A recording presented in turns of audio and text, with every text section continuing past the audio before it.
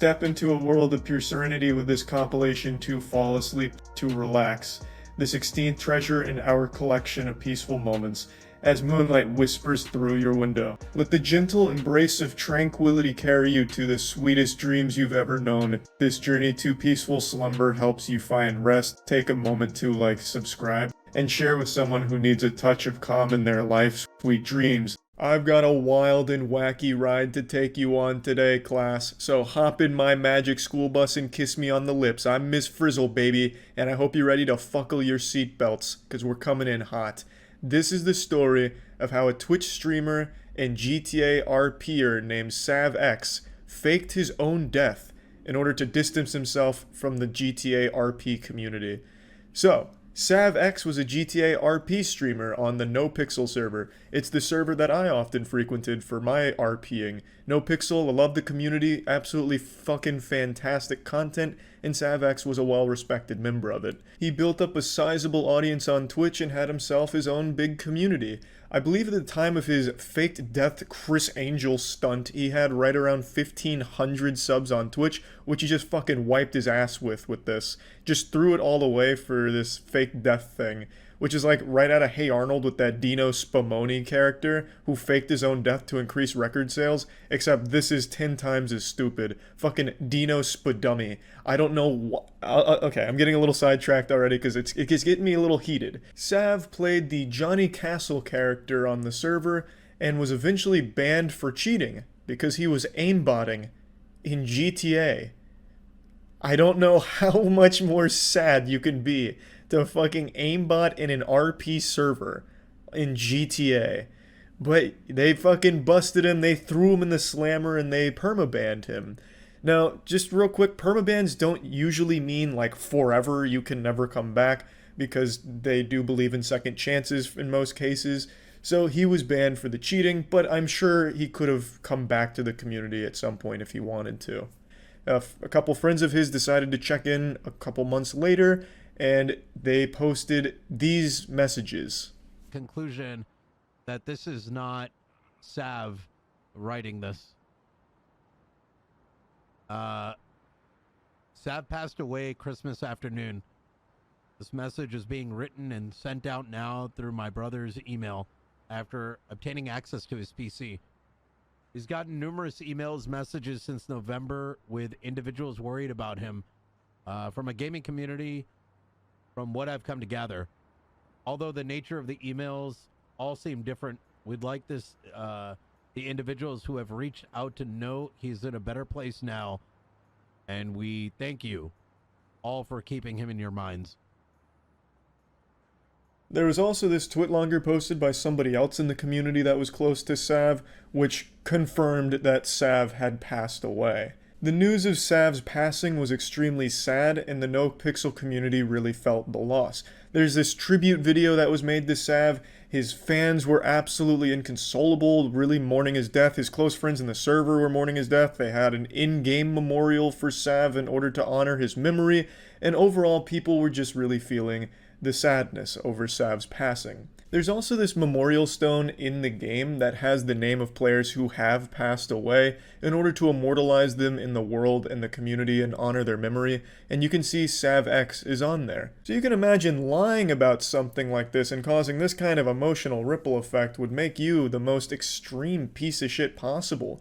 Like a piece of shit that took a shit, then got puked on and hit by a garbage truck. That would be the piece of shit you'd be to lie about something like this, right? That's exactly what Sav is. He is that putrid pile of dog shit, because he lied about all of it, and the server owner, Coil, started to have his suspicions and pieced things together and eventually confirmed beyond a shadow of a doubt that SavX is alive and completely lied about the entire thing.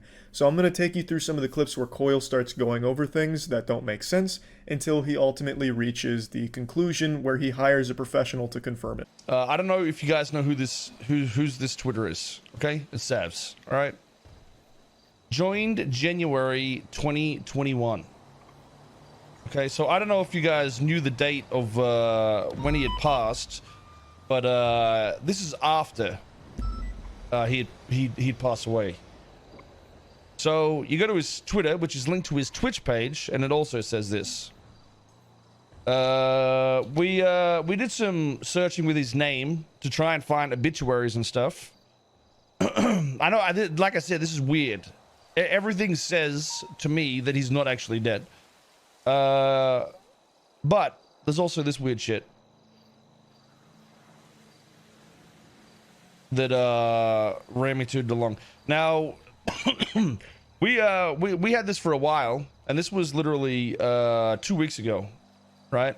So let's go through these Discord screenshots for just a moment. Rami was one of Sav's closest friends in the community, and then eventually just tells him that he faked it all, even hitting him with a pog, oh, I faked it all, as if all of it is just so entertaining to watch people genuinely mourn him. So he says that he knows people actually think he's dead, and then he just says, but you know I'm toxic as fuck. Let me just hop in here for a quick PSA. If you're one of those insufferable douchebags who self-identifies as toxic or I'm an asshole, whoa, can't do anything about it, sorry, just me being me, I'm just an asshole, I can promise you whatever friends you think you have are not your real friends. They probably don't like you very much and will not actually defend you ever. And that is exactly the case with Sav. Nobody likes the guy who's proud of being an asshole. Nobody. Not even like-minded assholes, because then your assholes collide into like this human centipede formation and you just don't get along well. It's like the same polarity on magnets, you just repel each other. Nobody likes that, and I promise you, you don't have friends if you are one of these people. You just don't. You can tell Rami is upset here. He pushes, saying you could have just wrote out your ban, but Sav says he needed to do this. He wanted to be done with the community and shit, and then says, but dog pog oh, because he finds this whole thing to be a joke, like genuine mourning from people he finds to be some kind of joke. So this dude's just fucking sick. He defends it by saying he just wanted to be done with the whole community and all of that, and he just wanted to move on from it. But Sav, I think you're probably one of the dumbest streamers to ever stream on Twitch, because you weren't just done with the NoPixel community, you killed an entire career. 1,500 subs? That's more money than most people working real jobs will ever see in a month. 1,500 subs a month, not even counting donations. That puts you in the $3,000 to $6,000 range a month.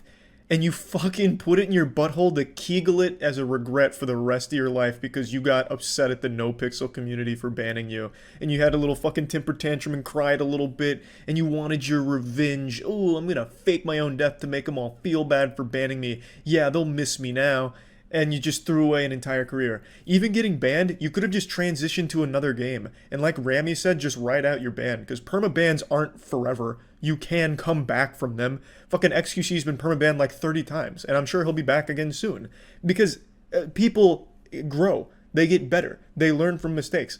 XQC, every time he gets banned, he comes back and he does incredible RP, does great work. And I'm sure it probably would have been the same for you if you could learn to stop cheating, I suppose. But to do this is so fucking psychopathic and just downright stupid, I can't believe it. You threw away a career for nothing. Like, you have streaming GTA RP. That's like a dream job for 99% of the world, and you threw it away because you got upset that you were banned. So stupid. Now, I would like to address what some people will likely speculate, that maybe he was hacked and he actually did pass away. Maybe his Discord, his Twitter, and his Twitch were all hacked at the same time, and they sent that message to Rami.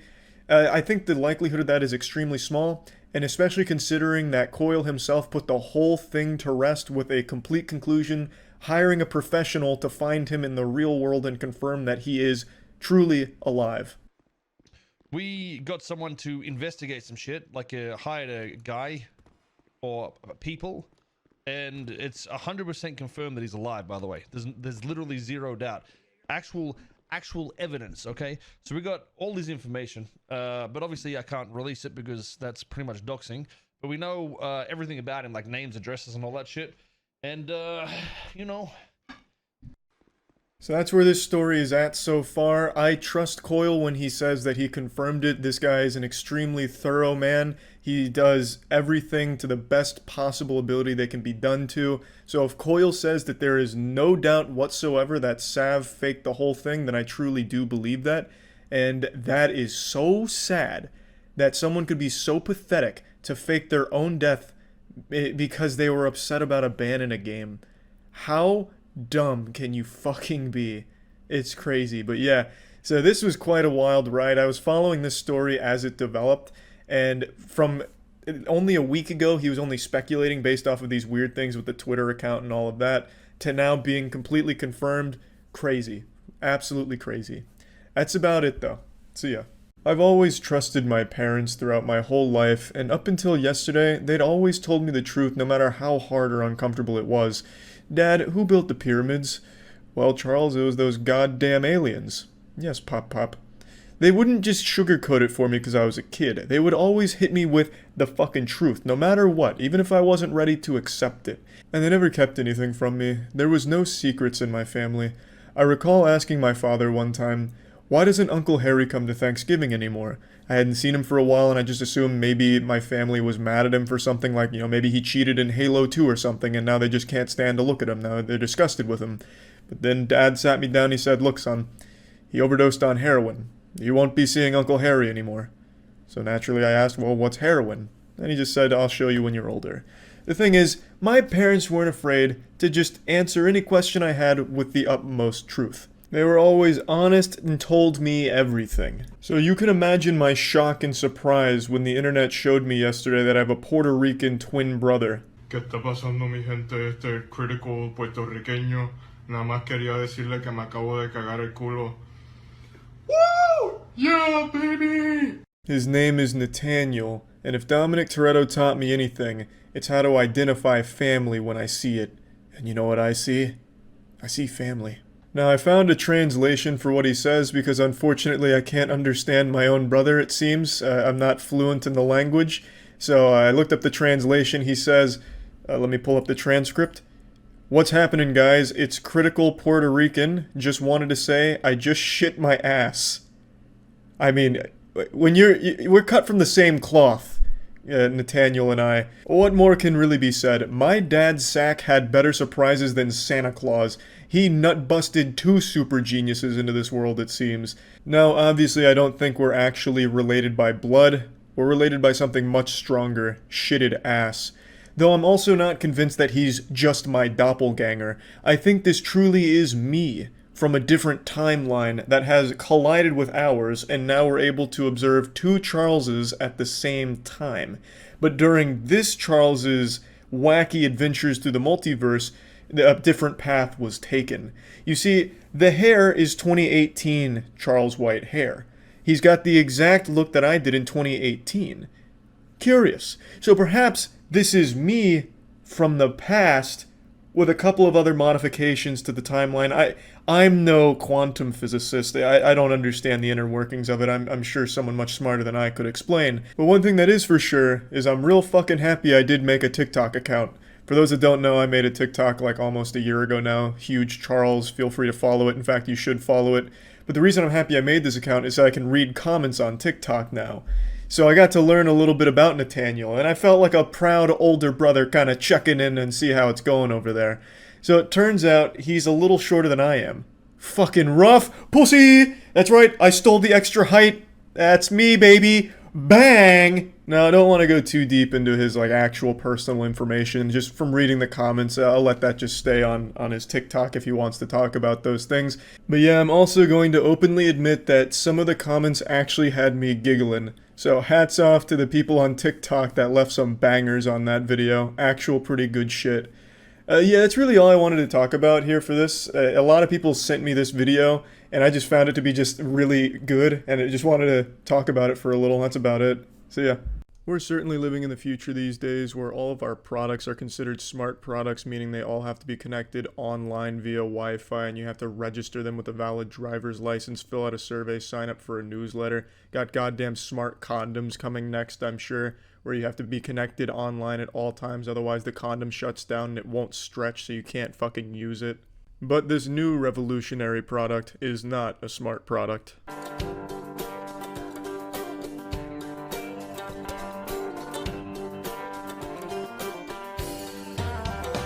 It will allow you to sit anywhere, but not comfortably.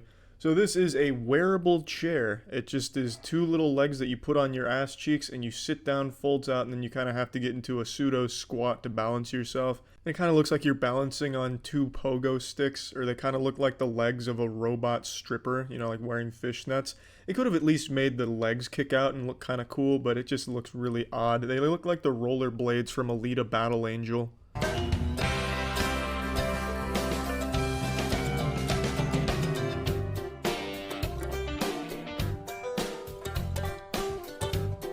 It looks like his asshole is dual-wielding the 007 Clobs. The design is an extension of your body. If your body is made out of PVC pipe and bubblegum, I suppose. This is also going to be the most uncomfortable bus ride of his life. He can't sit down wearing this. He's going to have to be standing.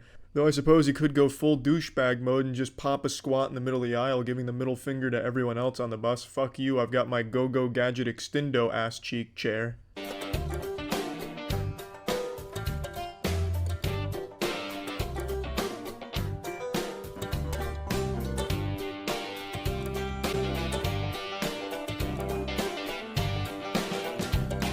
Yeah, 265 max carrying capacity is just not going to cut it, not winning the Nobel Prize there. This seems like a product that would be aimed at people far in excess of 265 because it appears to make the assumption that everyone is just the laziest fucking slob who can't be bothered to stand for more than 2 minutes, and the only people this would appeal to are people that get winded when they're standing for more than 2 minutes waiting for a bus and their knees are about to fucking explode. But that clientele is going to weigh more than 265, so they can't even use this.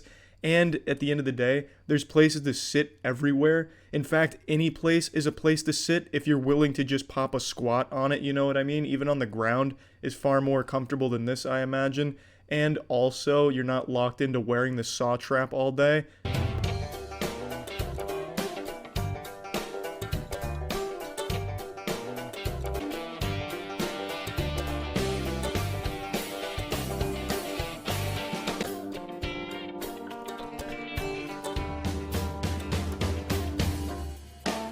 The creators also say it'll make your penis bigger. I can promise you this is not going to change how you use your workspace. No one's going to be using this. This will never catch on. But you know what? I'll toy around with the idea. I also think I can come up with a suggestion on how to change this workplace in particular. Why not just put a nice chair there? Why not just pull over a chair? What kind of goddamn sweatshop is this guy working in where he can't just pull over a chair that should already be there in the first place or readily available? Why does he have to come to work with these two aluminum sticks on his ass in order to sit down? This is just a job he might want to consider leaving. If you have to come to work wearing a strap-on just so you can sit down, it's probably not worth whatever you're getting paid to work there.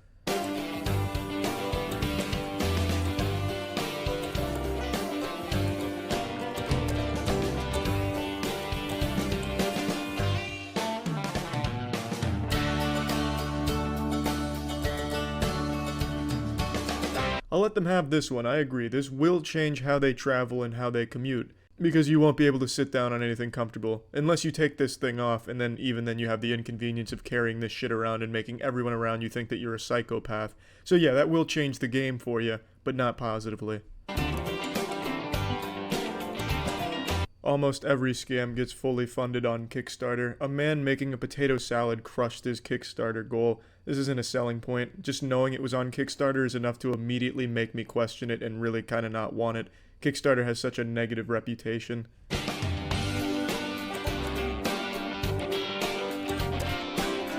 Tech Insider speculates that this wearable chair could change how we work and travel. And at $145, I promise you it never will.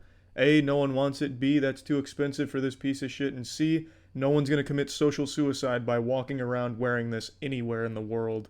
I've said for months now, many moons, that Andrew Tate is one of the most entertaining clowns the internet has to offer. But today, the circus finally closed. Andrew Tate and that zit that has latched himself on to Andrew Tate like a leech, Tristan, his brother, have both been arrested on human trafficking charges.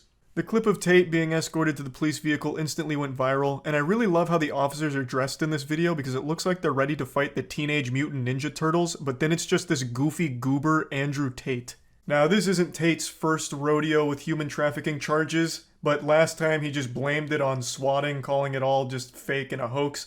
And all the meat riders that attached themselves to Andrew Tate's butthole like a hemorrhoid of course, wrote this off as corruption and a bunch of baloney. But now it's happening again, and this one seems a lot harder to just dismiss. But you know what they say, fool me once, shame on me. Fool me twice, well then you're just breaking out of the matrix, am I right, hustlers? The Hustlers University is what Andrew Tate is most famous for. You pay $50 a month for a Discord server, which is the most pathetic thing on the planet, and I think adds to the comedy of Andrew Tate and all of his fans. And in that godforsaken Discord server, it acts as like Alcoholics Anonymous, where people just hype each other up and tell each other their problems with not getting laid or not being financially stable, while getting lectures from people that aren't even Andrew Tate on the most basic stuff imaginable. They hype themselves up as top G alpha males, but they're pissing away $50 a month to learn basic drop shipping techniques and how to do push-ups. I'm gonna let all of you in on a secret. Even the people that are very successful that like Andrew Tate are not stupid enough to be paying $50 a month for advice you can find on WikiHow. It is so embarrassing. It's a scam, and you're not in on it. You're the victim, and yet you're so brainwashed you continue to swallow his whole meat for it with a smile on your face. He is preying on insecure men, and he is doing everything he can to keep you a virgin. When you're a virgin, you're a Hustlers University student. When you're a virgin, you're an Andrew Tate supporter because he's feeding you things you want to hear, and you're taking it as, telling it like it is. Meanwhile, you're unhappy and still not getting laid. And he's also giving you bad financial advice because when you're making money, you'll learn that everything he's saying is fucking worthless. So he needs to keep you just broke enough to afford the $50 a month that you're wasting on his awful, awful techniques and awful advice. Andrew Tate's entire business and career relies on you being insecure and financially unstable. So obviously he doesn't actually want you to succeed. You're just paying money for hopium. Snap out of it. You leaving Hustlers University is you leaving the Matrix, goddammit. Just think about all the money you'll save not paying for that shit. You could afford a gym membership. Then you could access free information for workouts online that'll actually give you results. You can get big and strong like me. This is very long-winded. I'm sorry, I got sidetracked because we're talking about Andrew Tate and it's such a wacky situation. I couldn't help but throw all this in here. But yeah, Andrew Tate, Tristan Tate, they've been arrested on human trafficking charges following an investigation that's been ongoing for quite some time. And the way that they actually apprehended him is extremely silly.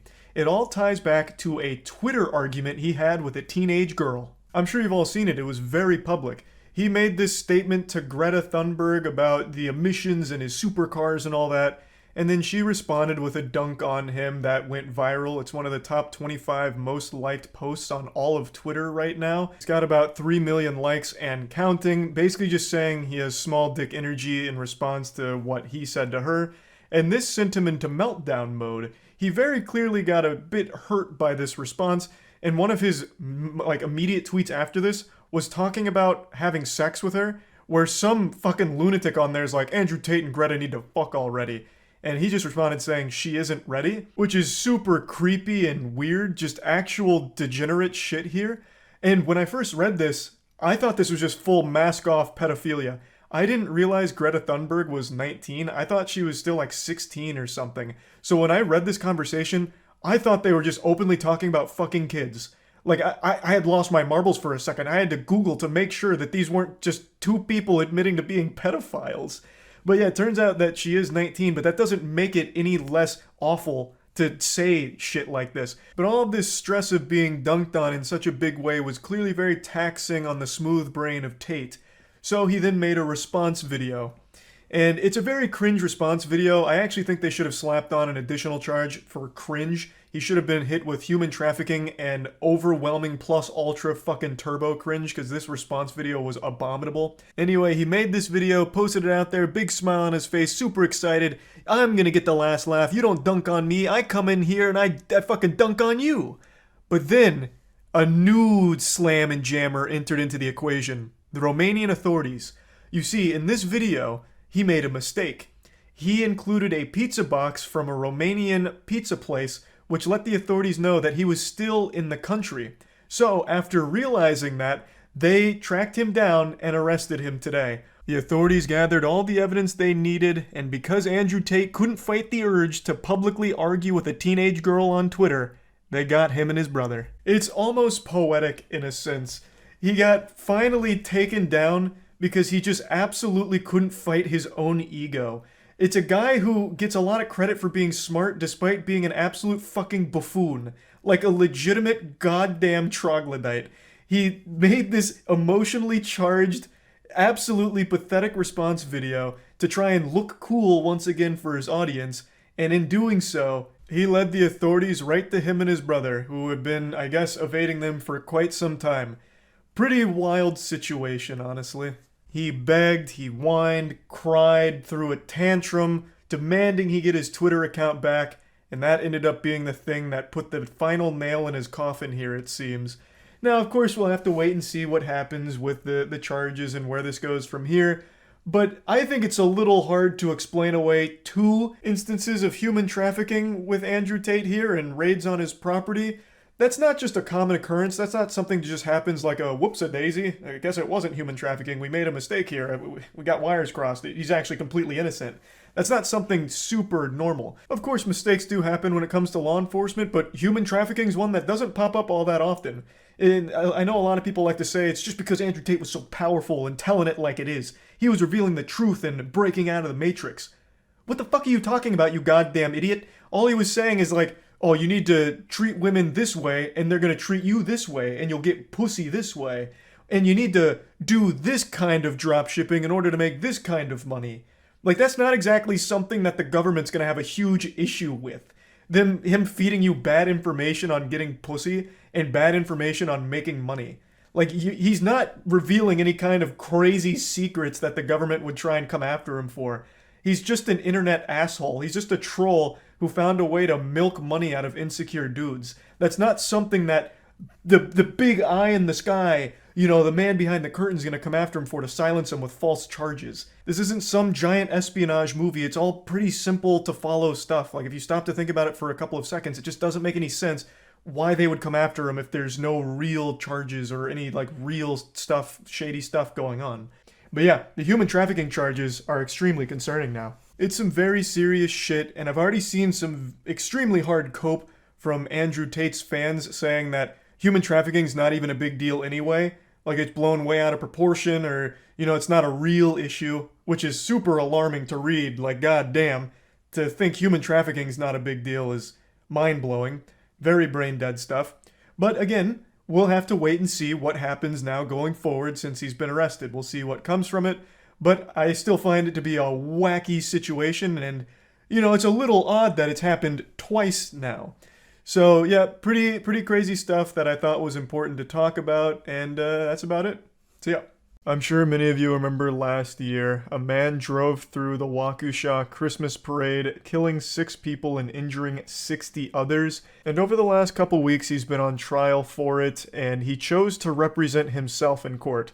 Now, I'll go ahead and spoil it. He's no Saul Goodman.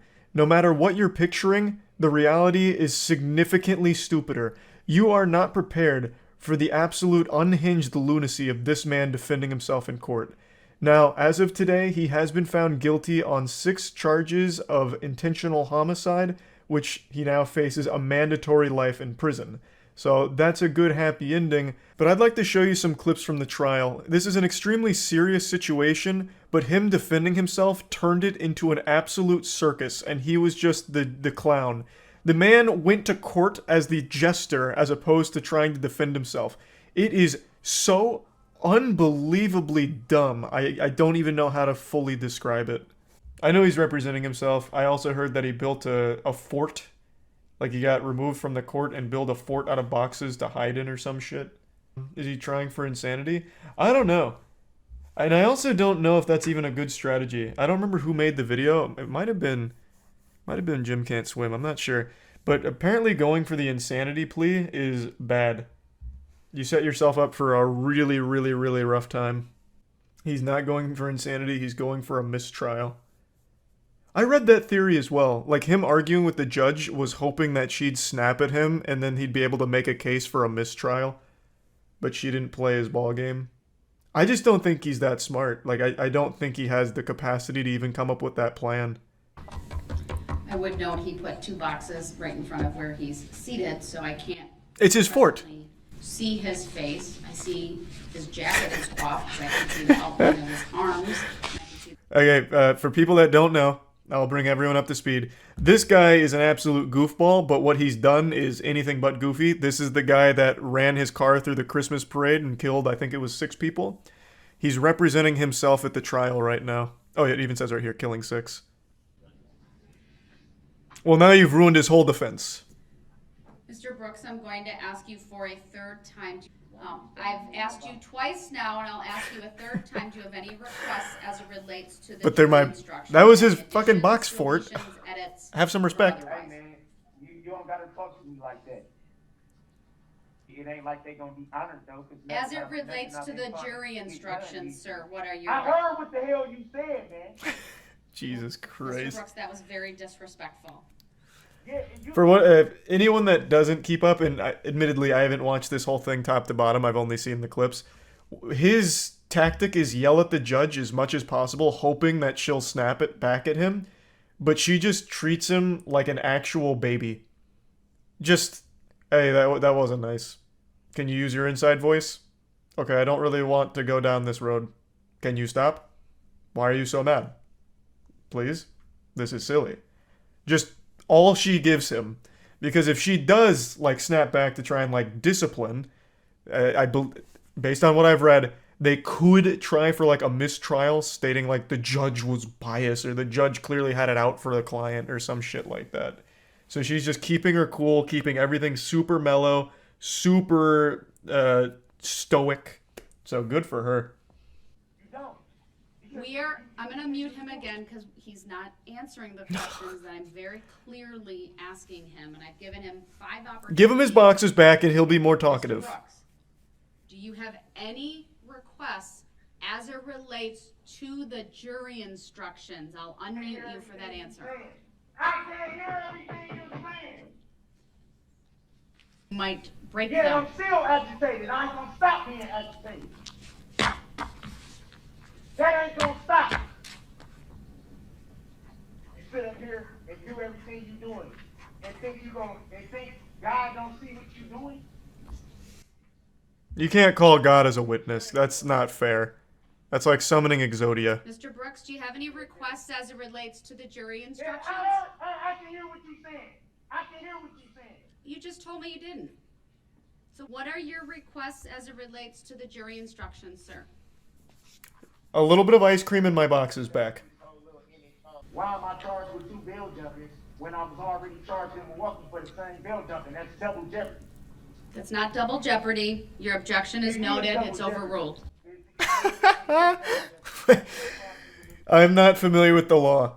Is double jeopardy something that you could, like, an actual legal thing, or is this man really confused on where he is right now? Because that was a quick overruling. It can be, but not here. Okay. So it can't be tried twice. They call it double jeopardy. Gotcha. What's your next request, sir? I'm noting your objection. I'm trying to talk. Can I get it out? You always want me to not interrupt you, but you always find a way to talk over me. I understand your position. I'm saying it's You overruled. always want respect. You always want respect. Well, you're not hearing the epilogue here. He's about to overrule your overruling if you give him a moment. Same bill.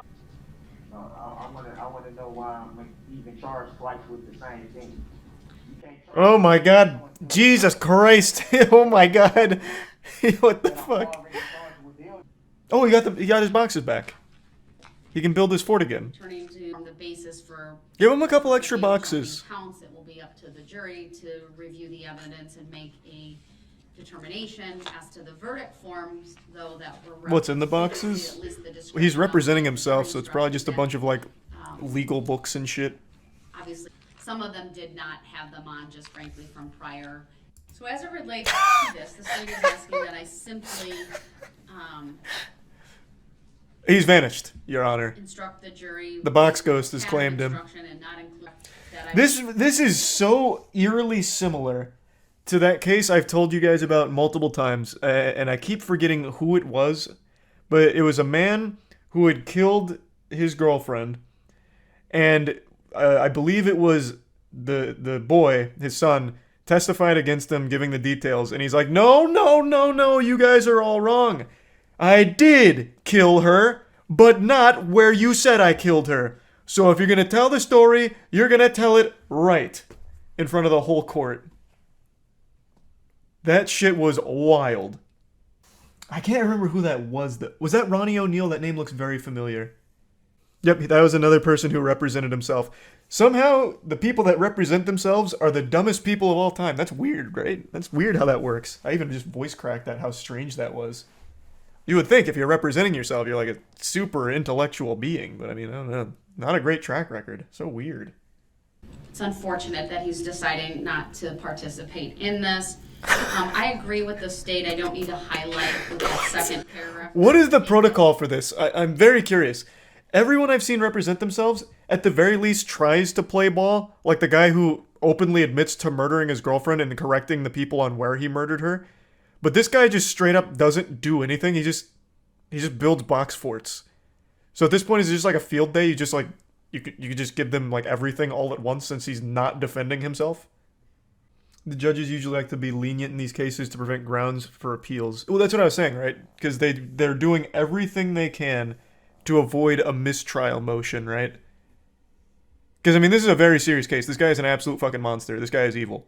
This is the guy that ran through that Christmas parade, killed 6 people, injured 60. This is a man by no means should be let off easy under any circumstances, so they're doing everything they can to tiptoe around here to make sure there is absolutely no wiggle room for mistrial accusations. So I get that. All right, sir. Mr. Brooks, do you have any questions for this witness? Yes, I do, and I object to being called that name for the record. What? Do you recall giving a What? statement to an officer? Someone fill me in on the lore. What does he want to be called? He's claiming his name isn't Daryl Brooks. Oh my god, how did I miss all of this shit? I've only seen some of the clips. I had no clue. What? He thinks it's a loophole. We've seen this before on Court Cam. There was a guy, I don't remember what he's there for. It might have been a DUI, but I'm just spitballing what it was. But his whole thing was, that wasn't me. That person that you're accusing of doing that is not me. That's not me.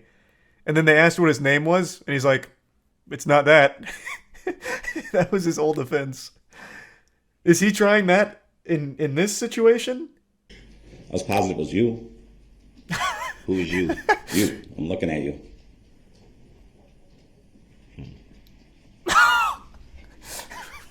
I'll make note of that. And how did you come to that conclusion? The sure? you conclusion.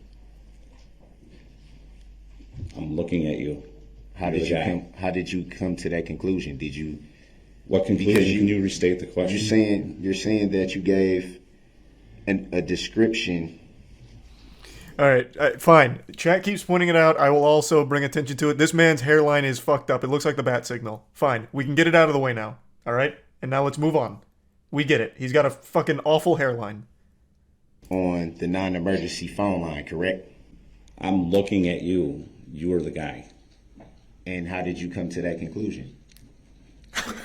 You and I were standing in the same yard looking at each other. So, is it possible you saw something on the news? No, I had no idea who you were.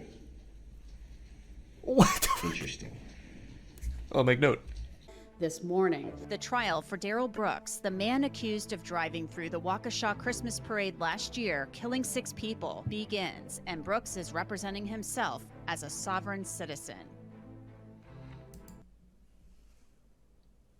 Wow. Okay, so he's going for the sovereign citizen card. I think this is just a theory. I think this whole sovereign citizen thing was started by 4chan as a joke. Kind of like that whole thing with like JFK Jr.'s been revived and he's announcing his presidency, just go wait here for a month. I honestly think sovereign citizenry was started by 4chan just to troll people in the real world. Because all it does is get people arrested because it's not a real thing and they make absolute fucking fools of themselves. Every single time. It like 100% of sovereign citizen cases gets people in jail. Yeah, the sovereign citizen cop clips are unreal. I wasn't driving under the influence. I'm a traveler. The vehicle is moving and I happen to be in it. I'm not driving, I'm traveling is a big one. Or I'm not Charles White. Charles White is my vessel. Or, yep, we're not in America is another big one. I don't know how long Sovereign Citizen's been around. I really don't. I only know it from all of the clips over the last decade. Yeah, they took his rap video down, didn't they? I don't think that's up anymore. Oh, never mind. They put it back. They played it during the trial.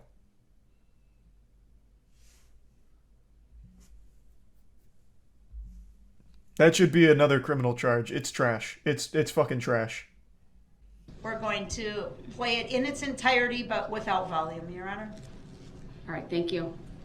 Oh, that probably isn't even standard procedure. The music was just so bad, they're like, we're going to do everyone a favor and mute it. And I object to that, and I would like to make an offer of proof for my appeal. We'll do that outside. I object. I want to hear my music. I will allow the state to play it in its entirety. My shit's fire. Your Honor, I have all the exhibits they were provided. Mr. Brooks, I'll take that up outside the presence of the jury. This Your is objections are mind-boggling. noted. This is It's mind-boggling. overruled. Mind-boggling. I love the way he acts as if he's some kind of seasoned lawyer. My God. In all my 30 years of practicing law, I've never seen something like this. This is... What a circus of a trial. Back to Double Jeopardy.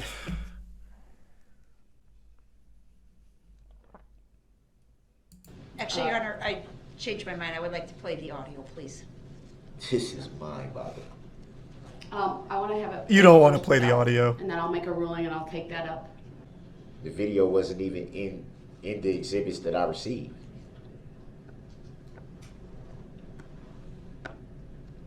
They actually didn't even receive them. Mr. They were Brooks, obtained. please Just imagine the worst music you've ever heard going on right He's now. not testifying. The video's playing. For anyone that's wondering why this is relevant, it's not just to insult him for how awful he is at music. It's because, and this is actually one of the key things that the internet like pieced together. Not obviously the investigators did too, but I saw this floating all around Twitter like the day this happened. It's the car. So his vehicle is in this music video, and they were easily able to put that vehicle, at that scene. It's not just to like insult him; it's the same car.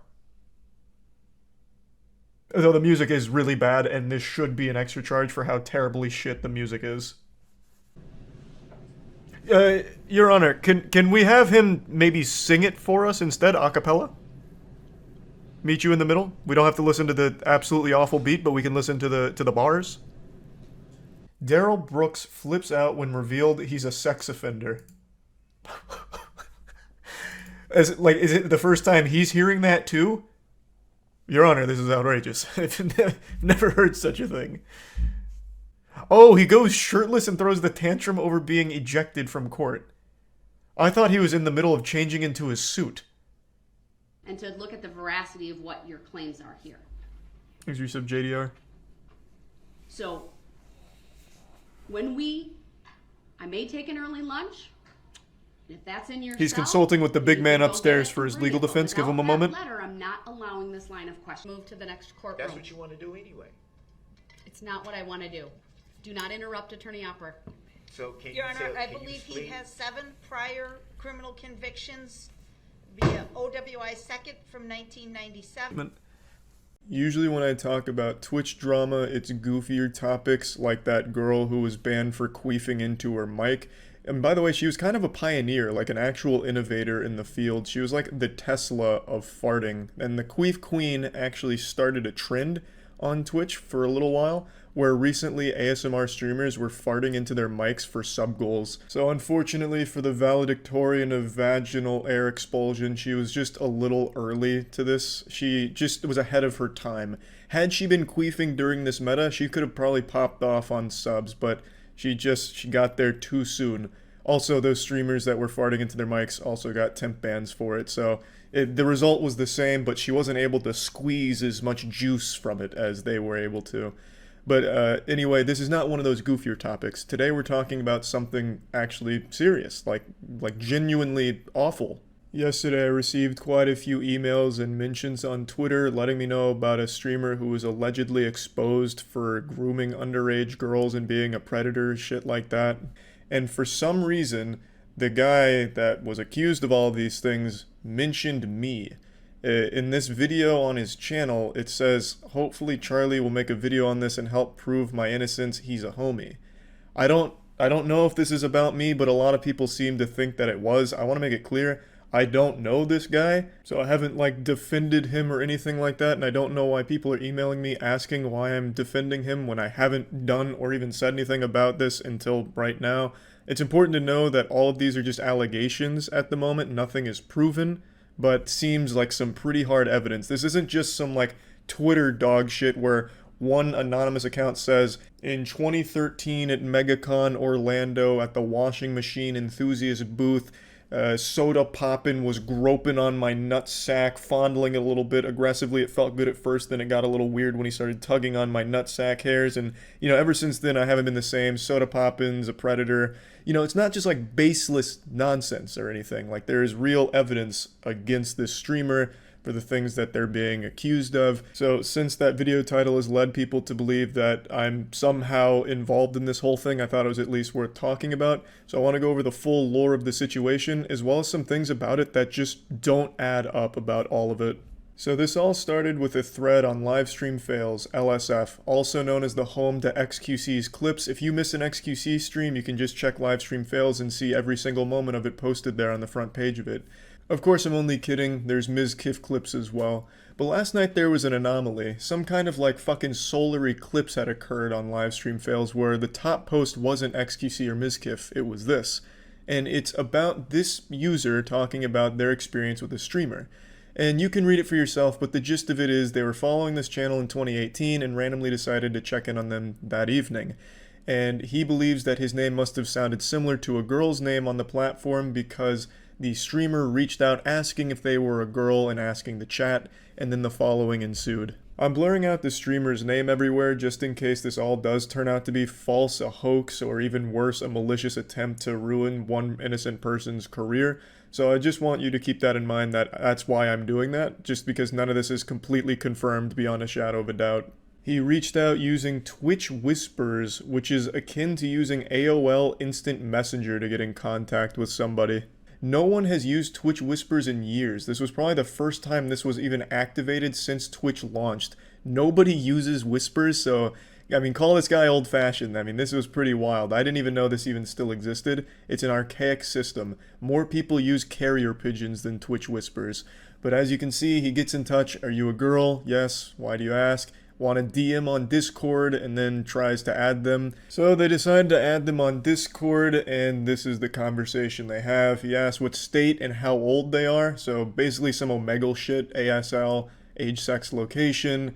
They respond with 17, 18 soon. Streamer says, really nice, young, I like that, I could fly you to me, maybe. And then the conversation really starts to look like something you'd hear Chris Hansen reading. They ask when they started to follow. They say, check in the chat and I'll type something. So the streamer responds with, when you were a teeny then, hee hee. I actually haven't heard or seen the word teeny since I was a fucking teeny, like 11 or 12 years old. So that was quite a blast from the past. And then this is where it gets very fucking weird. The streamer says, let me show you a little vid, are you home? And you can probably already guess the video that they send. I'll go ahead and spoil the surprise. It is not an EDP situation where he sends a picture of his shit. He sends no shit pics. This is a video of him jerking off, beating on his meat. Just playing the skin flute. Obviously won't be showing even a pixel of that video. From there they say, would you love it, honey, if you could sit on me and feel my hard dick in your pussy? Hee hee, bunch of hearts. Well, that's kind of sweet, right? I mean, that's like Valentine's Day kind of shit right there. And then he says that he's horny, as if that was a secret. I mean, there's nothing left to the imagination here. I mean, he sent a video of him jerking off. I would imagine there's some horniness levels reaching critical mass. You go in fucking nuclear meltdown mode of horniness. Then again, it would feel so good for you, baby. Would you like to? Hee hee, babe. And then that's when the poster says, I'm making an LSF thread right now. You like grooming young girls. I'll get you banned everywhere. So he basically just says that he's making the thread about all of this. And then in response to him revealing that he is not a 17-year-old girl and is in fact going to be reporting this behavior on Reddit, the streamer responds with something I can't show anything of because he drops the N-word a few times, but he basically says, I knew you were fake, and then says the N-word quite a few times. So I'm not showing any of that, but that's where those screenshots end. He then gives a little evidence to prove that the Discord account that he's sharing in the screenshots belongs to the streamer, and that's kind of where that interaction completed. In the comments, other people were finding video clips where the streamer was asking how he can delete every video on his hard drive at the push of a button once all of this was coming to light.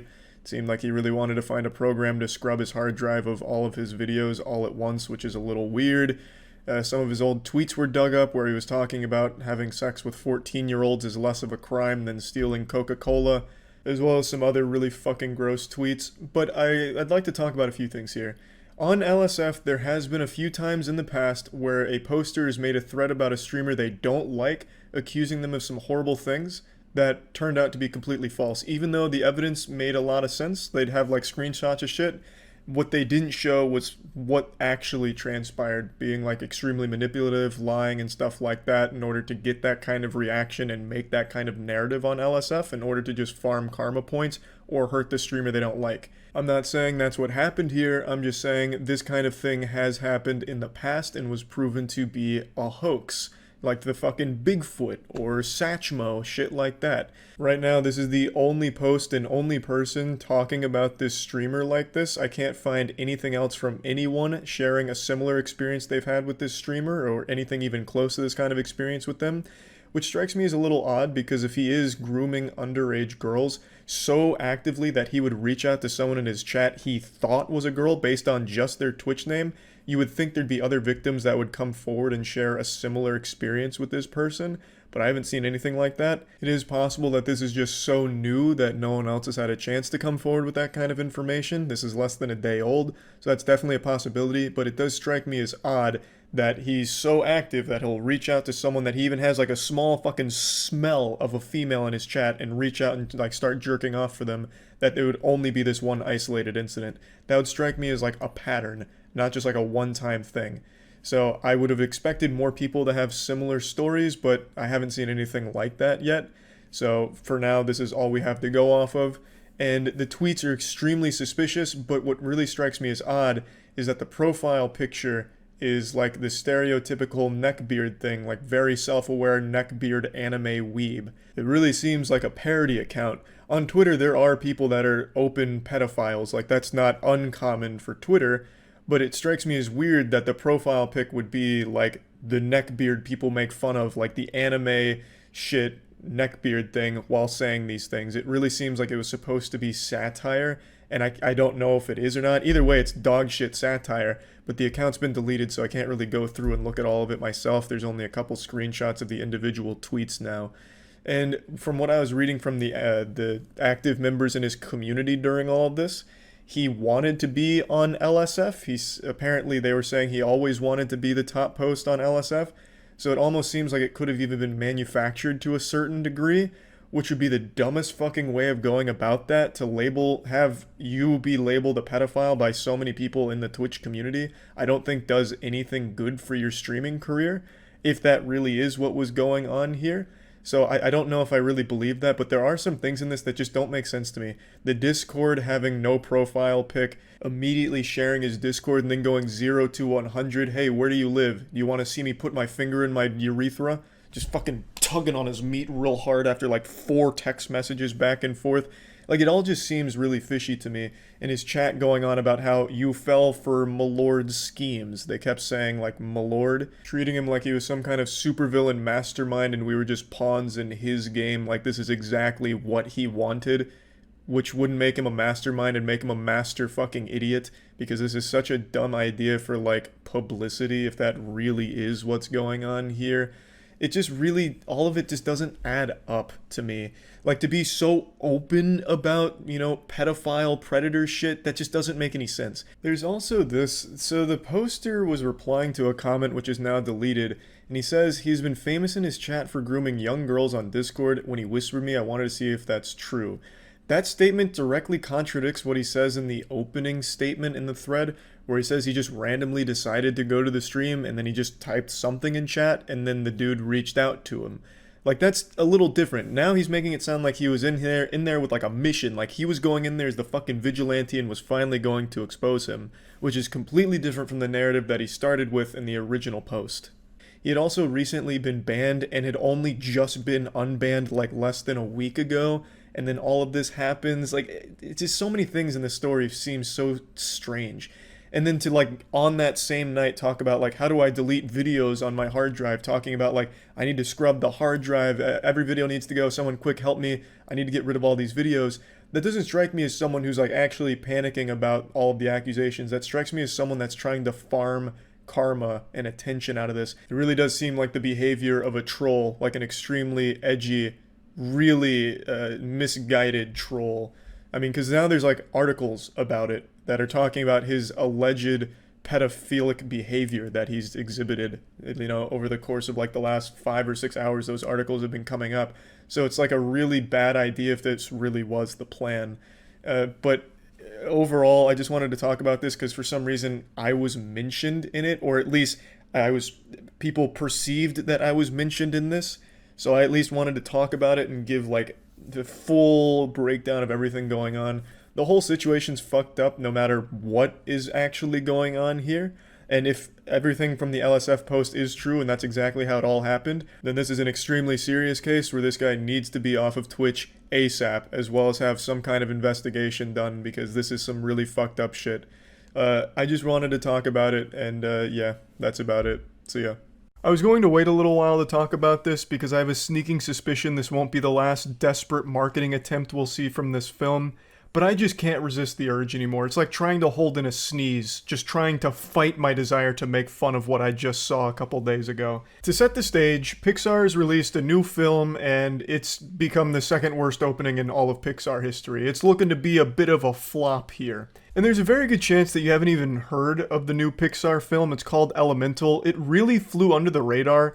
The marketing budget had to be like 5 popsicle sticks and like word of mouth. I don't really know what they were thinking here or expecting, because most people didn't even know this was on the horizon here. There was about as much hype for Elemental as there is going to the DMV.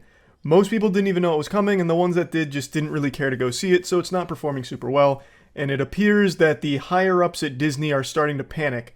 So they're dusting off the oldest tricks in the marketing book here to try and convince people that the film is popular and worth going to a theater to see. Because a lot of people would probably choose to go to a fucking dentist's office as opposed to going to a theater to see Elemental right now. So they're trying everything.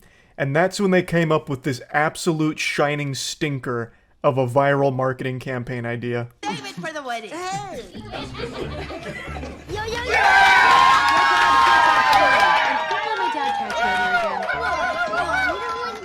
Before finishing the clip, I just have to call this out immediately. This is a legitimate post from the official Pixar Elemental Twitter post saying, #Claude's got the whole theater rooting for him. Check him out in Elemental. And this is like supposed to be one of those POV things in a theater where sometimes you'll see a viral video during a big moment in a movie where someone gets their phone out to film the audience reaction. Like, you know, here's how the audience responded to Tony Stark coming back from the dead, and the crowd's going crazy like, whoa, yeah, Tony's back, wee! And it's supposed to like capture that moment. That's what they tried here with this film. This is supposed to be like authentic, like look at how hyped the crowd got to see Claude from Elemental.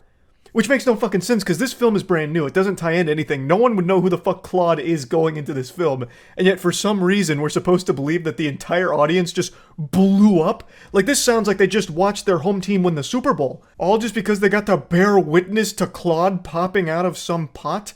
It just doesn't make any sense, but I love how they try to pass it off like, man, look at how everyone loves Claude. They can't get enough of Claude. Look at him go crazy. And then it's just like stock cheering sound effects you can find on like any royalty-free database for stock sounds ever. It's beautiful. Like, this reminds me of that Morbius clip where someone made a fake Morbius voiceover from the theater where they were filming the screen, and then he says, "It's Morbin time," and the crowd goes like, "Yeah! Yeah!" And since barely anyone had seen that film since it was such a box office disaster, a lot of people actually believed that that line was in the movie. Even to this day, they still think that that clip that went viral is real, and he actually says, "It's Morbin time." I mean, sorry to ruin Christmas for you, that's actually not there. That was just made as a joke, where it's supposed to be like, look at how great Morbius is, more billion fans all over the place, the biggest franchise of all time, and that was just supposed to be like a joke, like cheering thing for that line. That's not real. But Disney's taking that energy and trying to use it as an actual marketing arm for this film because it's floundering so hard in the box office. So let me just play the rest of it real quick before we go back to talking about it. Anyway, June Bloom is coming, and you just got to be my date. Cause check it out, I'm all grown up, and I smell good. What in tarnation? That's such an abrupt chaos ending there. That reminds me of like a scene out of a disaster movie, like a Roland Emmerich film in like 2012 when an entire city blows up and everyone's screaming all at once before they all die. That is just like almost haunting. But anyway, yeah. The crowd's apparently going fucking nuts for Claude here. And I love that they even have like the stock baby giggle sound effect, like they pulled out all of the stops. This couldn't have taken more than 15 seconds to make, and it actually might have just been made by one of the higher-ups' child during like study hall at middle school. They're actually using it. They're legitimately trying to pass this off as a real thing and marketing for the film. I fucking love the caption, "The theater when Claude finally shows up in Elemental."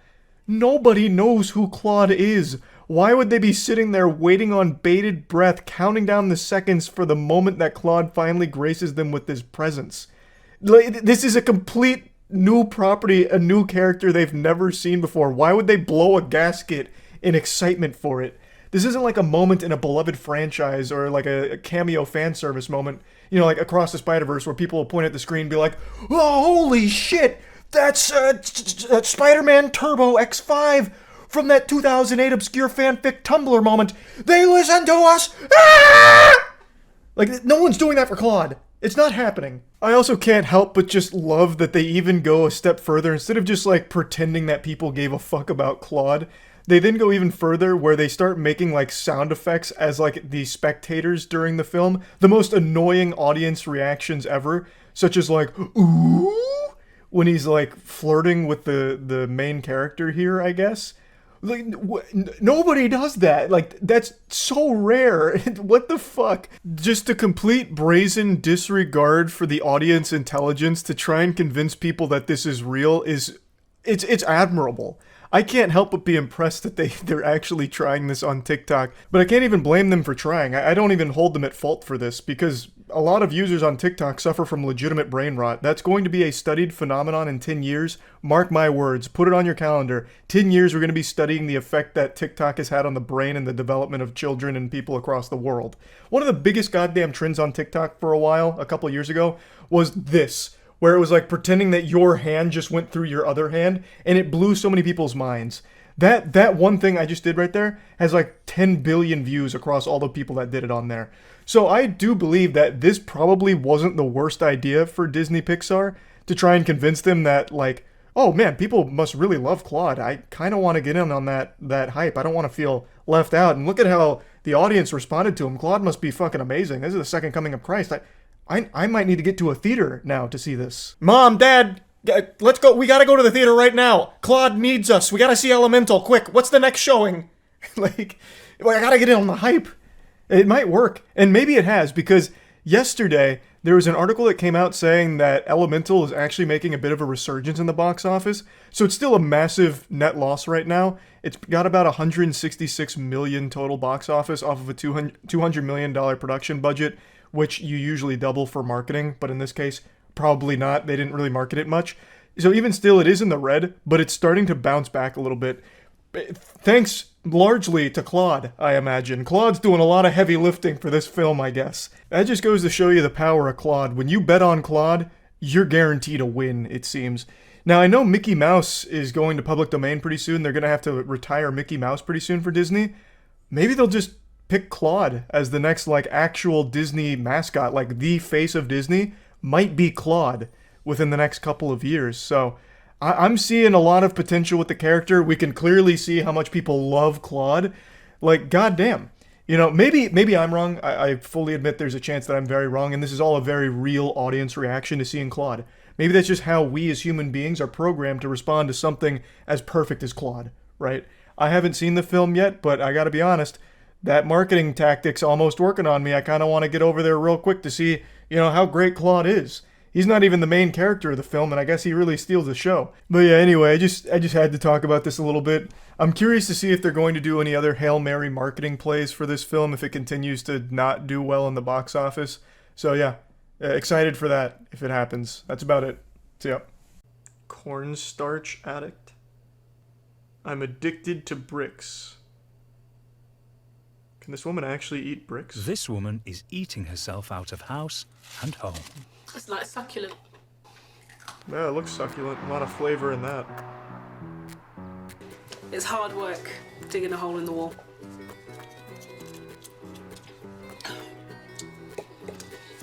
Why do you dig a fresh hole each time? So most days, different walls have different tastes, and I have preferences as to which walls I prefer to eat. See, that's something I think about too. I feel like if I ate even like a small piece of that, I'd be in the hospital. Or I'd contract, you know, like stomach explosive combustion. Meanwhile, this woman's eating fucking entire buildings and fine. Her preferred plaster comes from her childhood home. How the fuck does that work? I don't particularly like the brick in the house. I eat a grape that's just barely over the expiration date and I feel sick. So I tend to go to my grandmother's house and dig out This woman's her eating brick. walls. I tried to open the door, but I accidentally hit her with the door because she was behind it. So now I was thinking, like, what's going on? He caught me with brick dust on my face and a screwdriver in my hand.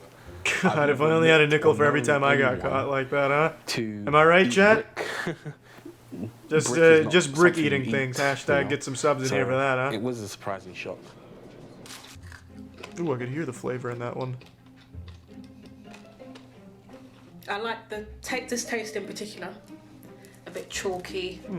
I can't imagine why. I enjoy it. Patrice suffers from the condition pica.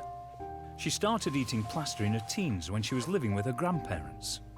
Your grandparents suck so much dick you'd rather eat bricks than hang out with them? You're choosing cornstarch over your family. Or will their efforts go up in smoke? I like that line. You stupid bitch, you are choosing cornstarch over your family. How can you be addicted to eating something so much that you're choosing that over your family, even if it's like ice cream or something good? I don't think I've ever been faced with that Gordian knot. Charlie, it's either the ice cream or your family. It's so stupid. Why would you hide cornstarch everywhere like an Easter egg hunt? Have one central, really good hiding spot for your cornstarch and put all of your cornstarch there. Why would you hide all of it all over the place? That just gives your husband more chances to find your cornstarch. Are you a fucking cornstarch rookie? Do you not know how to hide cornstarch properly, you fucking idiot? This could already be going on. You're choosing cornstarch over your family. Just have it in the kitchen. He'd notice the cornstarch kept going missing though, like if they kept running out. Over. And I pulled the cover off this pool to reveal the amount of cornstarch mixed with water that Nikki eats in a year. Are you stupid? That's just gonna really send her into an orgasm. Look at all that beautiful cornstarch for her now. That's like showing a coke addict an entire stash. This is the amount of coke you have in a year, and we have it right in front of you. You don't want this, do you? You don't want this. That was shocking to me right there. What the fuck? Oh wow. Yeah, this really don't got out. Imagine the plot twist. I gotta share this with you as well. I've been eating your cornstarch. I found the stash. I have been tapping into that product. When you're hurting, I'm hurting too as well. You have to let me know. You have to be open to me as well. From now on, my word is my bond. If Charles can be there to support her, then Nikki Yes, can replace more that cornstarch for Charles. affection from her husband. Thank you, Dr. Mike. Our plan is working. A little more cornstarch. Protein powder mixed with cornstarch? Why? I want to make That's sure not that you efficient. You know what's at stake. Yes, I do. I think it's gonna take me some time to wean me off of cornstarch. Thank you. You are welcome. You think this lady's gonna start eating spoonfuls of protein powder? For 4 days. If she gets addicted to protein powder, that's even worse. She'll give herself kidney stones. You guys aren't curing her addiction, you're giving her a different one. An equally bad, if not worse one. That's not working anymore. If that tin is your body and your veins, what does that mean? Probably a heart attack. Yeah. Didn't they even say they've run tests on him for 2 years and they found nothing wrong with his heart or anything? And these fucking idiots still think he's eating that much trans fat? These are not doctors. That approval. You needed their approval. Yeah. This is all In so assessing fake. Josh's self-worth, Why did you start liking he didn't pizza have so very much? many Well, pizza things tastes good. that made him feel Yeah, good that makes about sense. himself, like Why'd he you did start when he eating was an pizzas? athlete. My mom When he never loved stopped me. getting that, he So I started turned to choose pizza So he forever. used this object, of course. this food, to get things on in control. How in the think it all fuck just did kinda pizza started make once him the lose sickness happened. volleyball? Once I wasn't able to play volleyball. Was the pizza like the ball from Space Jam just sapping him of his volleyball talent?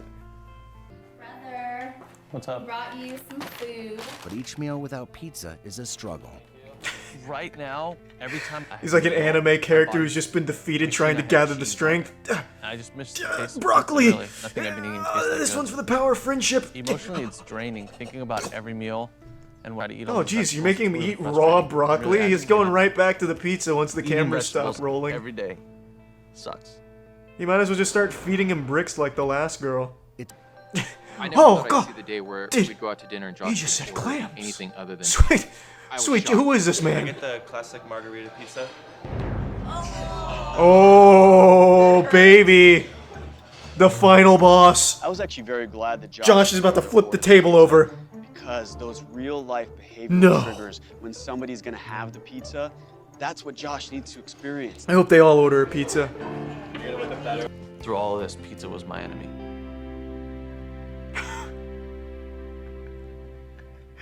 His dick has also grown 10 inches. Christ, this show's great. Cola addict, let's get in there. What will the experts recommend for her? Hopefully pizza. Single day. Me and Cola are 4,000 calories Whenever I have from Cola by my Coke a side, I day? feel safe. I don't know about that. Those numbers seem a Amy's little family inflated. immigrated to the United States.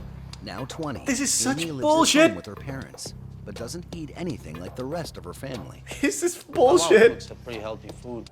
I like to dunk these in my soda. Okay, lock this woman up.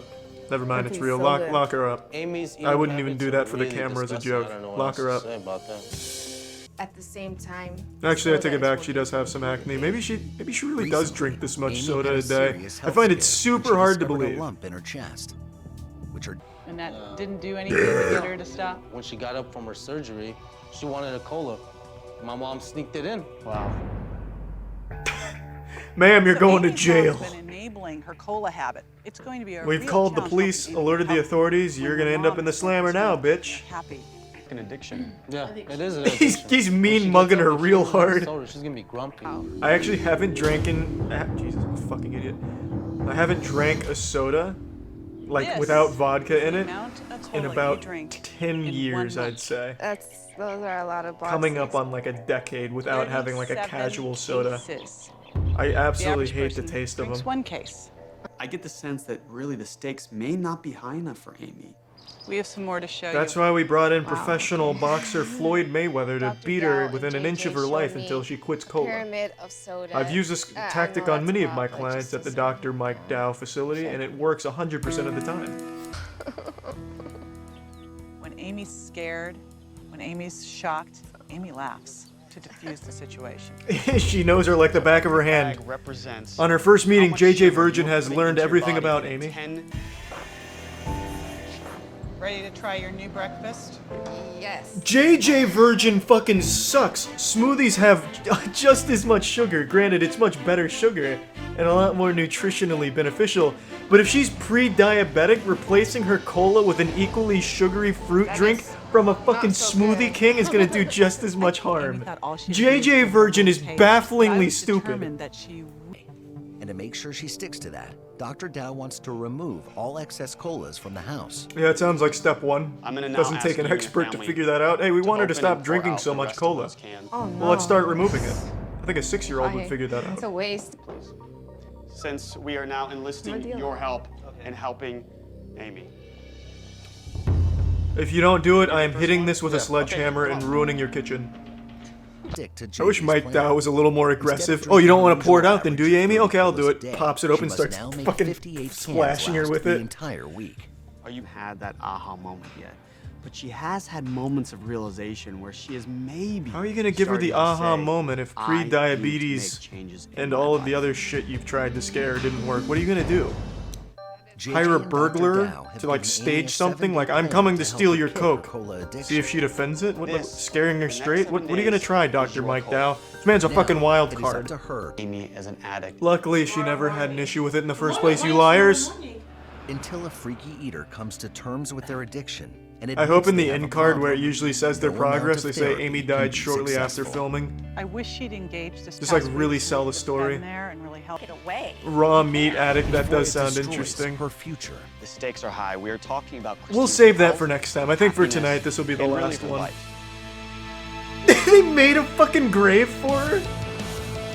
Stakes are high. We are talking about Christine's This is a health, high production one. happiness, and really her life. They're trying to scare her. Christine's children went to live with their father. Devastated, Christine turned to sugar for comfort. They keep saying that. I just, you know, maybe someone in the chat's had an experience like that, but I don't get that. Mom, I guess you could Oh say. man, you know, So my I had parents to be don't the love fun me. mom. Well, So I'll when go my eat kids a lot of came, pizza we and, went for and ice sweets, cream, I we guess. baked cookies. He sounds like he's reading a I script. want to make sure that she gets some Well, help. thank you so much, I board live in certified Texas, nutritional and, specialist she JJ doesn't have Virgin and anybody else out PhD here, so she's nutritional certainly athlete lonely Dr. and Mike there's a Dow, lot of whose penis is said to be at least 8 Stakes are high. inches. We are talking I about Christine's brought you here health, over a concern with my mother happiness, down the street. and really her life. We're doing raw meat. Fuck it. This is it's gonna be like the same A strategy freaky as the eater is last someone girl. who takes an You're eating welcome. habit to the extreme. Better get fucking Daniel 10,000 is subs for obsessed this with raw sacrifice. meat. I wanted to save this. Help Daniel let go of his We surprised him at the gym. Then we surprised him again while he was fucking a hooker. Then I surprised him personally by asking to get fucked by him. This guy looks like Josh, but with longer hair. Is this Josh again? The pizza addict? Particularly when it came to writing, poems, That's definitely stories, Josh's brother. fiction. My father's footsteps. They ran out of joined the actors. military. Yeah, they're just reusing, Daniel hoping we chose don't to notice, pursue a but I degree in noticed. liberal arts instead. That's A Josh. decision not embraced by his family. Buying the manager special, the cheapest. Hey, don't shit on the Why don't manager, we go meet Virgin. him? Jesus, not Okay, everyone was let's do born it. with a silver We're gonna go spoon in talk their to pussy. Dan. We're going to confront him about his behavior. Manager does some good work. Figure out if he is willing to accept our help. Oh, it's an empty gym. That's convenient. JJ Virgin. Good to meet you. I heard the raw meat guy was coming, so they all left. Doing my usual. The E. coli I didn't test like they it. did came up positive, but I don't think it's a real biggie because I think my body's naturally made to fight this type of thing. Is there such a thing as the body building up immunity? No.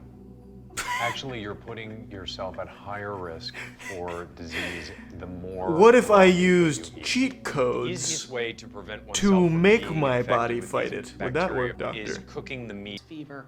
Your body is Daniel's attitude 63% E. 180-degree coli. shift as we started to review his test results, and it all became very Well, real. after we ran the test, it turns One more out there's thing an that's of alien. interest on this test, It's fucking wild. You wouldn't believe it, rotting Daniel. But I have the protein remedy. that It's hasn't cornstarch. digested sitting.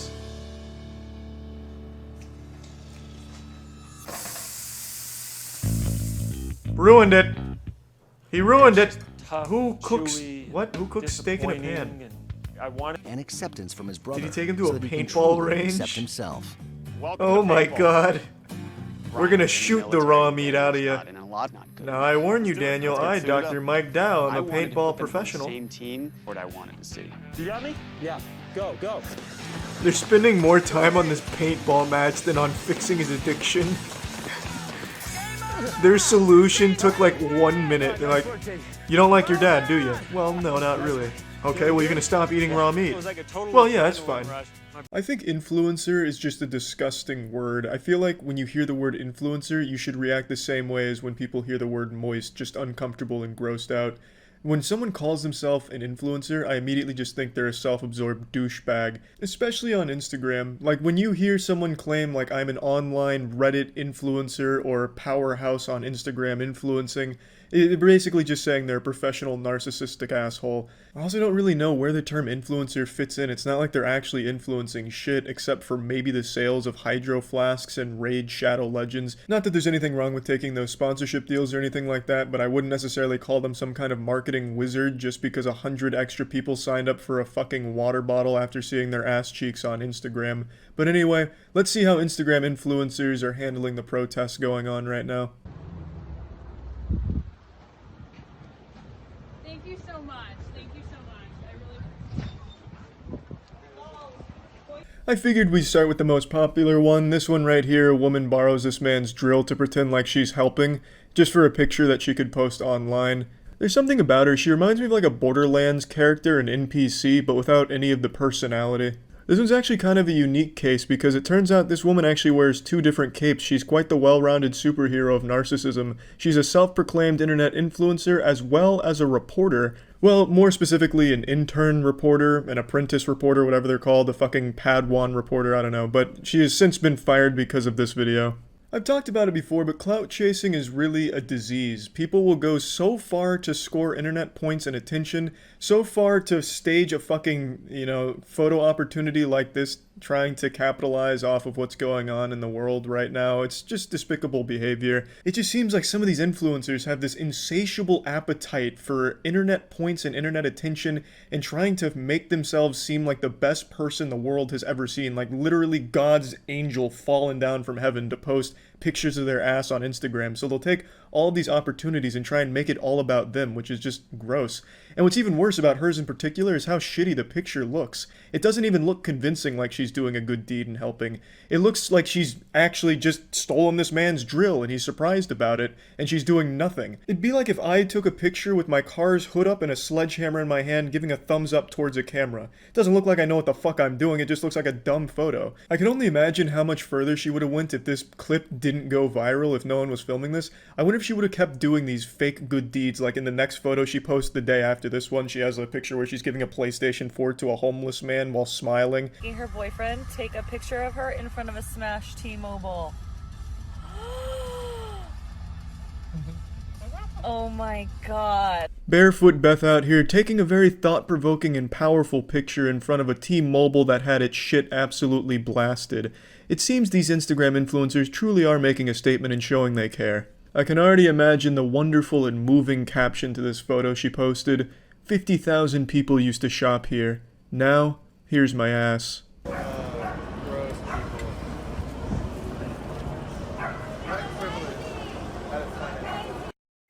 This one's actually kind of interesting. This looks like a scene right out of 101 Dalmatians with Cruella de Vil here taking a dumb fucking picture. One thing I've noticed about every single one of these is it's always some girl's boyfriend that's taking the picture, and I feel so bad for them because there's no way they actually want to do it.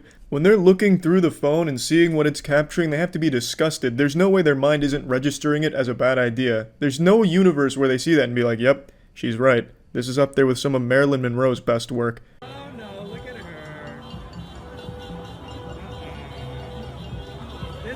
Yeah, I mean, a lot of these influencers really are treating the protests like it's Coachella. They're just there to take photos and leave. Like this girl was just hiding out to the side like she was in the penalty box in hockey and then just hopped in there, got the photo, and got the fuck out. It's pretty sad shit, but unfortunately not surprising just given the nature of influencers. There's like 20 more of these videos that I've seen, but they're all just kind of the same thing, and yeah, that's really all I just wanted to talk about. That's about it. See ya. 2020 hasn't had a whole ton to celebrate, but recently the internet's been given some good news, you know? There's rumors of a Gangnam Style 2 coming out, so you can get ready to see every 40-plus-year-old hitting some of these bad boys again and getting all kinds of parodies from high school students and shit floating around.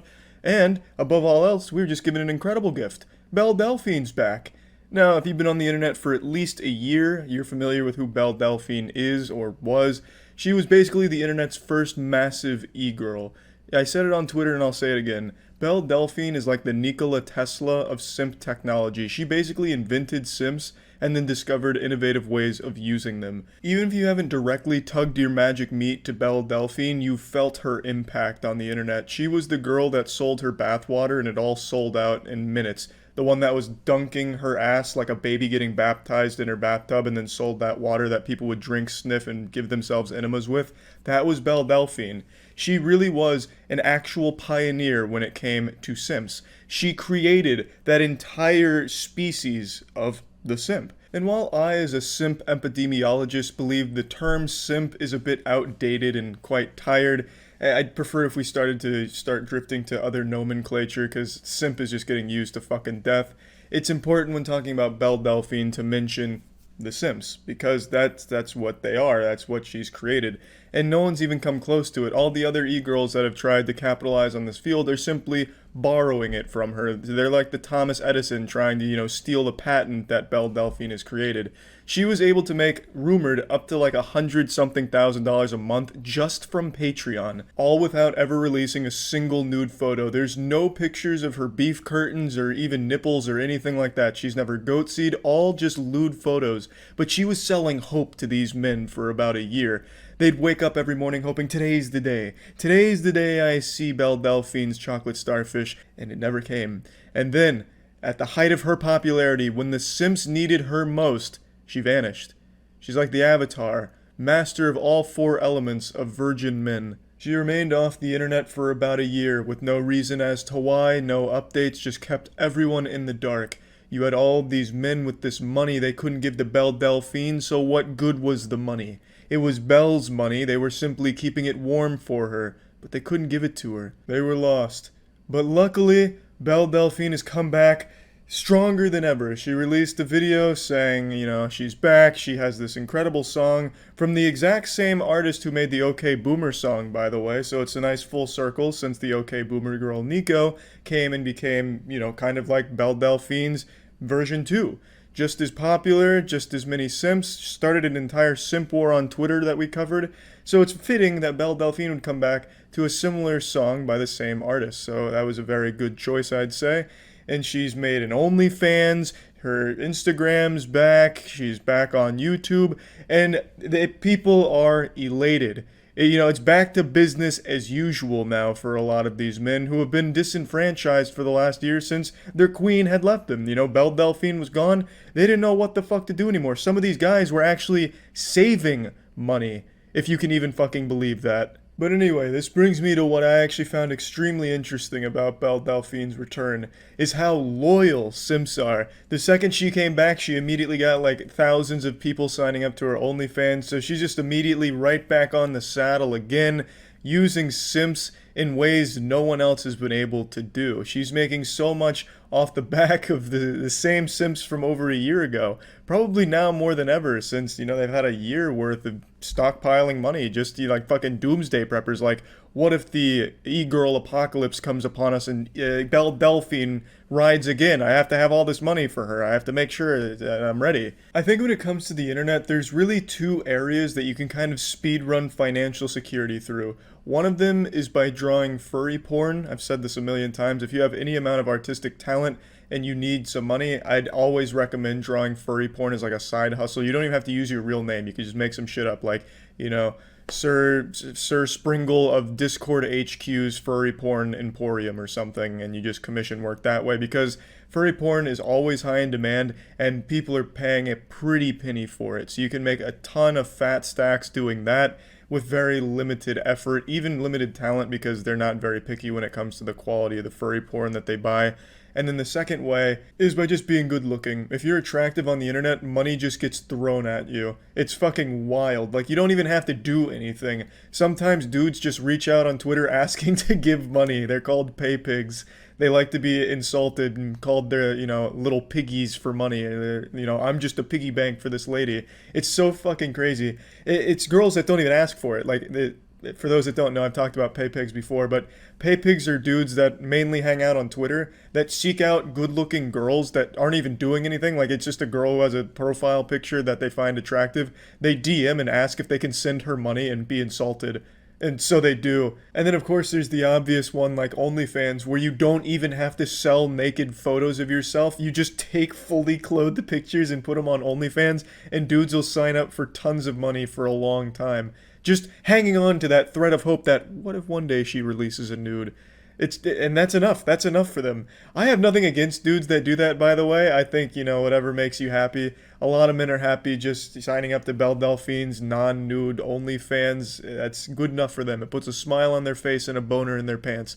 all power to him. And yeah, that's really about it. I found Belle Delphine's return pretty interesting, pretty much because I'm always fascinated by like simping and simping culture, I suppose. But yeah, I just wanted to talk about it. That's about it. So yeah, if you're standing up, you're gonna want to sit down for this announcement because I'm coming in hot. I'm about to hit you with the truth. I am not a drama channel. I like to joke about internet drama quite often. I think it's very entertaining to talk about some petty internet shit that goes on when egos collide and just other weird stories from the internet. I think that's very enjoyable. But I've never wanted my identity to be someone like a fucking teenage girl that constantly engages in drama or stirs up controversy with others on the platform. I know some people would disagree, like, Charlie only does drama these days, and that's fine to have that perspective. I just personally don't see it that way and never really want that to be my identity. So this will be the last video I make about vegan gains. This will be the last time you hear Voldemort's name leave my mouth here. So I made that video addressing a controversy, talking about the video Vegan Gains made about me, calling me a hypocrite for eating meat, and calling out someone who tortures animals on YouTube. He's made a follow-up video. He had a 4-hour stream, which I tuned into because I wanted his perspective. I did open that video up for a dialogue. I thought that's what the goal was, but Vegan Gains has made it clear he doesn't give a fuck about a conversation, he only cares about milking the attention. So right after I posted my video, he went live on YouTube where he watched my 10-minute video for about an hour and a half. I want to say right away, I don't condone people going to harass anyone I make videos about. I hate that behavior. I will never encourage that shit, so the people that went there just to make fun of him or anything like that, you never ever have my encouragement or my blessing to do so. I think that shit sucks.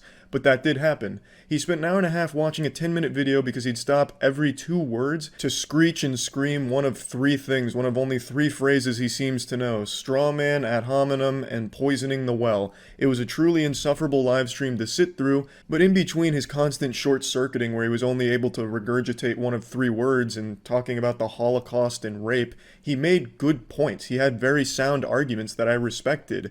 And not just respected, 100% agree with. But sitting through that live stream was tough. The constant pausing to dissect each word was more painful than listening to the animal screams in a slaughterhouse. But in between having a macho man meltdown where he'd, challenge people from the chat to come fight him if they disagreed or whatever, he said, "Charlie, if you want to talk about it, let's talk about it," which I had every intention of doing because, like I said, I thought that's what the goal was. We each say our piece and discuss it. However, a mere 2 hours after the live stream ended, somewhere in there, he put up another video addressing it. Even though he had just gone 4 hours thoroughly dissecting everything, he made another video just to milk those titties, get a little extra drama out of this whole situation. He started his stream a little bit before I started streaming myself, so while he was still going, I had already started streaming. By the time I was done streaming, he had already posted another video that had been up for like 2 hours. So it seems like only a couple hours after his stream that went 4 hours dissecting it concluded, he made another video just to really reach deep into the colon of controversy to keep getting some attention out of it. I don't see what the point of the live stream was when you were still made up your mind about making another video, regardless of if I took you up on a debate or conversation offer. So to me, that seems like you don't even genuinely believe in having a conversation, you just really want the attention from this whole situation. So to me, that seems like you really liked all of the donations you got during your stream. There was a lot of those trolls, like I mentioned, that were donating to make fun of him, and then people in his community donating to support him, so he made a lot of money off the controversy while covering the topic. He did send me a tweet asking if we could have a conversation while I was streaming, and by the time I saw the tweet, the video had already gone up. So he had already made up his mind that he was going to continue making videos about the drama to really squeeze every last bit of extra views he could get out of the situation. So again, after watching the video, a lot of points I agree with, and he even pointed out things I personally thought I messed up on. For example, misrepresenting points, that wasn't my intention. For example, the dog, Dr. Seuss tale he told, the weird shit about someone goes in their backyard and shoots their dog. The way he said it was, someone shoots a dog in their backyard. To me, that sounds like someone has gone into someone else's backyard and shot a dog for no reason. But I misunderstood what he was saying. With his galaxy brain, he was talking about the owner going in the backyard and shooting their own dog. It was a genuine misunderstanding, not some kind of sinister way to try and twist what he was saying. The main thing that you're right about 100% is in my initial video, I didn't make any arguments to counter you. I absolutely did not. That wasn't the goal of the video. I wasn't trying to debunk you or fight you on all of your points or anything like that. There was a few that I didn't understand clearly, like the dog thing, but I wasn't trying to counter you. That wasn't the goal of the video. The purpose of my video, the point I was making, is the way you conduct yourself, your character, is the worst thing for veganism and the worst look to people that are already sympathetic to your cause. You're not going after the actual animal abusers, you're going after people in the fitness industry that eat meat. You went after me because I called out an animal abuser, but I eat meat. You yourself didn't call out animal abuse. I imagine you'll do something for H3H3 because he called So Young out and he eats meat. You're not going after the actual problem. You're going after people that are already sympathetic to it and driving them away. That was my point. I wasn't arguing your beliefs because I'm not trying to convert you to my side or anything. And I don't care that you criticized me. I have thick skin. I can take it. Half of my content is dedicated to criticizing things, so I expect it back. The point I'm making is your entire history on YouTube has been actively shooting the idea of meat substitutes in the foot to people that aren't in the know. You say a lot of it's geared towards education, but if you look at the video you made about me, only a chunk in the middle seems educational where you talk about the alternatives and, well, here's what you could have done. That's educational. The entire second half of the video is you call So Young a piece of shit, look in the mirror, you're a hypocrite, hypocrite, hypocrite, you do this, you're a hypocrite, she does this, she's not a hypocrite, you're a hypocrite, big hypocrite. That's not educational and it doesn't do anything. You're not challenging my beliefs, you're not making me reevaluate the way I look at things, that's just you doing an attack. And it's a big leap as well, the way you go about it. But since you want to play this game, I'll hop in the swamp with you for a moment and fight you on some things. Your comparison to me eating a chicken tender being the same as So Young torturing animals on YouTube for entertainment, if not worse, that is just outright ridiculous and you're fucking delusional. It's hard to have like an actual cohesive argument to that because it is so outlandish. That's like me saying you support the abuse of women and children by buying tickets to a movie. Hollywood has abused child actors and actresses constantly. So by you having seen even a single movie in your life, you have supported that. It's a moral high ground anyone can take against anyone for anything. You wear a gaming headset during your streams. You realize those parts that compose that gaming headset, a lot of them are made in sweatshops. Very, very immoral means of getting those parts, and you're wearing it freely. So by wearing that, you're supporting that kind of terrible thing in the world. I'm of course not the only one to make this comparison, but you keep dodging it. On Twitter, a user proposed the exact same thing, and your response was, "Oh, you're just retarded. You're not nearly on the same level of intelligence that I am. You don't know what you're talking about. I'm holier than thou. You're wrong. Look at Foxconn." I don't know if you're joking or if you're actually dumb, but Foxconn actually does use minors at their factories in China. They're being investigated for it. It's pretty well documented. And Foxconn's an extremely terrible place to work that's well known for workers committing suicide. So I don't know why you'd use this as an example to somehow dismiss the argument. But even if you did cherry pick like the world's best factory, it doesn't dismiss the comparison. That'd be like me saying, hey, look at this incredible slaughterhouse that treats its animals extremely well. This is representative of all slaughterhouses, right? It just doesn't make any sense. You just come across real dumb here.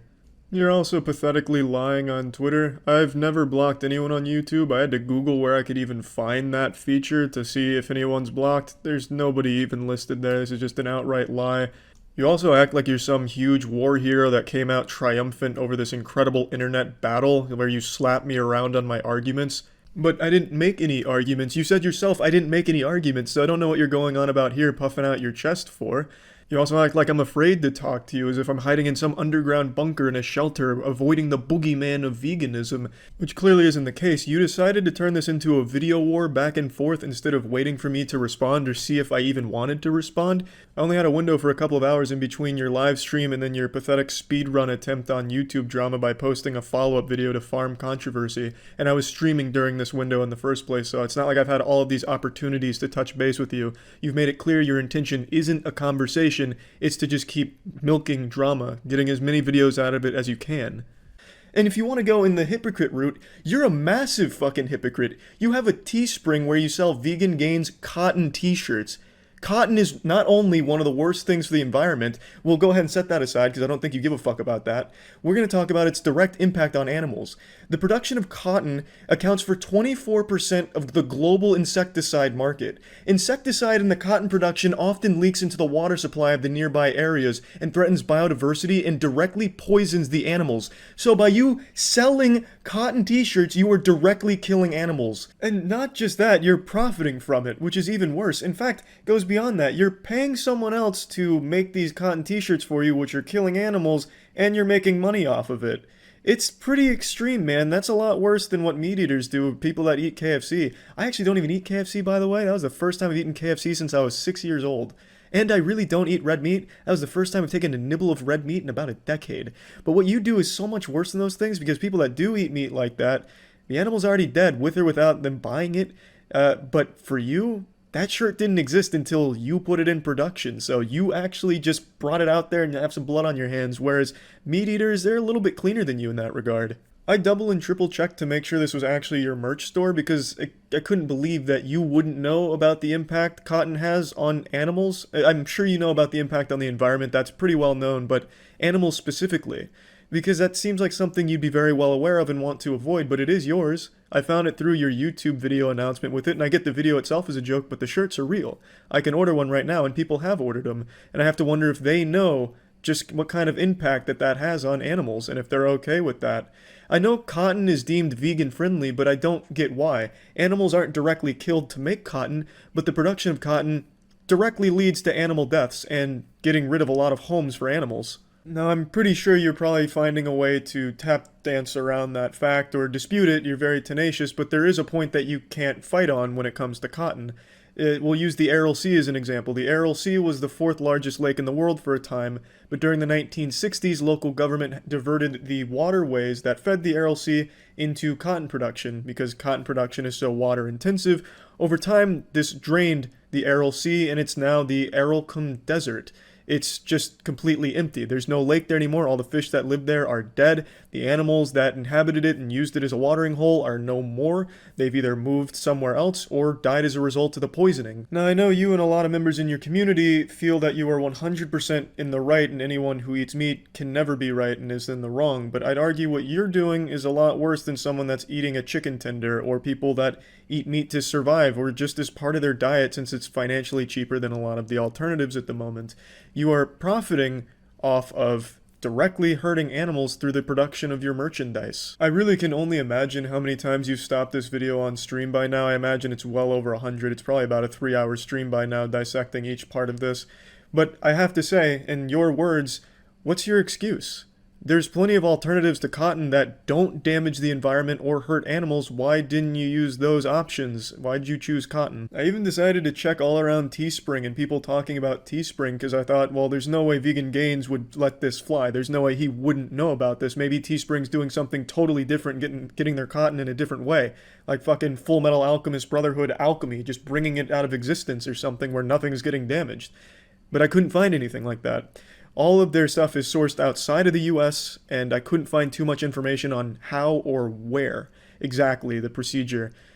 So there is an option for 100% organic cotton, which is a little bit better than normal cotton, but you didn't choose that option. You chose 100% cotton. So there really is no excuse. I want to make it clear, I actually don't believe these things. I don't think this way. I'm just going by your line of thinking by comparing me eating a chicken tender to me being worse than torturing live animals on a YouTube video aimed at children. It's a very silly way of interpreting things, and you can see just how silly it is when you apply it in different areas like this. It's silly to ignore the fact that living in this day and age comes at a cost, and unfortunately that cost is animal lives. Vegan Gains, you may not eat animals directly or use products that are directly derived from animals, but a lot of the products you use every day have had animals die for that production. For example, you made a video talking about toilet paper being out in your area because of coronavirus. Well, as I'm sure you're well aware, toilet paper comes from trees that animals once called home, but as deforestation continues, deforestation leaves so many animals dead and homeless just to provide that toilet paper for you, Vegan Gains. So that toilet paper you're wiping your precious asshole with has blood on it because those animals have died because of that production of that toilet paper. So you yourself are a hypocrite just for existing in this world, because everything that surrounds you at some point down the pipeline had an animal die because of it. So there's no reason to draw this distinction between eating animals is so much worse than using products animals have died for. These are the same thing. Animals die on both sides. It's just a matter of which one you have morally deemed worse than the other. You march around like you're this morally superior celestial being, but you're really not. I don't find you to be like this moral authority of YouTube. Throughout your entire history on YouTube, it's been a controversial one. One thing you've done pretty often is make fun of people with cancer, which I think is very low. Even recently, it's not like you've progressed past an edgy stage.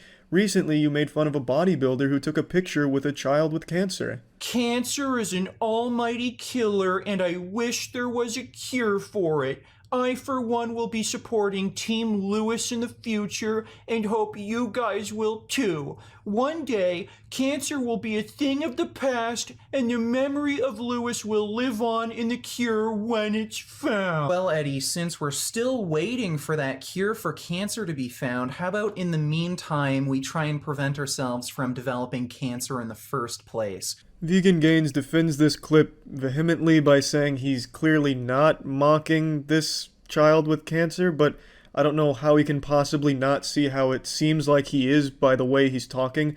If I talk to you that way, Vegan Gains, you'd think that I'm mocking you, right? Like, my name's Richard and I'm so mad at meat. That sounds like I'm making fun of you, doesn't it? That's exactly what you did to this kid in this very tough situation. He goes on to talk about how red meat is, very correlated with cancer. And I don't know what Vegan Gains' degree is in, but I actually did go to college for human sciences. Concentration was exercise physiology. I've taken numerous nutritional courses. Richard talks about carcinogens. One of the first things you'll learn throughout nutrition in university, at least in my university, is that's the most obsolete way of looking at cancer-causing agents in food. Every single food out there is a known carcinogen. Even the safe stuff that your mom tucks you in at night saying is safe will watch over you at night, like broccoli. Broccoli is a very well-known carcinogen. Almonds too. Everything is a known carcinogen, and the way Richard presents this is extremely misleading. He presents the research in a way that makes it sound to his audience that if you eat red or processed meat, you're gonna get cancer. And while yes, red and processed meat is significantly worse than a lot of other options out there, it's extremely fucked up, and he always makes it sound like it's the person's fault they got cancer because they ate red meat. It's disgusting. I really think it's pretty fucked up, and I don't know why you think you have this moral high ground just because you're a vegan. It's a belief that you've instilled in your community as well, where everyone that supports you or supports veganism as a whole thinks that they can never be wrong, and anyone that eats meat is automatically wrong, so they don't even want to hear their opinion. They get locked in this bubble, which I think is terrible, because hearing different opinions leads to growth. It helps you discover things about yourself, learn new perspectives. As cliche as all that is, it's the truth. When you're locked in an echo chamber, nothing really gets done. I don't know you personally, Vegan Gains. From your videos, you seem well composed. Your live stream was a different story, but again, I understand with everything that went on. But the way you come across, I would have to guess you don't have a single friend that is a meat eater. I get the impression that you couldn't stand to be around someone that is a meat eater because you find it disgusting, and you couldn't see yourself associating with someone that has a different belief than you on that, in that field specifically. I feel like you'd constantly be trying to prove them wrong or prove why they're a bad person in relation to you. It just seems like you need to be around sycophants that constantly echo your beliefs. I could be wrong, I don't know, but that's the impression I get, because that's the way you're perceived on YouTube, by the way you're attacking everyone that's having a, meat on their plate. You're not really educating, as I pointed out earlier. You are still just going for an attack route that doesn't challenge beliefs, it just seems hateful. Another thing you have asked me and many other people, what's your excuse for not going for meat substitutes when you admit that they're better than real meat? Well, not everyone is as financially secure as you are. Meat patties from Beyond are much more expensive than traditional beef patties.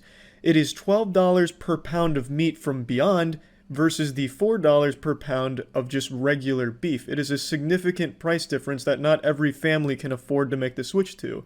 In addition to that, in my area, personally, the grocers around here have a very limited selection of vegan options. In fact, there's a single rack that has Beyond, Impossible, and other meat substitutes as well as vegan options. It's extremely rare to come across.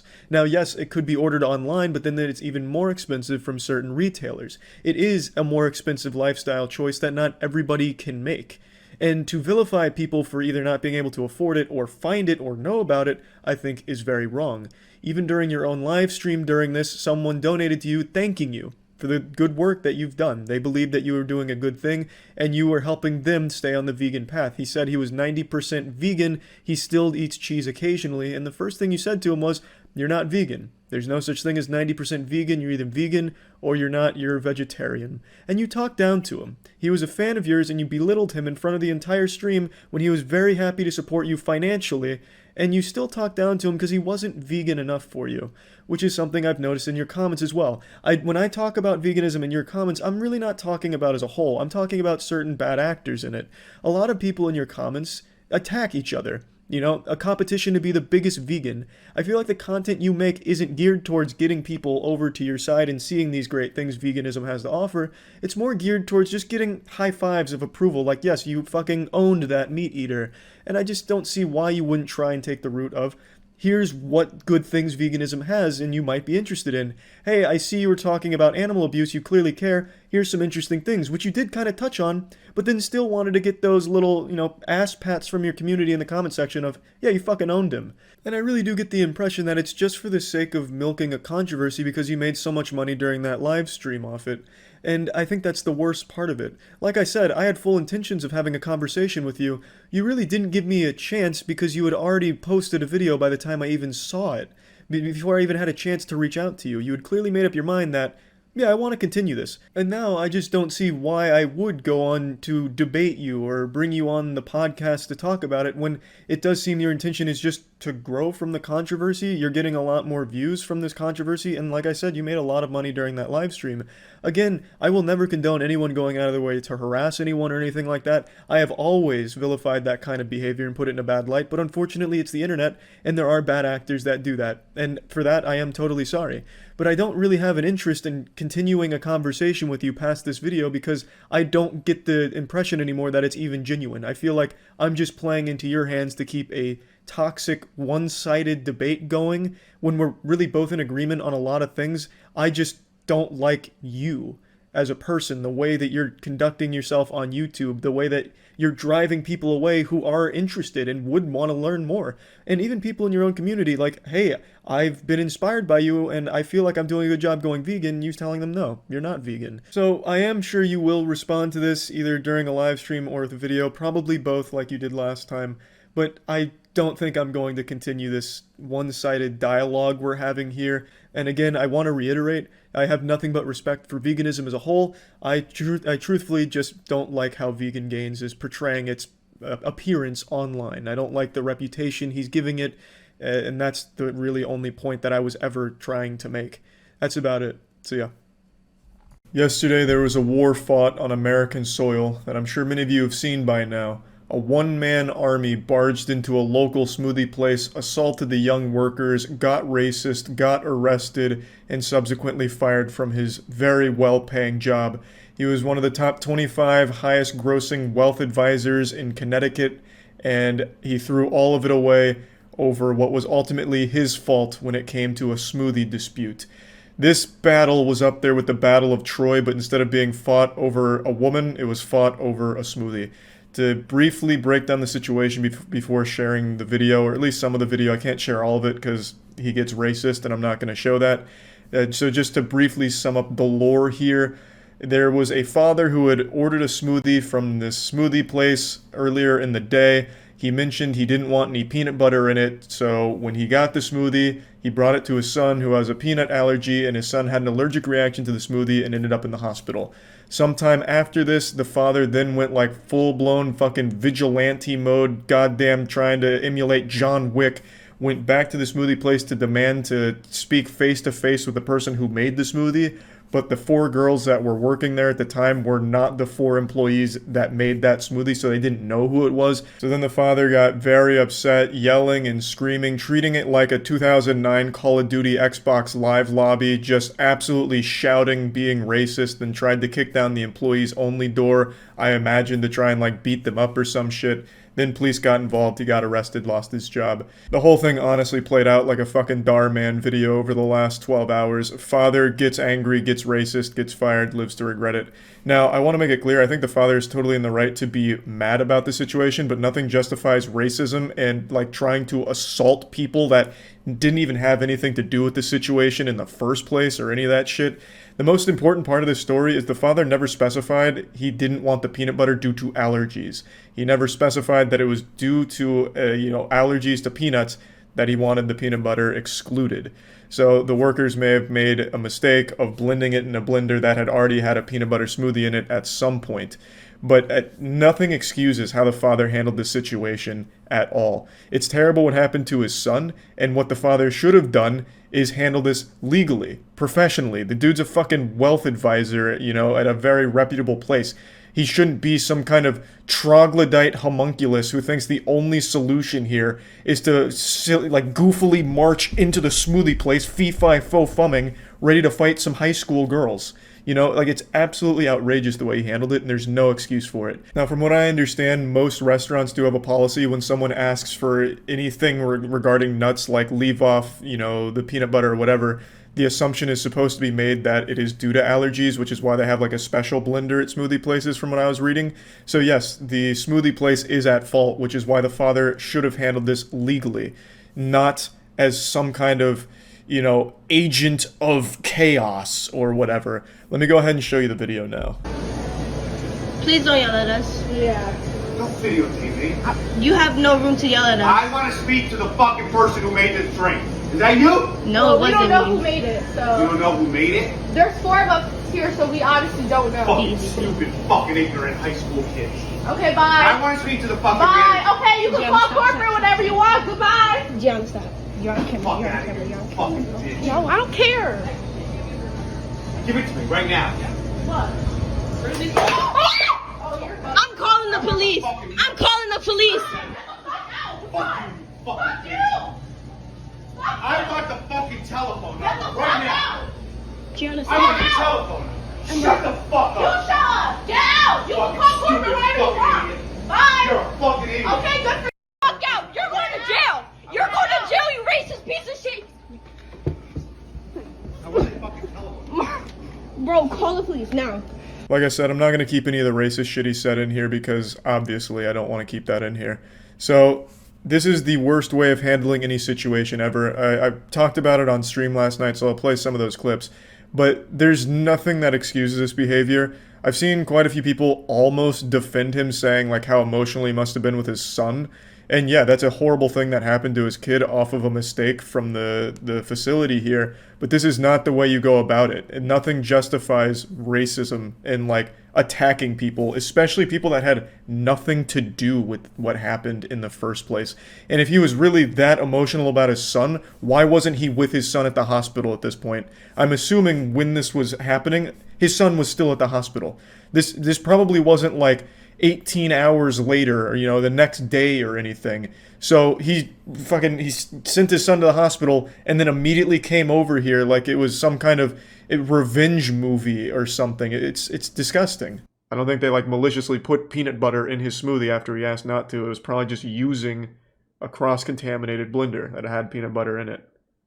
Just sue. Exactly. He could have handled this legally or anything other than whatever the fuck he thought he was doing here, like Liam Neeson. Fair, but if I was a dad, I'd get just as angry, just without the racism. He absolutely had a right to be angry. I don't think anyone disputes that.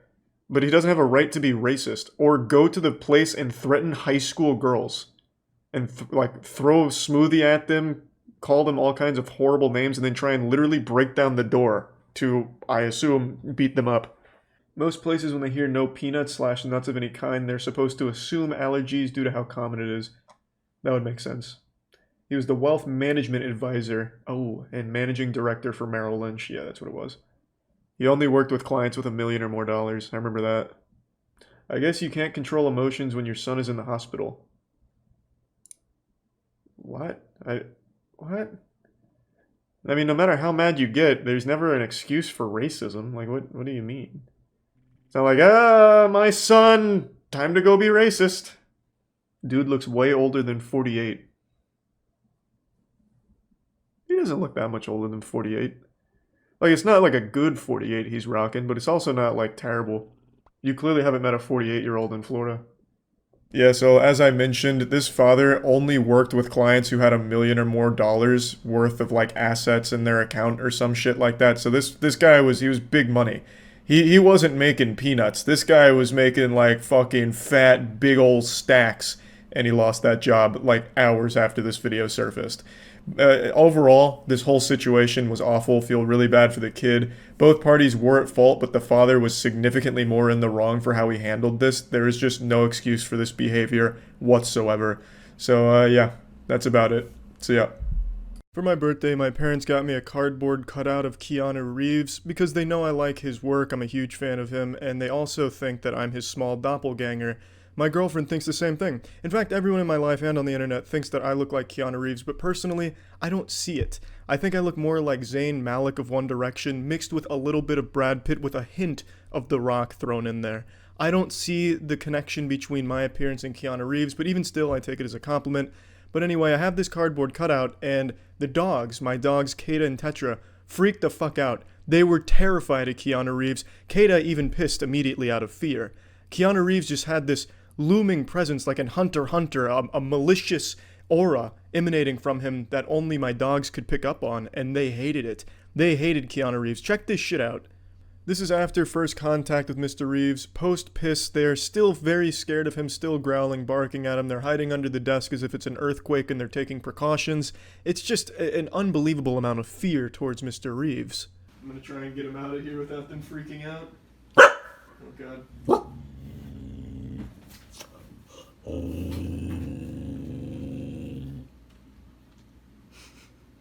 I didn't feel Keanu deserved this kind of disrespect, so I wanted to try and get the dogs to warm up to him, show him that there's nothing to fear and that he's a good guy. My plan was to have him guard the door kind of like a bouncer, like a lacrosse frat bro. The idea being if they wanted to leave the room, they'd have to go by Keanu and they'd recognize that he's not real, he's made out of cardboard, he can't hurt you. Just like in Scooby-Doo, it's fake.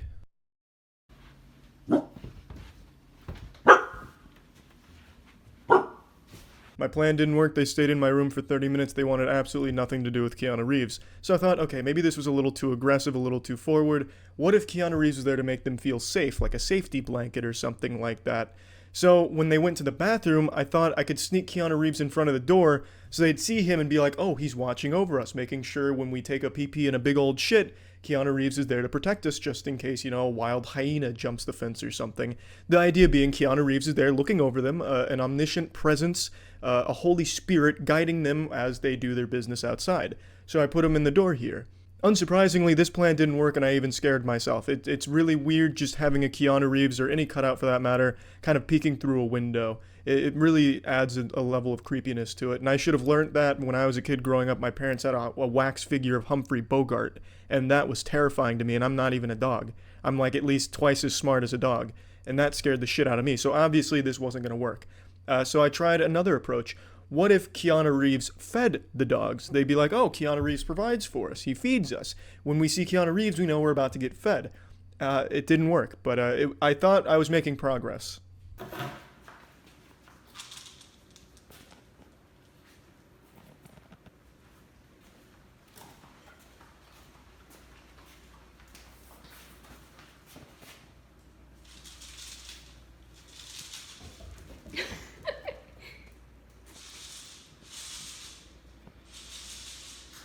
Obviously that plan didn't work either, but I had one more trick up my sleeve, a Hail Mary.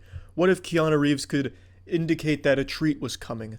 So I put a treat to Keanu Reeves' hand, and maybe they'd go get the treat from him, because my dogs love treats. I figured, if they get a treat from Keanu, maybe they'd warm up to the idea of him being there, or maybe even better, they'd recognize it's not a real person, it's not a real entity. Or maybe it is, maybe it's a haunted cardboard cutout, I don't really know yet, maybe they're seeing something I don't, but up until this point, I didn't even consider that theory. All I wanted to do was make sure that they could feel safe with Keanu Reeves in the house. This plan didn't work either. Tetra, look, Mr. Reeves has a treat for you. Come on, Tetra. Treat. Eventually I gave up, and now I just keep Keanu Reeves right here next to the food bowl like a shrine of treats. I've sprinkled a lot of treats around him and hoping that they're going to go get the treats. It hasn't worked, so I'm probably just going to abandon that plan as well. I think I'm going to have to hide Keanu Reeves from the dogs, so that way they're not afraid of him. I don't like my dogs being afraid, and I tried my best to let them know that Keanu was not there to do them harm. But it's a little surprising.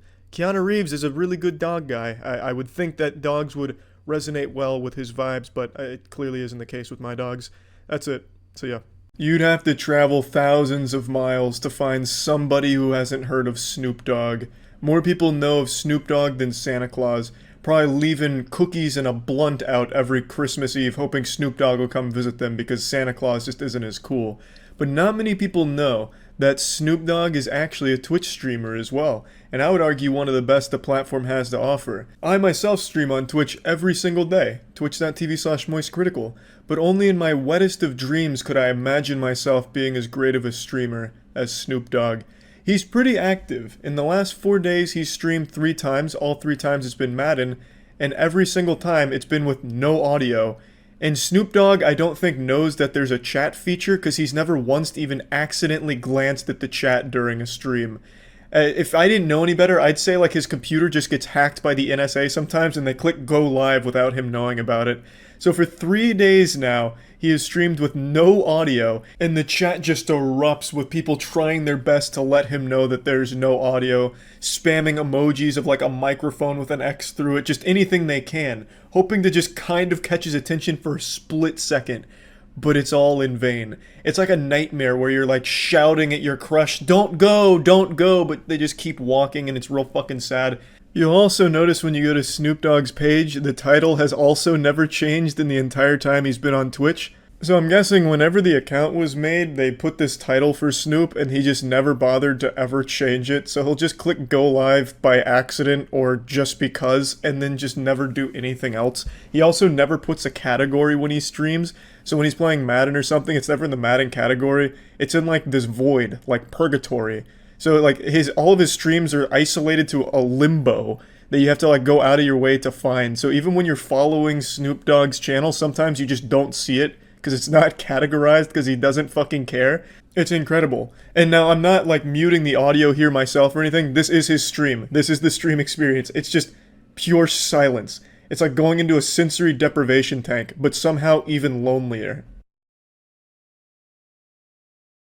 It's been 4 days now, and I don't know if it's ever going to be fixed. This may just be the Snoop Dogg signature stream from now on, just complete silence, no audio. And honestly, he's true to his word. The title always says he doesn't stream like everyone else, and god damn it, he's right. Now, the muted audio trend is new for Snoop Dogg, but when he did stream with audio, he was no stranger to a few viral clips. Let me show you a couple of bangers from the past here.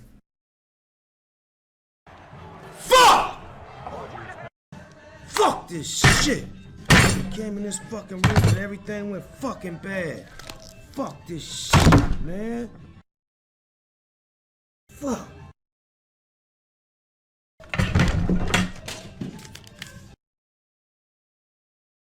This just goes to show that no matter how successful you are, sometimes a game can just bring the demon out of you. The gamer rage takes over. It's embedded deep into the DNA of all humans, this primal gamer that sometimes just gets unshackled and unleashed.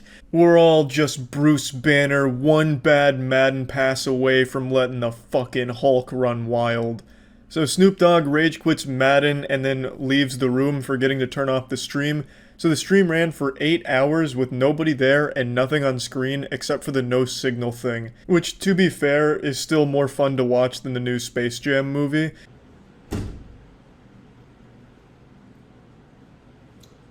Bitch, if I have to, you know why.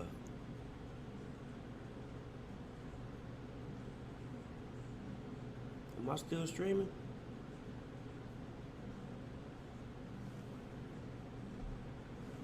I would hope not.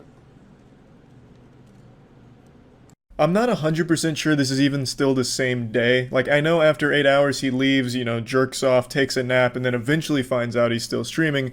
But the clips are all out of order now, and I can't find the originals. So I think this is the same one where he comes back and notices that he's still streaming, but it's hard to know for sure, because this isn't the only time it's happened.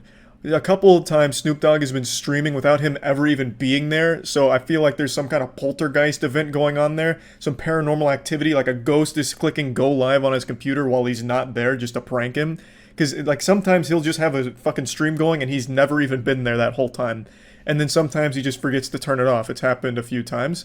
Like, when you go to a Snoop Dogg stream, you will probably see the El Gato no signal screen more than you'll actually see Snoop Dogg.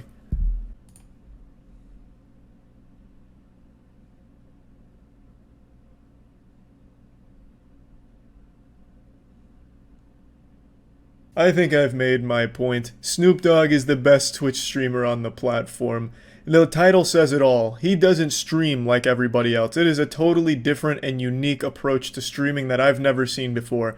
If fucking Jeffrey Bezos himself went into Snoop Dogg's chat and donated $50 million, Snoop Dogg would never see it. He would never even know it happened. But yeah, anyway, that's about it. See ya. Watch court cam. Is there new court cam that I've missed? Let's see.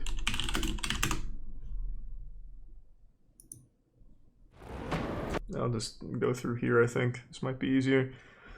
Man tries playing mind tricks with the judge. Ah, so he encountered a Jedi. Is that Nicolas Cage?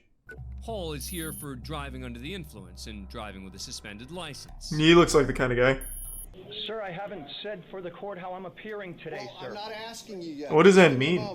I can see how you're appearing. Like a meth addict. Sir, today I'm appearing as the agent and settler for David Hall. Oh, he's cosplaying. Okay. My name sounds exactly like the defendant's, and I'm here to settle that matter today. Oh! So are you and David Hall one Interesting. I'm not a person, I'm an individual. David Hall is a person, I am a private individual. Hall's legalese Interesting. unconventional, to say the least, but the judge He's got us backed into a corner. Man, individual. And I don't think you understand the difference between a person and an individual. Could you appear as a 19-year-old boy, perhaps, if I asked you to? Correct. Just starts transforming his face like a polyjuice potion. And even the person's bond today, the $10,000. Damn. Is the settler of the Slap the whole family. And the person continues to drive without a driver's license. Quick, substitute in somebody else. $10,000. This time you're because Martha this charge Cranberry. is a violation of his original bond. All versions of David Hall must remain in jail unless he can come up with the cash. Well, is there any other? Are you asking me as the settler, the agent? Hey, he's getting fucking blasted. Judge is bending him over and biting his fucking asshole off. Okay, I am not the person, David Hall. Tell him he's not leaving jail either, all right? Have a nice day. Thank you. Thank you, sir. Down the middle. You have to be a really, Thanks insufferably fucking dumb asshole to think sovereign citizen is a real thing. Just as a heads up. Thanks to the resub chills. It never works because it's not a real thing. If you say you're a sovereign citizen, you just get laughed at. Let's see what the most dramatic moments are. He's even got merch made. That was pretty cool. Please be seated. Accused of killing 2 teens in 1993 when he was just 16. Holy shit. At that time, which became a key piece of evidence for the prosecution. The court has received. So did he actually kill them or what? Indicating that they've reached a verdict. Villegas has been on trial 3 separate times for this crime and has maintained his innocence throughout. After spending 18 years in prison, that verdict was thrown out in 2013. Holy shit. Because of ineffective assistance of counsel. He has remained out on bond as he awaited a 3rd trial. During that time, he fathered 2 children. What the Though the fuck? prosecution continued to insist on his guilt. Verdict form B. We, the jury, find the defendant Daniel Villegas not guilty of. Hey! Oh, okay, so that had a happy ending, assuming he didn't actually murder anyone. If he did, then that's not good. We'll need to, have a hard think on that if that happens to be the case. 16 years old. Good luck to you. He fucking did it! It only took 18 years of his life. Madison's been convicted on 3 counts of aggravated Jesus murder for Christ. the killing and mutilation of 3 young women in Ohio. As part of the hearing, I thought these were gonna be goofy. These are fucking heavy. Jesus Lord. Right now, I guess we're supposed to, in our hearts, forgive this clown. No, I hate that perspective. You don't forgive people like that. It's not empowering. It's not demonstrating strength to forgive a murderer. It's ridiculous. Oh, fuck.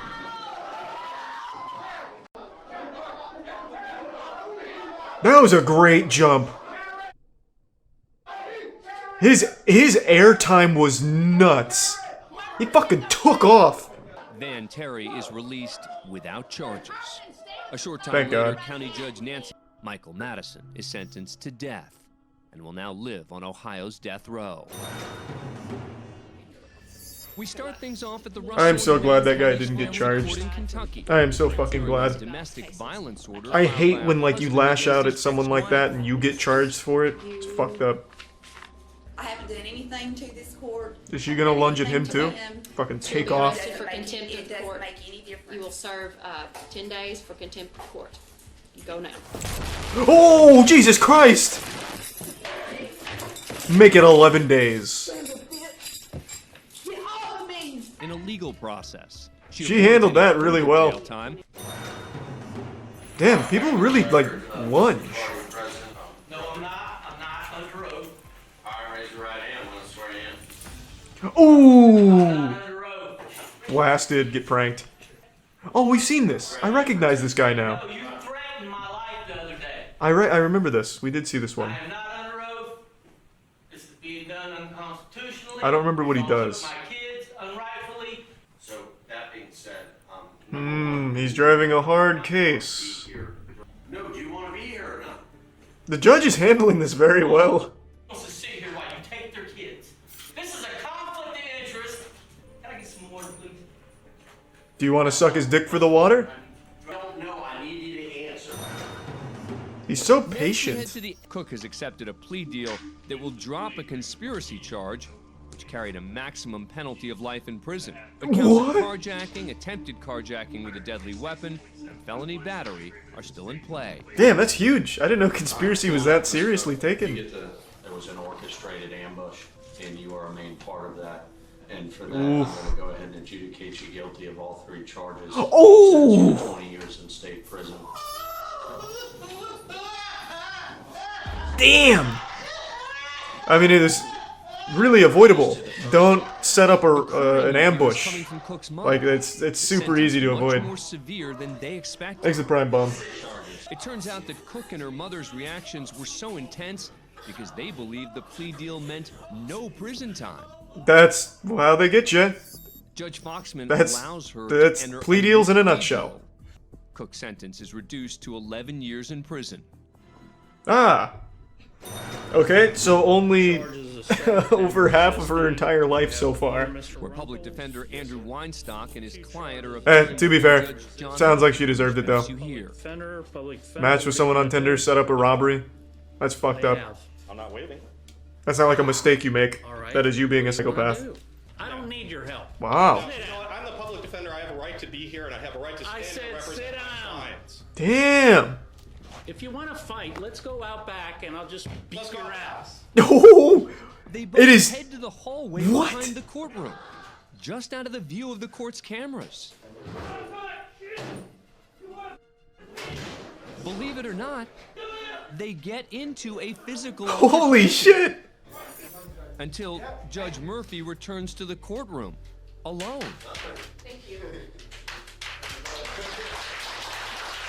That is about the coolest fucking thing I've ever seen. I will catch my breath. So you're fucking, who's this, Judge Murphy? You're telling me the public defender got to square off against the judge in a legally orchestrated pugilistic fisticuff showdown at whatever this is, a Judge Judy dispute here or whatever, and the judge actually beat his ass and the cops didn't intervene at any point? That's incredible. That's fucking incredible. Judge Murphy, I want to see this guy. Is he jacked? Florida, that sounds about right. Florida Judge Murphy. Come on. Oh, come on. Who is this mystery man? What the fuck? No, they removed him? Total lack of self-control. Come on. This is exactly how it should be. You got beef? Let's fucking settle it. That's great. I just want to see him, man. I'm not his fucking attorney. I just want to see what the guy looks like. Will he pop up in images? No way. This is what he looks like? This guy threw hands? He wasn't dealing with like a pushover. Like, this is a big boy. God damn. All right. Hey, hats off to him. Trial by combat. He's got that old man strength. I would like to get it done as fast as possible. Good answer. Doesn't help me. Now, if you can beat the judge in the fight, we'll reduce it even further. Florida Judicial Qualifications Commission, who charged Judge John Murphy with threatening to commit violence. It wasn't a against threat. Sounds like he public followed defender, through. Engaging in a physical there altercation it with is. counsel. The case eventually reaches the Florida Supreme Court. which orders the immediate suspension Man, and permanent removal fuck that. of Judge Murphy from his post. Thanks to resub humongous. If you can beat my goddamn lawyer in a fight, he wasn't a good lawyer in the first place. Washington. In the You beat my courtroom, lawyer, Judge you R.W. beat me. Buzzard, That's fine. who's just finished some business. Obvious cheater fakes blindfolded Super Mario 64 speedrun. I love cheating. I love this kind of shit. Let's see. I have not heard of this before. Despite the immense popularity of Super Jesus, Mario what is that? A 64 fucking speedrun, soiled there is diaper on his comparatively face? small amount of people running the blindfolded categories, a testament to how difficult Or like a blindfolded heating speedrunning pad? really is. I have here a video of one of these runs, and I aim to show some of the clear discrepancies between this run and the genuine blindfolded runs of SM64 that are out there. The best time on a run he has currently submitted is an 1826. Ew. Relatively mid-level time for 16-star. The first thing Pathetic. that actually put me off when I was watching this, or punching. I against the honestly wall thought from this Mario guy was the cheater because this thing looks so over the top. Straight up just looked like, it looks like Among Us. Like, this shit is crazy. I thought that this was some kind of elaborate scam, but I'm guessing this is a legitimate runner. What is he wearing? Can someone, like, it's not a blindfold. This is like a whole goddamn, like, face sauna thing. Some, like, actual Daft Punk shit. It's a towel? How's that a towel? It's like karate safety gear that SpongeBob wore. Hats off to him though, like this, it looks fucking crazy. Like this is hardcore. Looking at a legitimate example by Bubsia, you can see that a consistent setup with clear intention is being used in order to get onto the Chain Chomp's pole. Note the use of a notch dangle. Turns out and fixed everyone's camera in order to cheating. guarantee They're all direct just trying to the pole in pretend corner the of best they stage. can. Comparatively, this runner seemed to have absolutely no normalized setup whatsoever. He takes what looks like either an intentional death or a legitimate mistake, and then tries again a second time. This time around, he seems to be using an almost completely different, yet still unnormalized setup to get onto the pole. With how much focus and skill are required to complete a blindfolded run, it's an anomaly that this runner with barely any practice is so casually able to do a strat that no other blindfolded runner has attempted. Well, he's And just yet the with god absolutely gamer. No normalized strats, he seems to do everything with some relative ease. In the next star, he goes for the traditional cannonless Is there setup some that you would random normally guy? see in most sighted runs. Once again, looking at a blindfolded version of this strat, there is a clear intention with every input using normalized movements and guaranteed setups. Looking back God, at the this blindfolded however, run is the movement crazy. across the falling bridge and over to the piranha plant is extremely wobbly and very inconsistent. He then lines up next to the plank using these extremely small adjustments that have no audio cues whatsoever. Anyone that runs this game or has even tried this trick before knows that it's Yeah, this is precise. super fake. The Oh my only possible god. way anyone could do it He didn't even blindfolded try. with the movement used here would be if they weren't actually blindfolded at all, and were instead using a distinctly visual cue. Here, only a true gamer such as this man would be able to somehow sidestep this Goomba, quickly make his way up the path, and then do this long jump to the next red all completely blindfolded and with absolutely no setup necessary. Simply amazing. What was the point though? Like, surely he didn't think that. He then pushes a Goomba that he claims he heard, even though there is no good He way smelt of it. gauging distance that precise with sound cues. No, he's got a super sniffer. He's like Scooby Doo. Faster and safer to just keep walking forward anyway. There's no way he'd think that he'd Notice fool the then whole the small community that adjustment he actively makes in runs order to this be game lined up though, with the final blindfolded. slope. Anyone who is actually blindfolded here would have almost certainly what's the kept point? holding right with no adjustment. Moving on to basement, we see another series of extremely suspicious and inconsistent setups. In Shifting Sandland, he is somehow able to get the Talon Star using a strategy only viable for visual runs. The Until amount of adjustment now. needed to long jump to the Fly Guy and twirl over to Klepto is simply too precise to be done consistently in a blindfolded run. More That like doesn't to be stop done us at there. all. He's able to do it first try with no issues. The last half of this run is so blatantly fake that it makes the previous 20 Oh, minutes thank you, look Bryce. completely legit by comparison. Yes. Oh, come on, let's go. Yeah, let's We now fucking come to the next go. part. In my opinion, there is absolutely no way he can know how close or far away he is from the door because he is using literally no No, sight. he's The exact same is true for he's his smelling the completely game, star baby. door. Once again, with absolutely no discernible audio cues and no real setup whatsoever, he somehow either knows exactly where he is on the door, or just gets lucky enough to clip through it after randomly guessing. He spends around 30 seconds here walking back and forth along the door, and somehow is able to find the exact right spot to make it through. Somehow it still gets worse after this. At this point, I'm he pretty much I'm knows actually the rest of convinced the that he's game doing without it for thinking real. about what a That he real is blindfolded run blindfolded. should look like. It really I think looks I'm like just he's seeing an given ultimate up on gamer. trying to sell the illusion any further. I slid off something. Fuck, am I at the submarine? Yes, okay. The fact that he even says this is strange to me. There's literally nothing else in this level Overacting a little bit. besides the sub. So it doesn't Fuck, really am I make any playing sense Super to act Mario? as if he had to figure out what he was Jeez, flying. okay, well, this is good. This is good He for needed us. to make it look like he had. Despite this, he is somehow able to loop back around at the perfect angle and lands back on the fin. It's his gamer Once again, senses. With absolutely zero sound cues or any setup. Nothing suspicious to see here. And then there's Fire Sea. Well, this has always just been an easy level, though. I could do this blindfolded, and I haven't played this game in 8 Right. years now. So after some It's more easy. fake strats and Fire Sea, That's some pussy one shit. fake Bowser throw setup, he then commits what is possibly the most obvious and completely shameless move in the entire run. I don't know how he tops some of the other shit, to be honest.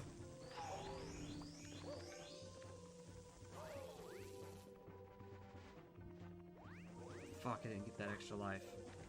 I was laughing my ass off when I first saw this. Not only does he somehow know exactly What a where the man! box is, but he also knows exactly what direction the 1-up will go in once it spawns, something completely determined by RNG. Then, after chasing it on a moving platform for a completely arbitrary amount of time, I'm sure there's a reasonable somehow knows explanation. exactly when and where to jump to the left. You don't even need to know anything about Super Mario 64 or blindfolded speedrunning to understand that what just happened is completely bullshit.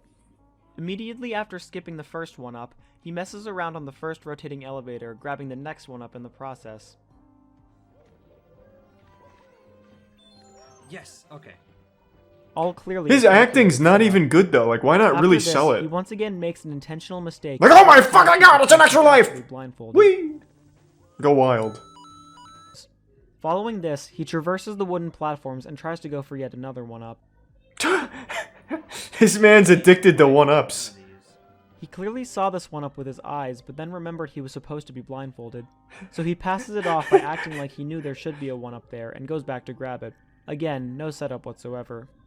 There should be, like, some bomb-bombs up? Yes, okay. This is absolutely pointless, as he had already just verified where he was. All he had to do here was hold forward, and he would have reached the next wall. At this point, he once again reiterates the fact that this is only his third blindfolded run ever. Wow, he's a prodigy. This is your second blindfolded run, isn't it? Technically this is my third. And to be fair, The first one I did was like... while he can see, it is still blindfolded. There is a blindfold there. But this guy doesn't do that. He instead goes for a regrab and gets it, again with no setup and no sound cues. He hits the throw on his second try, again using the normal visual. This man's a hero! Let's go! During his second throw, he stops and talks for about 30 seconds. Maybe he's like the to explain how he Daredevil. First learned to speedrun He, blindfolded. like, he's like a superhuman who can do things blind. Viewer is asking. And well, during streams, I would like, because I knew before I did my first blind run. Holy fuck, James, you're good at blindfolded. Oh, that poor guy. No. Just like I guarantee he bought some shungite. or just look, is because I'm trying to time it based on like where my thumb is. Oh. On the controller. No, now it makes sense. Because that's typically like a right around where Mario is. Like, Right. The direction that he's gonna throw. So. I need Usually. To be like, if I think the bomb is where I think it is, if the bomb is where Mhm. I think it is, and I'm looking at it, then. Then we're golden. Obviously, none of Then this we're makes in. sense in the first place, but he is directly. Were you trying to listening to the do explanation? something. Here he He feels the says something chakra about using vibrations where in the his thumb air. is on the stick to know where Bowser is, which already makes no sense on its own. Except he also mentioned in his first Bowser throw that he was using sound cues. Maybe he's only pretending to be blindfolded so he can hide the fact that he sucks at Bowser throws. Oh, let's not get personal here. Okay? Come on now. Let's be professional about this. He eventually does land the last throw, luckily avoiding all the fire on the ground and Unbelievable. barely avoiding Besmirching this good man's Nothing but name. pure skill and game sense. So would you be opposed to doing Bowser in the sky and throws while turned around with a blanket over my head? Yeah, that's reasonable. Say yes. $50 if I do it turned around with a blanket over my head? I'll give you 500. Start a bidding war. Don't cry. Say yes. Yeah. Let's get hungry. Yeah. Yeah. No. Fuck. Despite the glaring flaws in this person's gameplay, he has somehow been able to convince all but a few of his viewers that his blindfolded runs are legit. Messages in his Twitch and Facebook gaming chats show that most of the people watching him are completely convinced that what they're seeing is real. The best I can possibly assume in this situation is that he may actually be doing some of these parts at least partially blindfolded, only peeking through the blindfold whenever he's completely lost or doesn't know what to do. It's either that or the blindfold is just completely see-through, and his only goal during the run is to make it look like he can't actually see. I think that's exactly what it is. I almost thought this run was a joke, but it's... So, before we get to the conclusion and his apology, I am going to speculate he can see the whole time and just does his best to act like it's blindfolded, but he doesn't know like how to ride that line. So he's either extremely overacting or underacting. It's never like good acting. It's just a poor performance all around. I was in the Hunger Games. I don't like to bring that up too often, but with my acting expertise, I can always pick apart acting, whether it's good or bad. So I just have to make that clear. And his explanation of Bowser with his thumb on the control stick correlating to where Mario is in the Nether Realm, the Shadow Realm, whatever, there's some real merit to that, though, I think. I want to give a big shout out to both Katoon and Bubzia for their incredible help on this video. They helped to clarify a lot of questions I had about blindfolded Mario 64, and this video would not have been as comprehensive without their inputs. Also thanks to both them and Nabori for allowing me to use their footage for comparisons. I've left links to all of their streams. Holy shit, did you see that? There's like 15 blindfolds on him. Also thanks to both them and Nabori for allowing me to use their footage for comparisons. A blindfold, I've left links to all of their streams all together. And YouTube channels in the description. Please check all 3 of them out if you want to see some legitimate blindfolded runs of Mario. I kind of want to learn Super Mario speedrunning, to be honest. I tried back in 2012, watching Siglimic. It's hard. But it looks so fun. That was a great video. So, you said the guy apologized?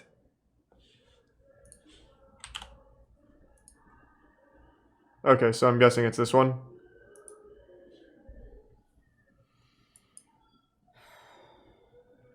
That is the...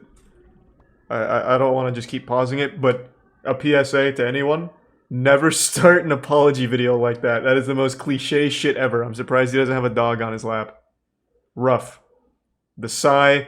If he follows it up by saying, I didn't want to have to make this video, I'm going to lose my fucking mind. Now, what you may not know is that speedrun was purposely fake. Oh, fuck yeah. Let's go. At all similar to other blindfolded speedruns. I've watched blindfolded speedruns, and they're very impressive. They're very impressive. They are. They are very impressive. And I never once wanted to take away anything from those individuals that do those runs. I have the utmost respect for them. Those runs are very impressive.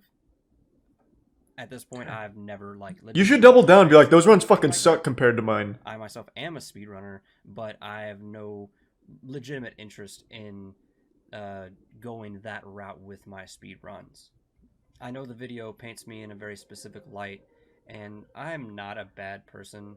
I'm not, like, a mean-spirited person. It didn't make any of those claims. Spiteful. I don't do things maliciously. What?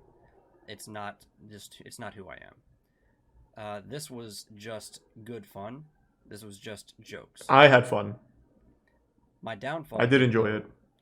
And others have understood where I'm coming from. And while some of them might say, ah, man, you know, that's still rough, but... He doesn't even cry. But again... Are you going to make an apology video and not cry? Like I didn't... Alright, I think what he should have done, like if I was his PR manager, I think he should have come into this apology really combative. He should have come in here and be like, anyone who thinks I cheated, I challenge you to fucking wrestle me in the Thunderdome. I've rented out the local octagon, and if you think I cheated, you can come fucking fight me. Like, he should have just come in here really aggressive and just denied the fuck out of it. Shitting on Fortnite content isn't brave, it's the lowest hanging fruit on the internet. The content is fucking abominable and we all know this. You have those incredible trends such as 1 kill equals 1 centimeter of my girlfriend's areola that I'll show on camera, doing Fortnite dances in real life while nude, Subscribe to my channel for a Ghoul Trooper skin, 10,000 V-Bucks, and a personal rim job from my mouth to your asshole. And then you've got conspiracy theory videos like, is Area 51 actually just a cover for the Fortnite cube? Just absolute shit is what I'm getting at. So me shitting on it doesn't make me a hero. But I'm gonna shit on it some more. Atop the Mount Olympus of suck-fucking Fortnite content, there stands one champion. His name's Exility. It's all just clickbait nonsense like, Fortnite will fuck your wife while you're asleep, and here's how. Or and then the follow-up video, Ninja will fuck Fortnite's wife while Fortnite is asleep, and here's the evidence. And it's all just clickbait bullshit that's all padded for 10 to 20 minutes longer than it should ever possibly need to be. This is from one of his newer videos. Fortnite's gonna be offline for a while. The East Coast is in a declared state of emergency because of Hurricane Florence, which is on a fast track to North Carolina and headed directly for Epic Games offices. If Epic Games doesn't do a good job preparing for this catastrophe, Fortnite servers could go offline for months.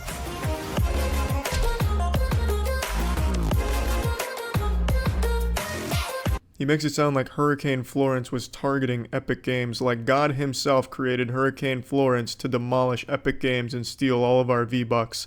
It's amazing. He spends this entire video under the premise that Epic Games is going to be destroyed. It's going to be a pile of rubble and ash, and every employee is going to be fucking destroyed and sent straight to hell because of Hurricane Florence. He treats it like it's Voldemort. And then he has the audacity to pad this video over 10 minutes to talk about every single previous hurricane that's ever hit the United States. It's fucking horrible. It's the worst history lesson I've ever heard in my life.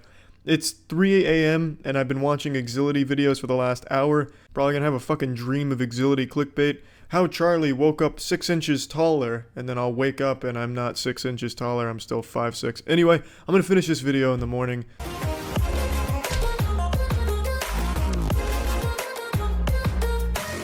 It's not a Fortnite YouTube video without an obnoxious, shitty intro. And Exility's intro is like if Allier's intro fucked a children's electric xylophone.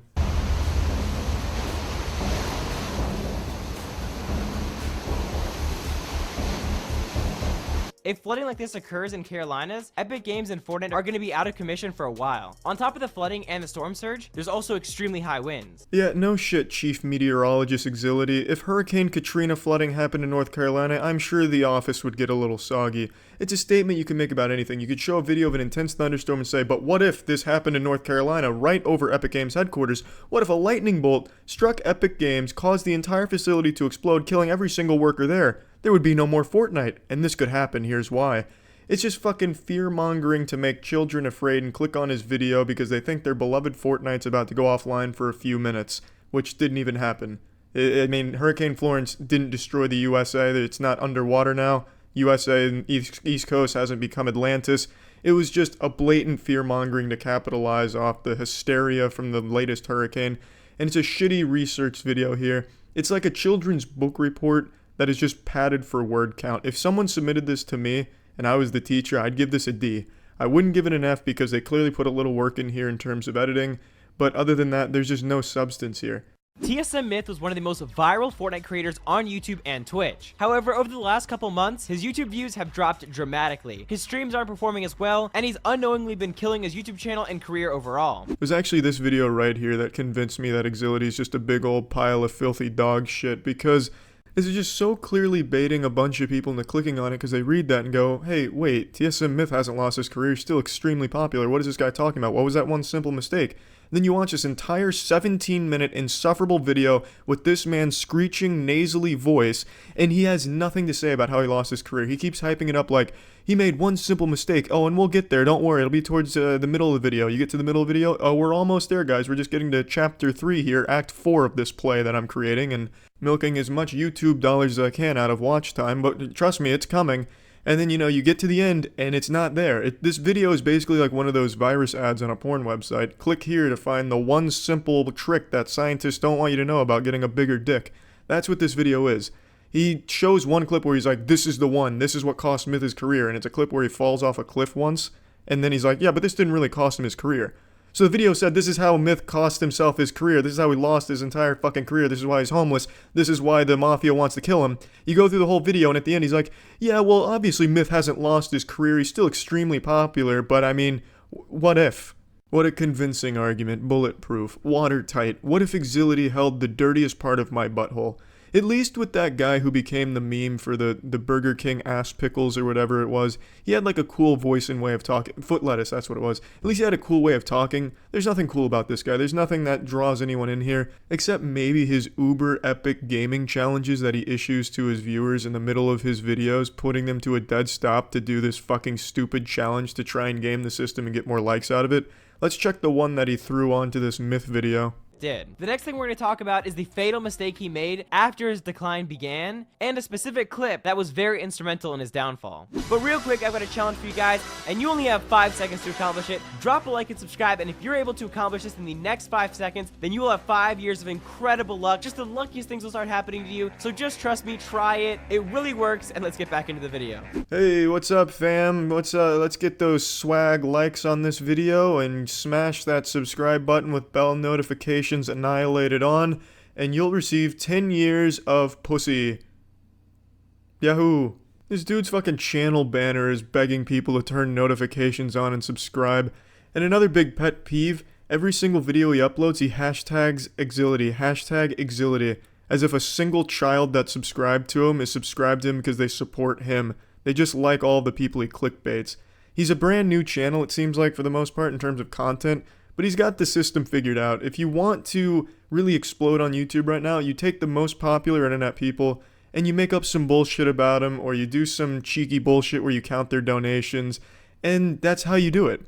He's playing the game well, and he's not the worst Fortnite content producer there on the site. There's definitely worse ones and more insidious ones, but this one's just such a frustrating one for me personally, because I think this is just the laziest and shittiest content there is.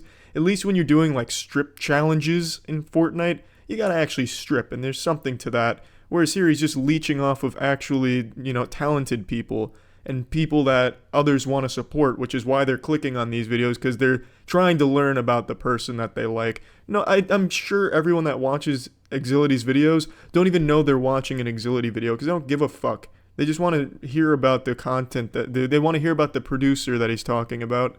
But yeah, I mean, this is just some more shitty Fortnite content that I thought I'd talk about. So yeah. Female cop humiliated by male cop? What? What's up, princess? Oh, did you get lost looking for the little girl's room? Yeah, right next to the men's room. Boys! Uh-oh. Oh, careful, boys. I think she may be PMSing. Okay, princess? Okay.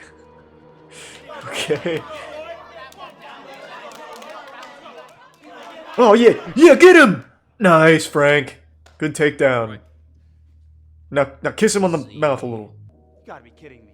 You want me to spar against a woman? Yeah, how am I even supposed to do that? What's wrong with that? It's impossible. Don't break a nail or something. Had enough, princess? Alright, that's enough.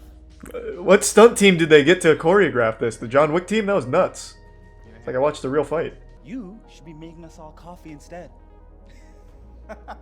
Damn. Get us all another cup of coffee.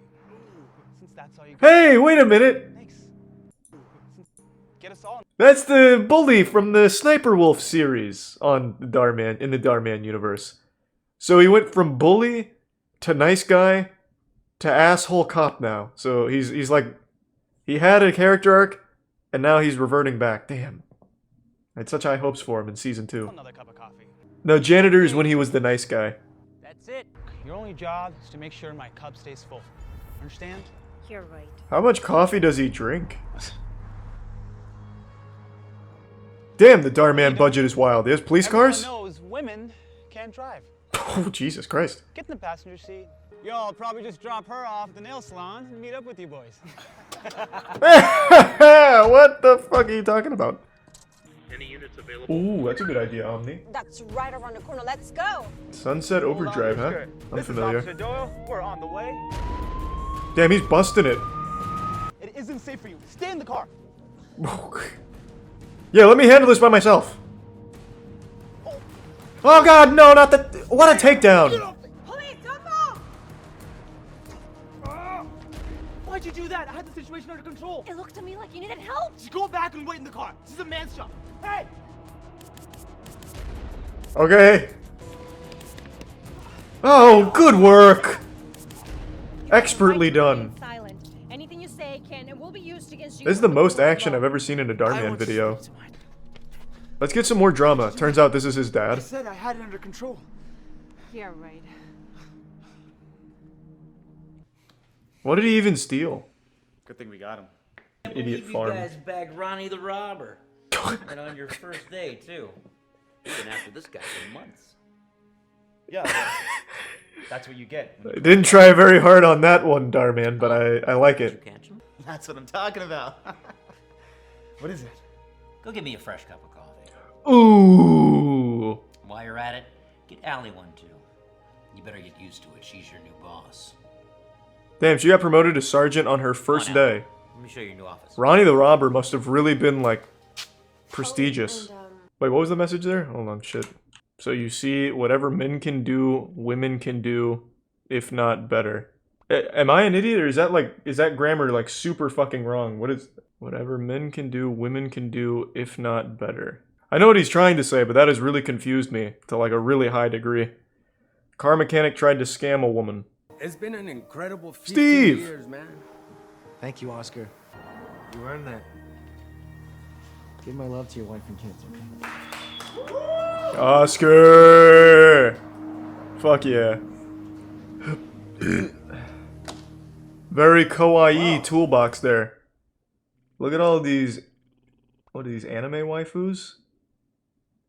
Nice, I like it. I like it. So to shatter your dream, but that manager position's mine. Pretty soon I'm gonna be your boss, so you should get used to taking orders from me. You know what? Start by throwing that away. Okay. Fine, fuck it. And one of you check it? Yeah, not a problem. I'd be happy to. Just go ahead and... Lo siento, but no. We don't fill air here, Paco. I'll check it for you. Okay, just pull your car in. Thank you so much. Are you just gonna ignore all that? Why don't you just beat this guy's ass? Like, you just gonna brush that off? See this? This is exactly What? why you'll never be a manager. You should never judge a book by its cover. Well, how about also don't be racist? Like, the message here is more than just don't judge a book by its cover, it's don't be racist as well, I think. Like, it's getting overshadowed here by a different message. Well, I know as a True, woman Ranchy. you probably don't know much about cars, but take it from me. This could be very serious. Oh, I actually know a lot about cars. Just because you found some inspo on Pinterest doesn't mean you know about cars. This would be the worst manager of all time. Sweetheart, just pull it And in. by that I mean the best. He's doing great. Okay. It's my daughter's. I have a business nearby. Sure you do, Hector, and I'm the CEO of Tesla. Why don't you just beat that man's ass with a tire iron? Like, why are you just like... Darman really doubled down on making them assholes. How much do I owe you? 60 no, grand. Don't worry about it. Here at Chris's Car Repairs, we believe in always treating customers like family. Yeah, clearly. So I'm not going to charge you Like, for a little bit of air. You heard my racist coworker, God right? bless you. I'm definitely coming back. Why? One nice employee and a genuine racist. It doesn't, like, neutral out. Just go somewhere else. Everyone like, are you... Hey, what's up? welcome You back. slut? So you need me to fix your car? You just give me the key, I'll give it a full inspection. But that's really not necessary. Doesn't matter. What do you know about automobiles? Carburetors. Pistons and shit like that. You just know the brake from the gas pedal, and take it from me. Yeah, women don't know what gas on the floor means. Oh boy, am I glad you brought this in today. Yeah, this car was about to It explode. needs to be replaced. What? That's crazy. It was running perfectly fine. So maybe, yeah, a woman doesn't know what perfectly fine engines sound like, unlike me. Take it from me. Unbelievable. When a car's spark plugs are bad, it can cause the engine to misfire. Uh-oh, I'm getting a lesson now. We'll trick needle nose pliers, please. I don't know what that means. Hands are a hammer? Damn. See all the oil and Oh, deposits? gross. That means it's time to replace It's the worst butt plug I've ever seen. Watch. The car blows up. This is the catastrophic explosion. See? No check engine light. You're a coward, Darman. Take it in an action subverting expectations direction. But I don't understand. How do you know so much about cars? You see, I own this place. Say my dad owns a shop. Christina, what are you doing here? Just getting sexually harassed by your employee. Wait, she's your daughter. Yeah. She actually used to work here back when Oscar started. Leroy here tried to charge me $5,000 to replace my entire engine when all I needed were some spark plugs. You what? Uh-oh. Caught red-handed. I can explain, you see. Oh boy. Wow, that is a nice Porsche. I'd like to donate $10 million to this car repair shop. Hey, Sam. I told you I'd be back, and this time I brought my car. What do you think something like that would cost? I'd say get the fuck out of here. We don't do that. I don't know. Off the top of my head, around 10 grand? That sounds great to me. Let's do it. Okay. He just fucked him. Wait, that's a terrible price. What? That's way too much. He just fucking scammed him right in front of the boss. Looks like you just won the contest. Congratulations. You're the new shop manager. Can we fire the racist guy too while we're at it? Like, what it... That should be step one. You're fired. Ah, there we go. Good. See, at this shop, We we got like to him. treat everybody like their family, not take advantage of them. You got me fired. Thanks a lot, sweetheart. Holy shit. What'd you just call her? Uh-oh. Sweetheart. Why? Who are you? Her husband. He just rips his head off like an action figure. It's weird because Darman does those and has one message. Don't judge a book by its cover. Message being, she's a woman, you shouldn't assume she doesn't know about cars, so you can't scam her. Or he's not driving a nice car, so he doesn't have money. But then he also litters the character with racism. And that's never addressed. It's not like, don't be racist, it's just, hey, just because he's driving a bad car doesn't mean he's broke. And just because she's a woman doesn't mean she doesn't know cars. Like, I feel like that should have been a double whammy of a message. TikTok famous teen kicked out of office. I have a new marketing idea. It's called OnlyFans. Let's go! Woo! In the newspaper. Now we're feeling it. Barb, nobody reads the newspaper anymore. Well, let's not get carried away. And that would probably cost us every penny that we have. Hey, thank you for the 10 gift subs, Mike Troy. Barb, it's time that we try something new. We need to get with the trends. That's ridiculous. And to help us out with our marketing. Yeah, I don't know TikTok stars. Allison Day. Thanks for She's the bits, like the queen of Hanks. TikTok. Hey everyone. Hey, what's up? It's a pleasure to be here and I can't wait to work. 15-year-old high school Tik star going to solve all of our problems, I'm actually 20. Ooh, blasted. You see, you have a lot of experience. She's like Cruella DeVille. Darling, old is gold. No one has ever said We need to that. put a full-page ad Ever. in the newspaper. Thanks, Prime Goal. Sorry about that. I do not know what has gotten into her. Please don't mind her. I'll talk to her later, okay? It's okay. No, just fire her, or I'm out. Because of my age. Fucking hardball I'm him. used to it. What is the message here? Hire TikTok stars to be your marketing managers? I'd love to. So, Hey, speaking of which, can you shout me out on your TikTok channel? the old is gold lady. Oh gosh, that's Barb. This whole thing is just Darman justifying online influencer marketing to his audience. Nice, Darman. Fuck yeah. Okay. Okay. So, I'm too deep into this one. I need to see how this ends and what the message is. Hey, Darman fam. To all the CEOs out there, consider using TikTok stars to pump your products. I'm going to show design. You can contact me if you'd like. I actually own an agency. So use Darman Agency to reach out, I guess. I don't know. What's going on in here? Oh, we're creating a TikTok. A what? Check it out. She just melts. Well, This how's... was your big idea? Yeah, I mean, it's not a good video or anything. I suppose the phones will just magically start ringing. What's your guys' TikTok? Oh, we actually don't have one. What? Don't have a TikTok? Ah! The first thing we need to do then. Here. No. We are not wasting our money on that. It's free. No cost. It's free. This is an advertisement for TikTok and for influencer marketing. If after 20... You know, I think I'm just gonna leave. Why? Who cares? I feel really bad. You're a fucking TikTok superstar. You make $1 million a week off sponsored posts. What does it matter what Barb thinks? Allison? You're above this, Allison. What did she say to you? Please. She said that lip syncing on TikTok isn't talent. Old is gold. Don't forget that. Do you even know Actually, what give the sub definition crab. of insanity is? Uh-oh. It's doing the same thing over and over again and expecting different results. Oh. If you keep marketing this way, you're never going to see change. Get blasted. Old isn't always gold. Sometimes new is what to do. Oh, Jesus. Alright, never mind. You just lost credibility. Why do that? Allison. Please read some slug. Are you sure In the tier 1 your no cry. idea's going to work? It's a free idea! It's a fucking free idea! Alright then. Barb is preaching about buying a goddamn newspaper ad for $50 billion. And if She was doing it on her own for free. Then this shouldn't take long. No, in fact, it can't take more than 60 seconds. Barb Leaves is out. When they finish recording, Wow, look at that. Allison edits the video and gets ready to post it on TikTok. Check out Daisy's designs. Link in bio.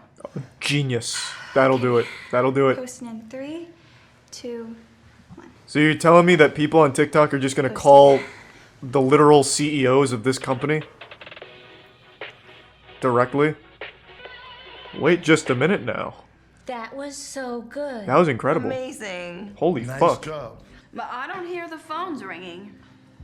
Oh. Well, don't worry. They're asking their parents' permission to use the phone. They're children, Barb. Give them a minute. Sounds like Oh. Oh. It's ringing. It's the Better Business Bureau telling them they're shut down. Thanks for calling Daisy Design Services. How can I help you? A telemarketer. Rats. must be so embarrassing for you. Barb, it's been 5 seconds. It just takes time. It's been 5 Trust seconds, you. Barb. Any more time. Oh. Oh. Hello, Daisy's Designs. How may I help you? I want $15 million worth of Daisy's designs? You want help designing your office? Oh. Yes, absolutely. Elon Musk? Oh my god, yes! No, that was us on Allison's TikTok. Hello, Daisy's Design Services. Ah. How can I help you? Hello? So they can only ever get 6 orders at a time? How efficient. No wonder this company folded. No, there's 6 phones. There are 6 phones. I can count them. We are back in business. What? We are back. No, you have 6 orders. You have 6 orders. Let's not get carried away. Jesus Christ. Your idea? It worked. I mean, phones are ringing off the hook in there. Barb, again, I see why you are a shit marketer. There is 6 customers right now. We have 6. Thank you for saving our company. No, it, Barb? Do you want to record a TikTok? Why? Of course. Why? Why would you say yes to that, Allison? What are you gonna do with her? Give her a sponge bath? Like, what the fuck do you mean? Jesus Christ. Oh, now you become a full shill for Daisy's designs, huh? What is going on in here? So you saved the company and tanked your TikTok career. Where is Barb and what have you done with her? Oh. Barb is not here anymore. Now it's just cringe. What happened to We're posting advertising cringe on Maine. That was good. That was another fucking banger. I mean, I will say though, at least he's not doing the same scripts every time anymore. He's finally started branching out into original stories. Like, this one had action scenes in it. Like, you know. He's on the come up. Pretty soon he'll be directing full-blown, like, Taken movies. Poor student shamed for old clothes. What happens next is shocking. Is that last year's Animal Crossing What? t-shirt? You're wearing last year's Minecraft t-shirt? What do you mean? No one plays Come that on, guys. What? Play Minecraft. Oh, true. So things have been... Here, Gordon. Mom, you fucking... What are you doing in the school right now? Let me know if you need anything else, okay? Jesus Christ. Gordon gets his clothes from the Goodwill. What the fuck? Isn't there poop on those or something? That's so great. Oh my god. Oh my god. Gordon. Goofy Gordon. Anyways, He- check out the new iPad Pro my mom got me. Hey. It's over $1,000. That's fucking nuts. I can't believe people pay that for that. Mine's a little old. It's all my mom could get me, okay? You shouldn't even have a goddamn tablet to begin with. Take my stuff. That's really mean. Give Miss Tablet back. Be quiet. Oh, God. Think about standing up Ah! loser. He's going nuts. Gamer mode. That's what I thought. A Minecraft stan is fighting on Twitter right now, live. Ah! Ah! Fine. Give it back. Oh! Oh! Wow. I can't believe you did that. You're insane. You're nuts. Whatever. It's not like it was worth anything anyway. Pure evil. How am I gonna get a new one? Just like his clothes. Was that Darman laughing at him? Why was that such a deep voice laugh? Is there a 30-year-old in this classroom somewhere laughing at Gordon? You guys want to come over? My mom just got me a PS5. Seriously? Yeah, let's go. Cool, we can play nothing on it. Wow. There's one game for it. Gonna see this. My mom comes and picks me up in her brand new Porsche every single Darman loves Porsche. There she is now. Maybe he's sponsored by Porsche. Good for you. Give me my keys back. Sure, I'll give them back. Go fetch. Why did you do that? Joey, I cannot believe what I just saw. We were just joking, Miss Henry. Well, joking at Gordon's expense is unacceptable, young man. You two, go home. Wait, isn't that his mom? Wait, isn't that Gordon's mom? What? No. We have to go talk to your mom. Please, don't do that. Oh, she's a teacher? Oh, I got that so mixed up. Henry, I am so sorry. Yes, I will have a talk with him. And make Now you're gonna have to get a job. Come on, Mom. It's just Goodwill Gordon. It's not that serious. Not that serious. Gordon, who is that? Just some poor kid everybody makes fun of. He wears old clothes, has a broken Now tablet, she's gonna start and making rides fun of a him. crappy bike home. If you saw him, you'd laugh at him too. She just starts throwing eggs at him. Let me show you how to bully. We're rich. I'll never have to go through any of that. Not anymore. I sold my company to prove a lesson to you. And I gave away my money. Because we from now on, no new clothes, no new iPad, No new Minecraft merch? and you're going to bike home. You can't do that. I just did. That's impossible. Everyone laughs and makes him feel really bad. It's a terrible tablet, to be fair. You deserve to be made fun of. Unbelievable. Blue? Joey's mom doesn't come to pick him up Unbelievable. in her Porsche. He now realizes how much it hurts to get made fun of. That's some shitty ass friends. Later, He has Joey goes 1 week where he doesn't have a lot of money and they fucking hate him. Can you please forgive me? No. Wow. Forgiveness is It means weakness. a lot. Now you can beat his ass. Sure. I forgive you. Gordon. A Minecraft t-shirt? Minecraft merch? I've always wanted one of these. Thank you so Minecraft much. merch? You're welcome. And Oh my God. Do you want to come over and play Roblox? No. What? No. Minecraft. I'd love to, but you're welcome. And your mother is now employed at my mom's company. Should I meet you at your place? What a turnaround, huh? From a shitty iPad to a new iPad. From an Animal Crossing t-shirt to a Minecraft shirt. Holy shit. Spoiled son doesn't want to do chores. Thanks for Prime, Zacharoni. You didn't take out the trash last night. Fortnite? Alex! Shut the fuck up, you old hag! Trash last night. Whatever, Harpy. I'm busy. Later. Pay me first. Oh, good business. You know, I wish someone Wow. would pay me for making breakfast. Why would anyone pay you? That's your job. Mother, you're so silly. You filthy harlot. Why would you get money? Oh my god. You make me laugh sometimes, but you make me sick, so get the fuck away from me, Mom. Just died. Thanks a lot, Mom. Thanks, Mom. You ruined my chances of making it to phase now. I only get paid to take out the trash. If you want me to do that, then you're gonna have to pay me more. This guy knows what he's doing. If you're going to That's do business. something, you can't. Oh, Jesus Christ, you almost killed her.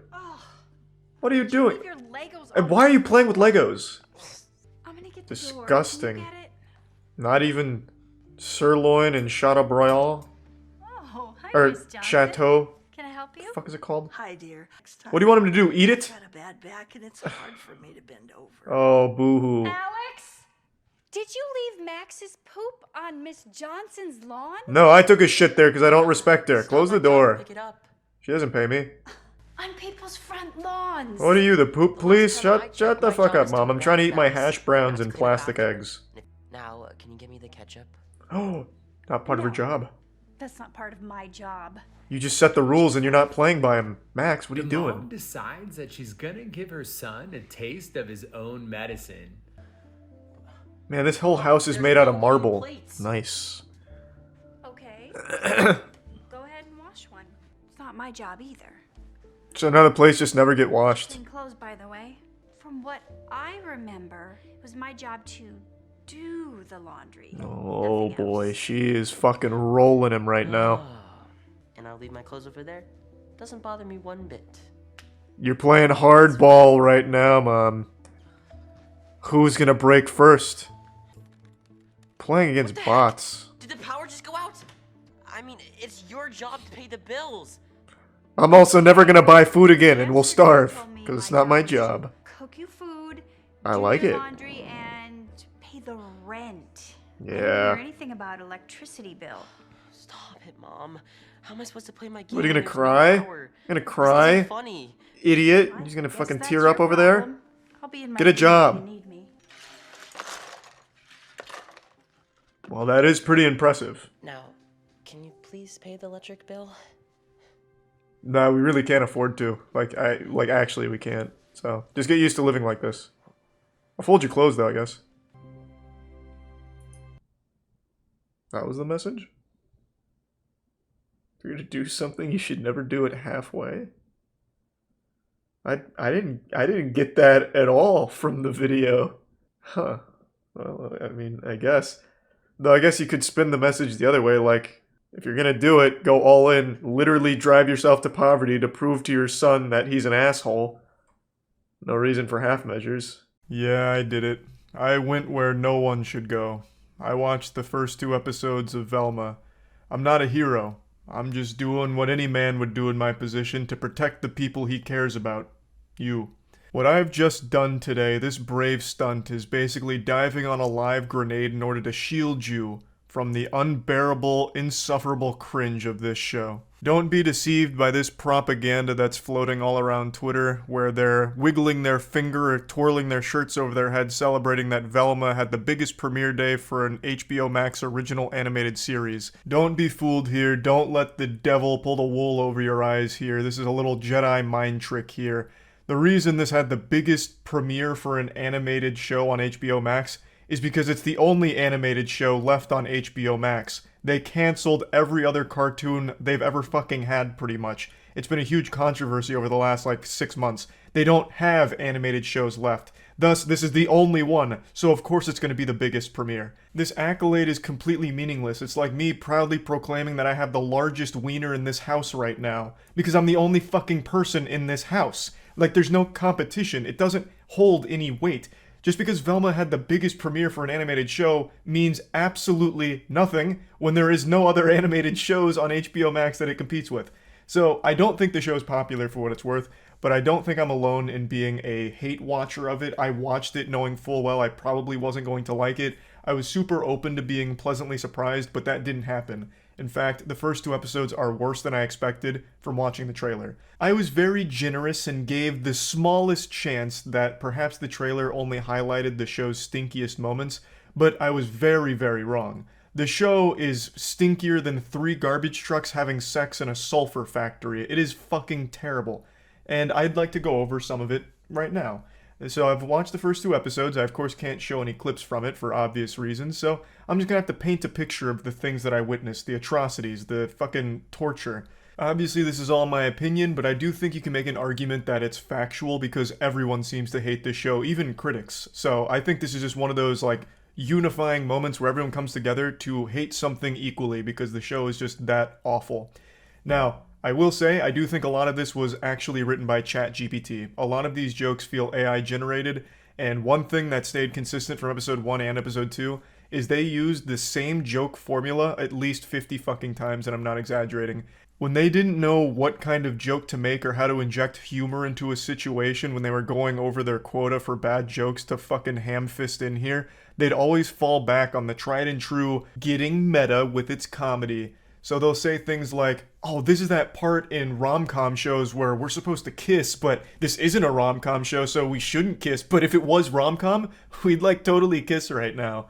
Or in the very first episode, they pulled like a full-blown Big Mouth here where they just have like asses of these high school like 15-year-olds or whatever just all over the place in the showers, and they're talking about like, don't you ever find it weird how in like rom-com shows they really put a lot of gratuitous nudity and sexual references in their first episode, but then it kind of dwindles off and it's not indicative of the rest of the show? That's so weird, right? As their like asses are all over the place, it's supposed to be like really meta, like haha, oh they're in on the joke, haha, yeah, shows do that. It's so fucking tiresome and gets really, really grating. It's not just like a bad joke, but it's a joke that's so bad and used so many times that it just begins to get like frustrating to hear. Which is kind of like an irrational response to hearing a bad joke, and I get that. But like after the 50th fucking time of me hearing them set up that same thing of like, oh, well, this is actually just like in that movie where I'm supposed to solve this mystery, but that movie had a weird ending, so I'm hoping that here that won't happen because, I mean, it's not a movie. It's just, I can't stand it. And they do it so often. Now, setting aside just like that series of bad jokes, every joke in here isn't good. And it's not even close. I don't even think they tried to make good humor here. I don't really know what they tried to accomplish, but it's all over the place. So, first of all, they made Velma the most unlikable character in the show. She's like a genuine douchebag, like a huge asshole. She judges everyone, she's rude to everyone, she insults everyone, she's mean to literally everyone. Norville, who's supposed to be the equivalent of Shaggy in here, like, just confesses to Velma like he has feelings for her, and she laughs in his face, calling him like a fucking comedian loser because she'd never actually have any feelings for him. He's such an unlovable, unlikable loser. It's so humorous that he'd even pretend that he has a chance with her. So she just keeps laughing in his face about how it was such like a side-splitting, gut-busting joke that he has feelings for her because she just looks at him like a brother and nothing else. So it's so laughable that he'd actually feel that way. It's hard to like her in any capacity. She is like the actual embodiment of just the worst character. I don't know what they were thinking. I don't know if they're gonna like try and evolve her to be more likable as the show goes on. It kind of like hints that that's the direction they're going, but that's still a stupid direction to take it. You took the Scooby-Doo IP and borrowed the characters' names, and you didn't even bring Scooby with you, which I actually think is for the best now. After watching the first 2 episodes, I'm glad they took Scooby behind the barn and put him down because he did not deserve this. This is a fate worse than death. So I'm happy he's not here to be absolutely fucking ruined here. But they took the character names, they have Velma here, and they've made her fucking insufferable. Why? It's not a fun character arc to follow this person become less insufferable as she learns to stop being a judgmental piece of shit. But the crazy thing is, I wouldn't even care about the direction they took Velma if they just made her entertaining. Like if she could just make me laugh. But she couldn't. I started sweating from how much I wasn't laughing. Like my body knew this was supposed to be a comedy going into it, but there wasn't any ha-has. Everything out of Velma's mouth is just rude. And almost everything she says is about a person's skin color or like their occupation or what they're going through, like hardships, and shitting on them for it. She is just unlikable, like a character you can never root for in any capacity. It really feels like half the ideas they had for this show are just like the worst ideas you and your friends would have had 15 years ago, like, what if Velma was dealing drugs? Haha. And then it's in the show. Yeah, there's like a whole big arc of her dealing drugs poorly. And then at the end of the second episode, her and Daphne start making out, even though they've just been shitting on each other the entire show so far. But then they start making out. So that's pretty hype, I guess. The whole thing with this show is I really feel like all of it was so lazily thrown together. There's clearly not a whole lot of passion behind it, and it really feels like there's a deep-seated hatred of the Scooby-Doo IP in general here with what they're doing to this thing. It's just bad. But if you are a tiny dick joke enthusiast, man, do I have some good news for you. You're going to get a lot of bang out of your buck from this show, a lot of mileage from that, because there are so many jokes about Fred having a tiny penis, and every time it makes you just slap your knee with a big old smile on your face because it's so good. I'm also being a bit fast and loose with the definition of a joke here because they don't actually make jokes about Fred's small cock. They just say that he has a small cock often. There's not like a joke attached to it. They're just like, oh yeah, and then Fred has a small wiener. And that's it. Like, there's nothing more to it. It becomes like a plot point, like Fred has a small wiener, so he might have killed one of the girls because she might have seen his small penis. And that's the joke. After having watched the available episodes, I once again have to wonder, who is this for? I just can't imagine any audience that would sit down and actually have a hoot and a holler watching this show. It doesn't accomplish anything. It doesn't make you laugh. It isn't enjoyable, doesn't have a good story, doesn't have good writing or characters. There's no characters that you could even possibly like in the show. It's all just so flat, boring, and if it's not just boring, it's just infuriating to watch because it just keeps repeating the same fucking shit over and over again throughout 2 episodes. Like, I don't understand how they thought that was a good idea. Even if you go into this a huge fan of that style of writing where it's like, well, this is the part in rom-coms where this happens. Oh, this reminds me of that rom-com where that happened. Even if you love that style of writing, they do it so much in here that by the end of it, I have to imagine you're going to hate it. It's just not good at all. So early moist meter is looking like a 10% here, but we'll see how the rest of the series goes. That's about it. See ya.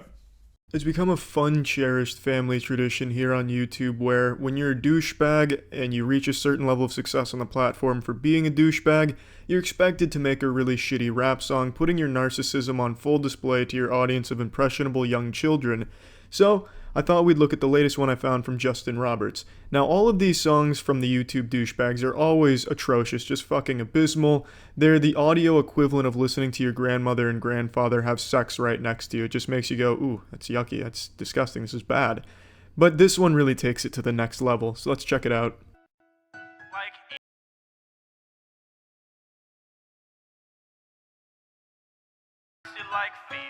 It's a lot to take in right there. It's some real deep lyrics. Thank you, Robert Frost. So, let's break it down. He starts with, like E.T., selling out arenas just to see me.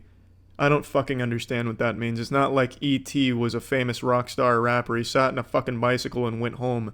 I don't really remember E.T. all that well clearly, but I think that's the synopsis in a nutshell.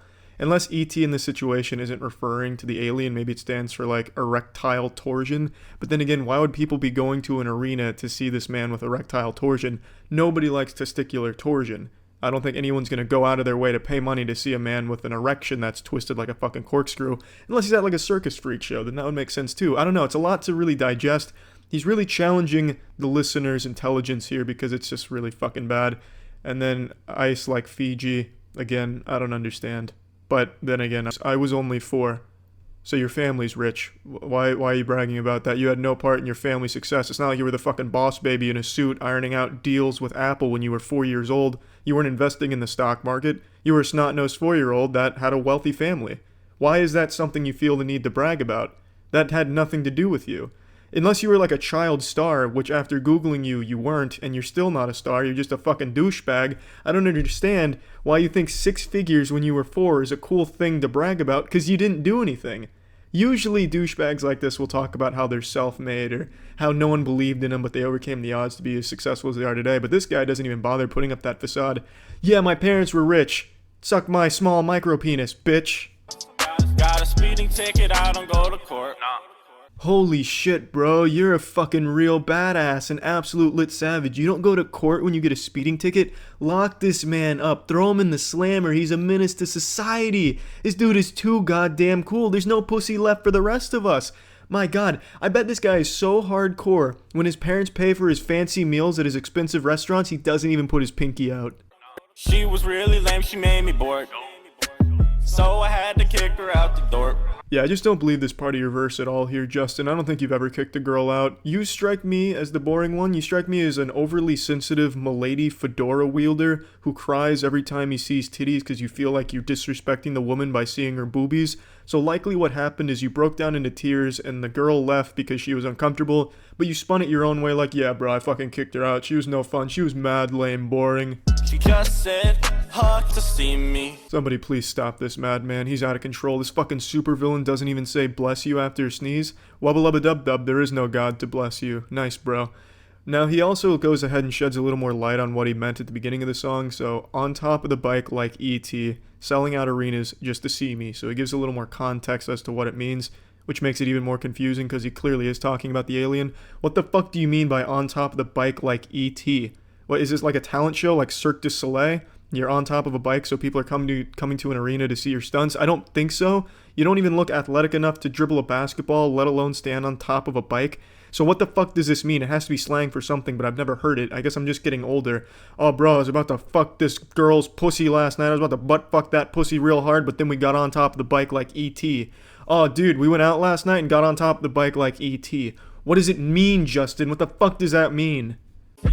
She said life. And they say chivalry is dead. This girl's confiding in him that she believes life isn't fair, so to that, Justin, like a true gentleman, says, well, fuck you, look how cool I am. Your face isn't in Times Square, by the way, Justin. The only way your face would ever be in Times Square is if it was on wanted posters for pirating too much hentai. There. Oopsies, I just crashed the boat. So many chains I might choke. Why'd you crash the boat? Are you just a shitty driver? I'm not even old enough to vote. Making history, you should take a note. Oh, okay, alright, I'll take some notes on how to make history. Okay, so from the Justin Roberts playbook, step 1, be born into a very wealthy family, okay, and then brag about it. Alright, thank you, Justin. This seems like it'll work out well. So basically, just try and be reborn again, but this time, be born into a wealthy family. It's that fucking easy. Oh, shit. I messed up my notes. I just wrote, you're a douchebag. Your grandfather's not the Pope. Is this just your style of comedy, I guess, if that's what the children want to call it? Oh, my girlfriend wanted to elope, so I asked my grandma, how wacky is that? She said no. So I asked my grandfather, he said yes, he's the Pope. I don't like this, man. I just don't like this at all. This is really shitty.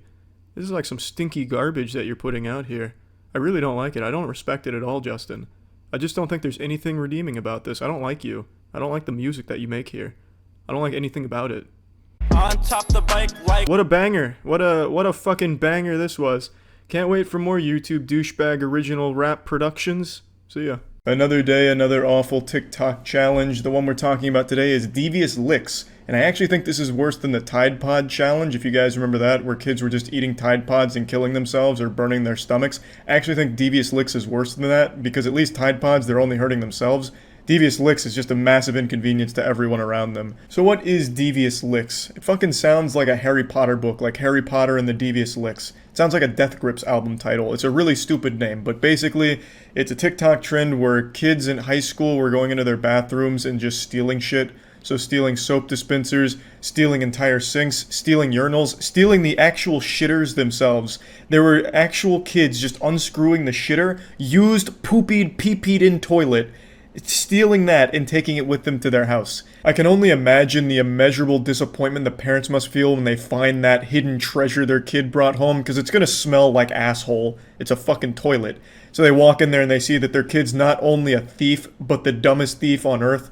They stole a useless biological hazard. You can't even sell the toilet. Like, there's nothing you can do with it except just throw it away. Now, Devious Licks wasn't limited to just stealing. No. It was much more elaborate than that, because if you couldn't steal something from your bathroom, you just destroy everything. You go full caveman brain and just break everything and call it a Devious Lick. So that's basically the trend.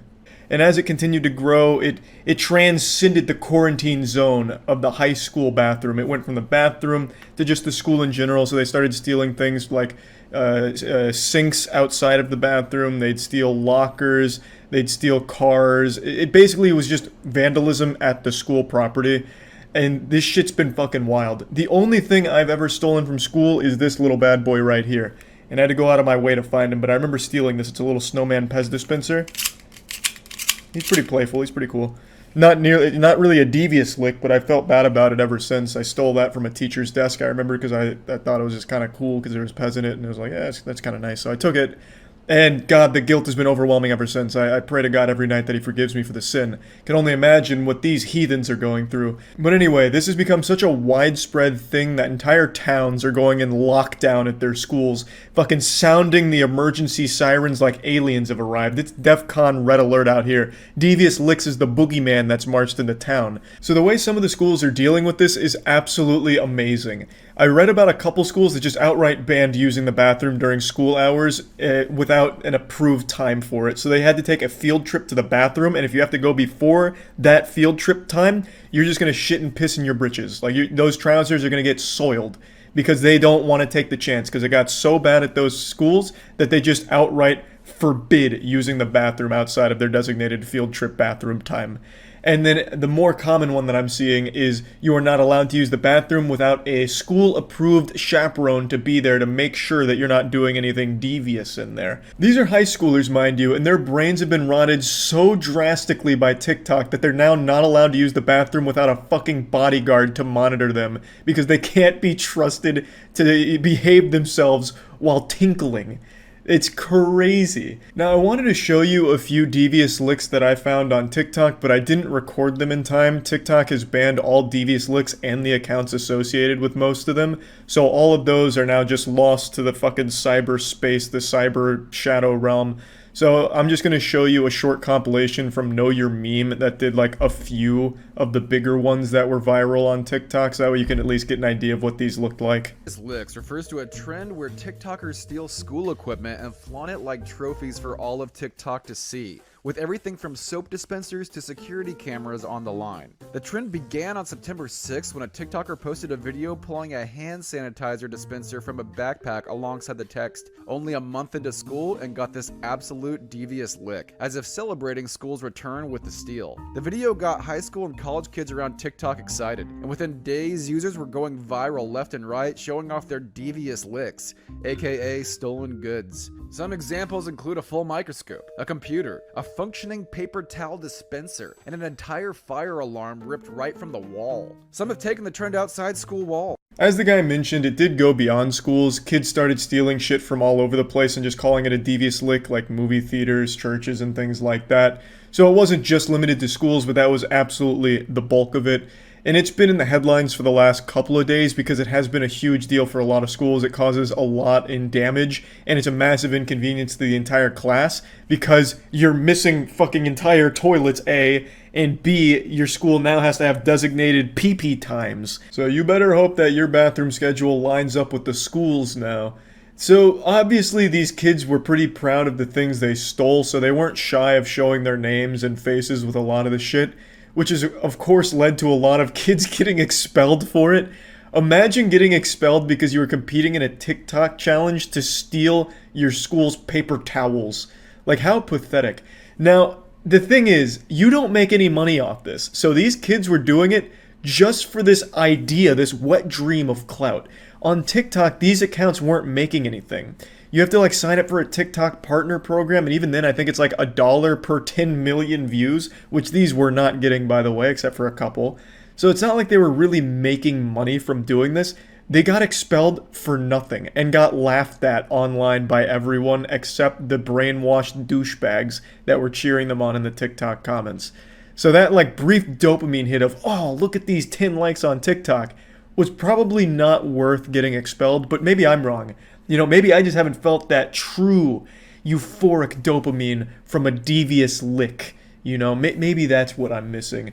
But yeah, a lot of these students have been expelled. They've been identified and publicly shamed in a lot of cases. So yeah, pretty rough, but they did it to themselves. It's a stupid fucking trend. It's really dumb. Somehow the bar keeps getting lower and lower for TikTok. Like, the second you think they hit rock bottom with the worst content ever, they find a way to break through that plateau and find something even more stupid and fucking awful. But yeah, I imagine now that TikTok has banned devious licks, it's going to die right then and there, because obviously they were only doing this for attention online, and since they won't be able to get that fixed, they won't bother. Or maybe I'm wrong. Maybe they were stealing from the bathroom just for the love of the sport. They just fucking loved collecting used urinals, you know? Like, hey, Charlie, don't you ever fucking say that again. I don't care about the TikTok clout. I stole this urinal because I fucking love to drink out of it. It's a great goblet. This is my new chalice. You know, I guess it's possible. I mean, I'm sure there's people out there that love that shit. But yeah, I guess we'll see. Maybe a month from now, every bathroom near a high school will just be completely ransacked and dilapidated, and written in blood on the wall it'll say devious licks.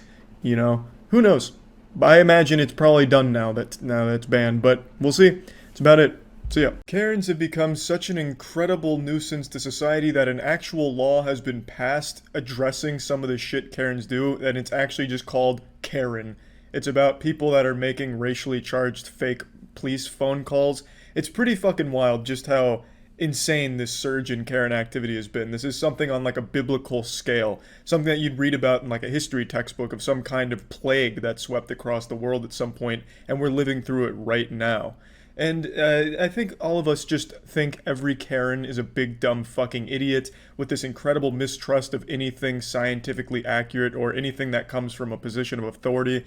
Like if scientists came out tomorrow and said, hey, just want to remind everyone the air is safe to breathe and good for you, these Karens and Facebook anti-vax moms would then start questioning whether or not it's safe to breathe air. Like, oh fuck, they must have poisoned the air. Oh my god, I knew it all along. Oxygen is the devil. Wake up, you sheep, this is the truth. We need to start trying to live underwater. And then they'd all like drown themselves in their own fucking bathtub or something to escape the evil oxygen that the government has, you know, put out into the world or some shit. It's just been absolutely wild stuff.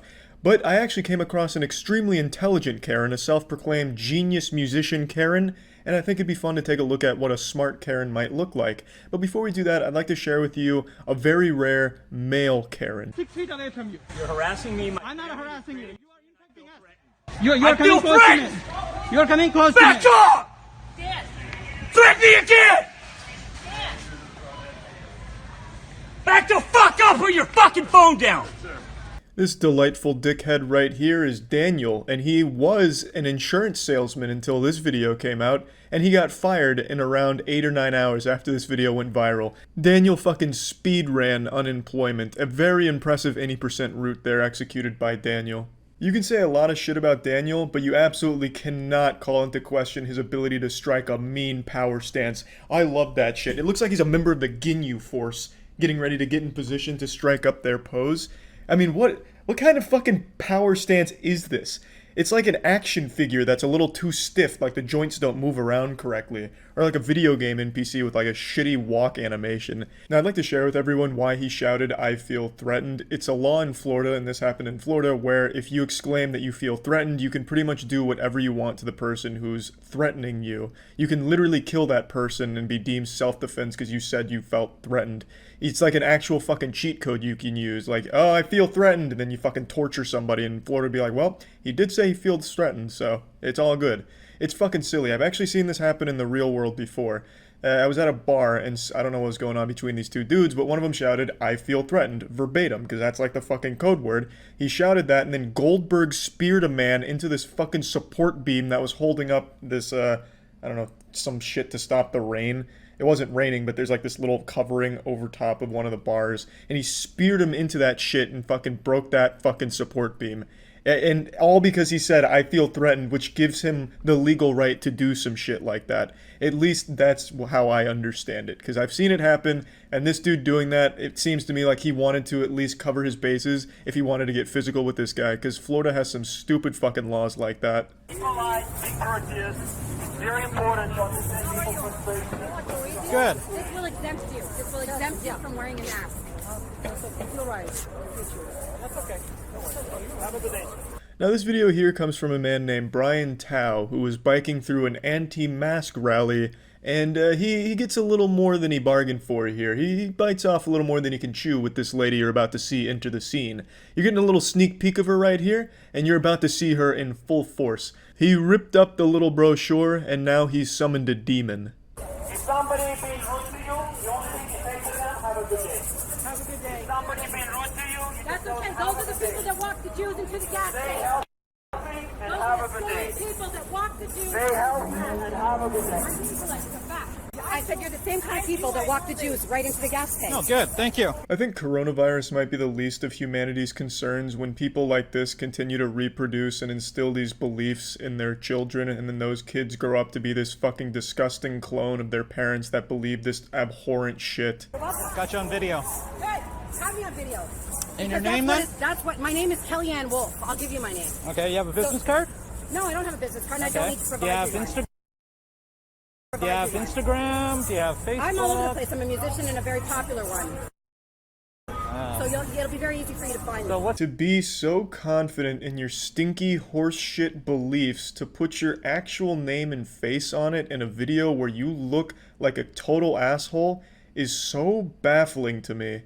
But she really wanted her name out there, so I decided to look into it. She claimed she's a very popular musician, and it'd be easy to find her, and it was easy to find her because there's a lot of people that are making fun of her. Her Facebook page has 50 likes on it. Her YouTube channel had 15 subs, but when I went back an hour or two ago, it was up to 40 subs, so she's a musician on the rise. I have no doubt she'll be charting in Billboard pretty soon here with some of the bangers that she's produced. Let's go ahead and take a listen to one, and maybe she could be the next Ariana Grande or the next Taylor Swift. She could be a huge star in the making.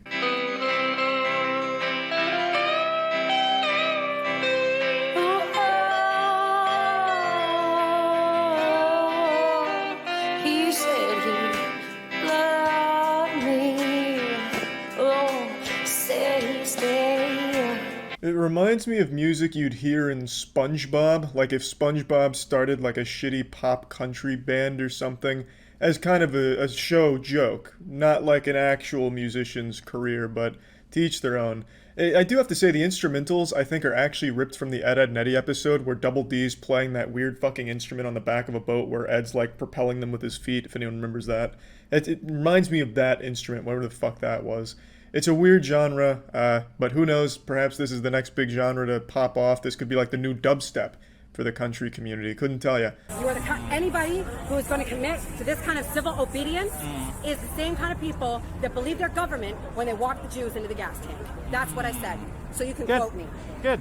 I will never not be amazed at the people that are claiming this civil obedience is some kind of disease and we're all just puppets of the government, when every single one of them practices the same civil obedience, but it doesn't apply to them. This lady is, by definition, conforming to what the government says she has to do, which is wearing clothes in public. Whether or not it's a choice she makes on her own doesn't matter. The government is telling her to do it and she's complying. But for some reason, asking people to wear a mask during a fucking pandemic is a little too far for these goddamn idiots that think putting something over your mouth instantly kills you, suffocates you, smothers you. It's just unbelievable to me how dumb people are these days. People only have an issue when something is new. If it's something that's been around since they were young, they don't care, even though it's the exact same fucking thing. You have to wear clothes in public. They don't get upset about that. I don't see a lot of these anti-maskers going around naked delivering their message about why you shouldn't listen to the government. Why is that? Why is it only the mask that you take an issue with when it's encouraged to wear one for the safety of everybody else? No one claims a mask is 100% effective, but it is proven to at least help. Why wouldn't you want to mitigate some of the risk? Well, it's because these fucking people have this insane desire to be unique, special, and smart when they're the dumbest fucking people in the world who are just clones of each other, just actual NPCs repeating the same goddamn script. They're the actual sheep. They just follow blindly whatever they see online, and they can't recognize the hypocrisy of criticizing people for following the government's instructions when they literally live their entire lives following the government's instructions. They just follow older rules instead of some newer ones that are encouraged. By the way, I've got 13 degrees in psychology, I'm a member of Mensa, and I have a master's in political science. 13 degrees in psychology. This woman is collecting psychology degrees like Pokemon cards out here. Is there even 13 branches of psychology? Like shit. She must really have some degrees in some obscure ones like fucking video game addiction psychology. The psychology behind wanting to touch your wiener more than 2 times a day, like some real specific ones. And then a fucking member of Mensa. You know how you can immediately know someone's not in any way associated with Mensa? Is when they're telling you that they're associated with Mensa. How much did you pay for those degrees? It's like this to me. Yeah, that's fine. The guys, they'll never be as smart as What's you. that? Do you really believe that helps you? Oh yeah, it does. Wearing that shows how much intelligence you actually have. Because it doesn't okay. Super soccer moms write about one thing. Wearing a mask does demonstrate just how much intelligence you have. It shows you have at least a very basic level of intelligence, like the most basic common sense level of intelligence possible. You can identify everyone who's a fucking idiot in public by whether or not they're wearing a mask. If they're not wearing a mask, they're pretty fucking dumb. If they are, well, they're at least kind of in the right ballpark when it comes to just basic understanding of the most general concepts. Okay, I asked someone else here. Come here. I want to ask you something. So, there are 2 things here. 2010. What's that? This is a pandemic from 2010. Okay, so why don't you think the masks work? Why don't you think the masks work? They don't work. But why? Why? They medically don't work. Why? You cannot keep you from getting a virus. It's actually like arguing with children. Well, why doesn't it work? Well, because it doesn't. No, but why doesn't it work? Well, because it medically doesn't. Yeah, but why? It doesn't. It's so fucking infuriating. I don't know how Brian can even keep his cool with that kind of conversation happening. So you don't believe this mask will stop a virus particle? No, I'll tell you why. A virus is 1,000 times smaller than a bacteria. A virus will not stop a virus. Okay, so you also believe, all these top doctors, but you also believe that it stops an an oxygen molecule? Then you can take away your attitude, and I'll have to. I don't have an attitude. I'm just asking you. You're trying to ridicule me from the get-go. So Brian makes a point to try and tell these people that their argument is a load of bullshit.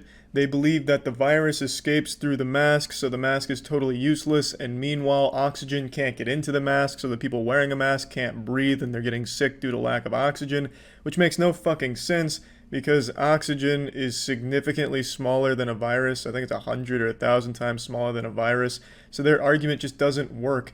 If the virus is getting through the mask, it'd be impossible for oxygen not to get into the mask considering it's so much smaller, and the fact that the virus is so much larger than oxygen means the mask at least helps the virus not get out. I don't even know why he bothers fucking trying to explain it to these people. I don't even know why I'm going into detail because it's fucking common sense really. But it's not that these people don't believe it. It's that they don't want to believe it, so they've convinced themselves the science is all wrong, and the science is only right when it's applied on Facebook. It's just a matter of people refusing to accept the truth because they want to believe something else. Yes, so you probably, I don't think you understand. If this is what a 195 IQ looks like, then there must be something really fucking wrong with the tests that are administered. But anyway, we've at least seen what it looks like when a Karen has a genius level intellect. In fact, one of the highest recorded intellects of all time. 195 is no joke, and we can really see it in full display here. Just really all the neurons firing there, all kinds of incredible arguments and whatever. And yeah, that's about it. So yeah. Chew it, Charlie. That's immediately hot. Chew it. I can't get boners and I'm still balding. Cutting my tongue. What's that movie with Nicolas Cage where he's all fucking ice cream? That felt so fucking good. I'm drooling harder than Kevin Spacey on Boy Scouts of America. Sad yeah, baby. Sad woo. We finally found an excuse to do the little nitro. Today's a big celebration. The channel hit 10 million subs and we have to do something for it. This feels right, honestly. This does. I'm excited. So we're gonna eat 3 of them. Yeah. Cut in half. Well, yeah, we need to make sure we savor the experience. Right, of course. These are hard. Now, we've done Psycho Serum before, but this is almost double. Psycho Serum was 6 million Scoville. This is what? 9 million Scoville? Yeah, 9 million. Yeah, so this gummy bear is packing some fucking meat. 9 million Scoville, and it means that it's 900 times hotter than a jalapeno, which usually already almost hospitalized me. Yeah, you hate jalapenos. I really do hate jalapenos. I thought this was going to be a lot easier to cut. Really, just get in there, man. They should have it perforated, They like should, on like the so SATs. you can just rip it. Yeah. All right, you want to cheers? I'm scared. I don't feel Here fear. you go. Cheers, Charlie. Can you make lightning shoot out like Yeah, Palpatine like or like He-Man? How many All right, yeah, you Scovilles guys- is this? It's 9 million Scovilles, All right, Charlie. now, What the fuck now that does we're that rolling, even mean? It's Can you say rough. that? I'm It's gonna like do a magma. real. All right, cheers, everyone. Wait, do we 9 chew million it? Do we Scovilles? chew it and shit? Yeah, No. chew it. Chew All right, it. Go So ahead. fucking scared. This is gonna suck so hard. Holy fuck. Chew it, Charlie. That's immediately hot. That's Chew it. Oh, I got through it. That's bad. Alright, I'm gonna spit out pretty soon. I think you can spit. You're good. Ow, ow. Yeah. Don't swallow it! That was harder. Don't swallow it. Fucking beating Dark Souls 3 with my dick.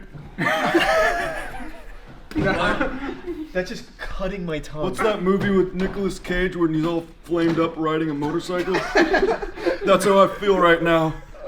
But there's also that Wicker Man scene where I'm getting stung by bees in my fucking mouth. Oh, that's just like a cutting pain. That's just like That's a pain. tough one. You still chewing it? Yeah. What the fuck, Charlie? Real Charlie is handling this very well. This is not as bad as Psycho Serum. It's not as bad. It's not even close close to Psycho Serum, but it hurts my tongue. That was a really bad. letdown.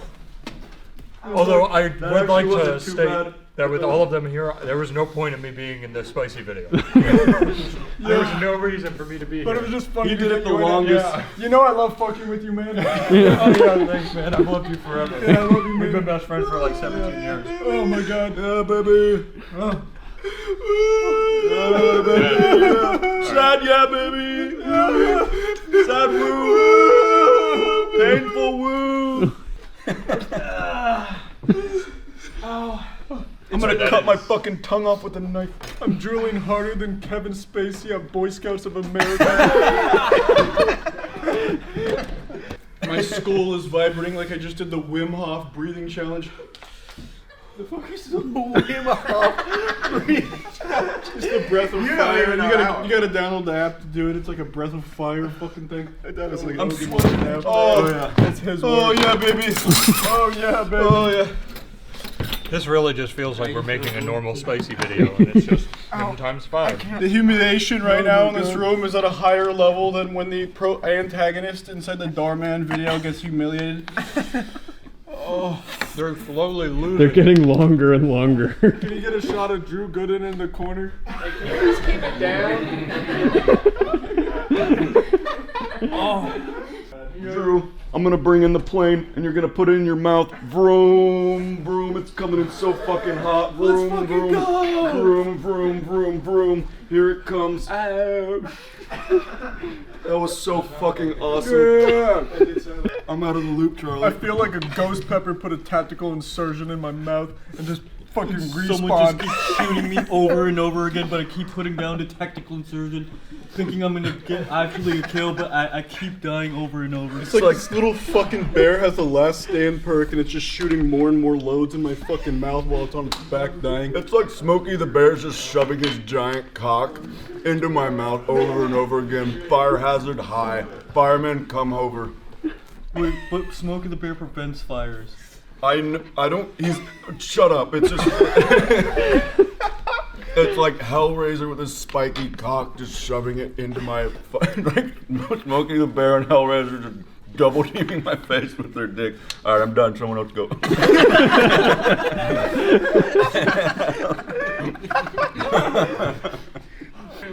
Did anyone swallow? We've really changed the style of hot content. Yeah, that's good they're here because I can't speak. Does any of the Charlies need a kiss because it's so hot and spicy?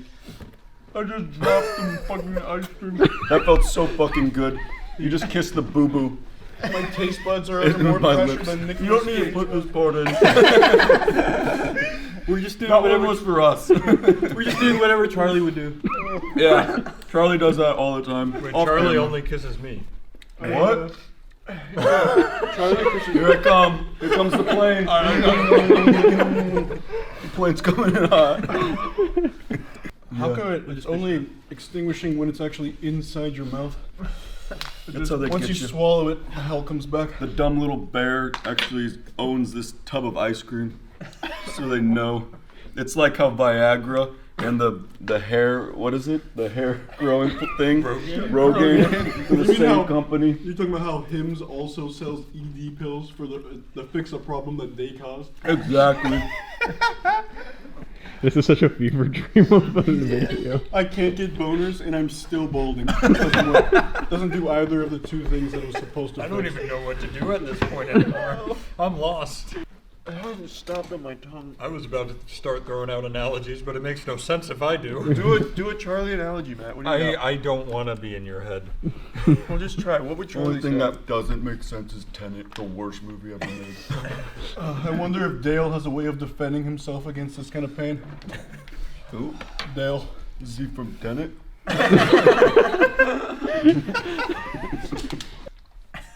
Good ice cream. I feel like my tongue is PewDiePie, and this little nitro is like the Huffington Post during 2018.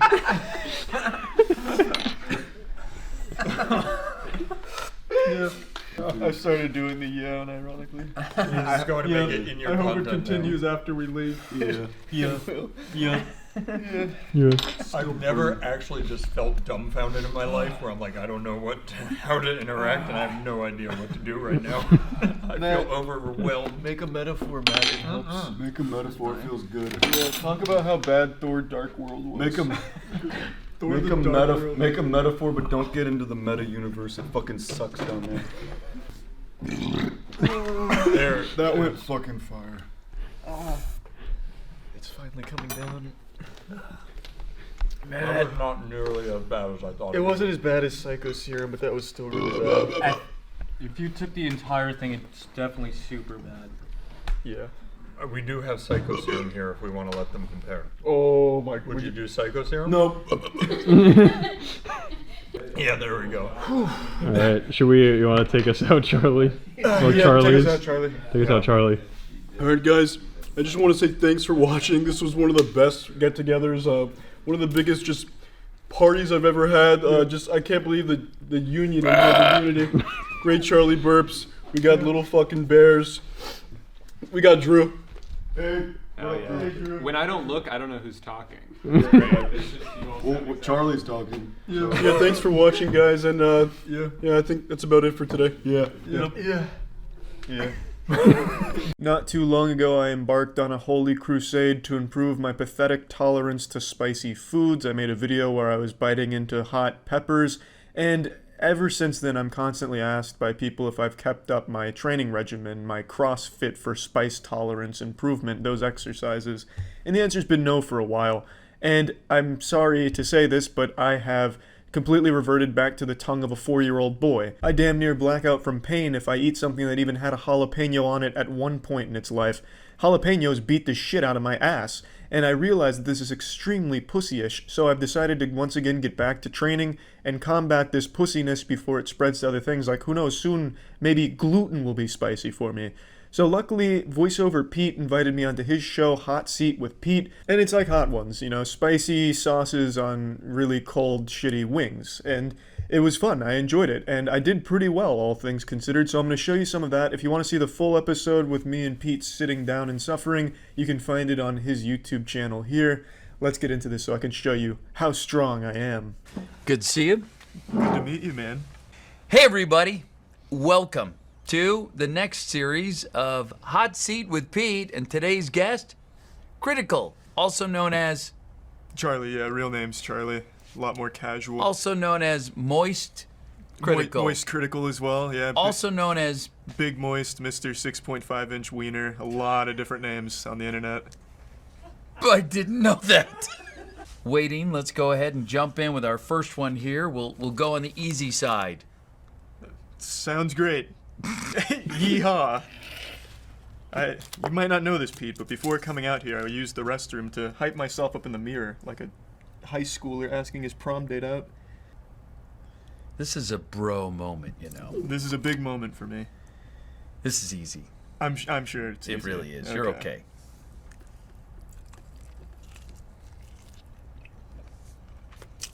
It's got a little zing. For me, it's pretty fucking hot. I'm not gonna lie to you, Pete. Jesus. Got a little zing there, but you're okay. I'll be fine. Water, we can pour half and half. Nope. And when you want a main line, So I'm curious, we all have different origin stories. YouTube, Twitch, so you presumably got started on YouTube. When did you get started? How many years ago? 2006. Kind of before then. I used to I used to blatantly rip and re-upload other people's content on a... They still do that today. Oh yeah, it's a timeless passion. I used to take popular videos from a site called That Video Site, which was softcore porn and like shock things, and I'd take that and I'd upload it onto my channel called Football Playa 420, or some numbers, I think it was 420, and I'd re-upload them there until I got banned. But that's how I got my start. I could tell from an early beginning you had destiny of greatness ahead of you. Oh yeah, that or prison for sure. I'm ready. All right, this is not bad. That's what everyone said about that one, but no, that yeah. That one's a lot easier than the first one for sure. Oh, that's easy. Now I've got momentum on my side. There you go. So, okay, there you are. You've been doing YouTube, obviously, for way longer. You could teach this stuff. What would you say are some, for people out there that want to get into YouTube, what kind of advice would you give to them? If you go into, and it's not just YouTube, but any type of like internet content creation, if you go in there with like an agenda or like a goal, like I want this many views, this many subscribers, I'm gonna get this by this or else, you're not gonna get very far, you're not gonna have fun. The main takeaway from doing internet stuff is to always make sure you're enjoying the ride, because everything else boils down to luck. You can make the best content in the world, but if the algorithm doesn't pick it up, or maybe no one's searching for the term, no one's gonna see it. So as long as you're having fun, it's rewarding in and of itself. It's fine. You're okay. I have no doubt. See the way it pours right out? You're good. Go slow. Go slow, dude. That's not bad, actually. That's what they all say. It's pretty bad for me. Well, about a year ago, I wanted to prep myself to have a better spice tolerance, so I bought like a bunch of peppers at Publix, like jalapenos, poblanos, habaneros, and stuff like that, to try and like get my body adjusted to it. You know, like Muay Thai fighters when they're fucking kicking down banana trees, sawing them in half with their kicks, strengthening their bones. I tried to do that with spices, but I let go of the regimen, and now I've really fallen behind, Pete. I'm real behind, Pete. This is rough. I hate spicy food. I hate it. I'm embarrassed by my lack of spice tolerance. It's like a toddler. Yeah. Well, at least we're in the same baby pen. Not even close. You're not even tearing up, Pete. You don't try and relate to me down here. Good Lord. We're going to get up to ghost pepper level, and then I think we'll both be crying like babies. That'll be fun. So you segue into Twitch. So how would you describe your experience as a Twitch streamer? And what is your Twitch channel? That's Moist Critikal on Twitch. Purely functional. God damn, Pete. I'm good. I can make it. I love getting backseat gamed by like these 12-year-old boys that are yelling at me to play the game how they want to play it. That's always good, but playing the new games Do you fillet them on? It depends. Do you shred them on screen? I gauge it on their name. If I'm getting backseat gamed by a guy that's like cool guy master, I know it's probably like a 9-year-old, and I'm not exactly going there with a belt like his dad, you know. Okay, something. His name's not Penguinz or anything. Yeah. If it's a name that I think he's probably an older man with a stronger chin, maybe I'll lay into it a little bit for being a bit of an asshole, but overall I'll just let it stay. Oh, should we move on? Yeah. I knew you couldn't These wait. bottles, I already know. This is the shit that's really spicy. Oh. Whenever I see these, I know it's rough. And I thought this would be easier over here, but it wasn't. Okay, we're fine, dude. Feeling good. I'm fine. I thought it was gonna be enough. Poured right out. I thought it would be enough. This was like molasses. This is like water. But I'm sure it's gonna taste just like water. I'm fine. Okay.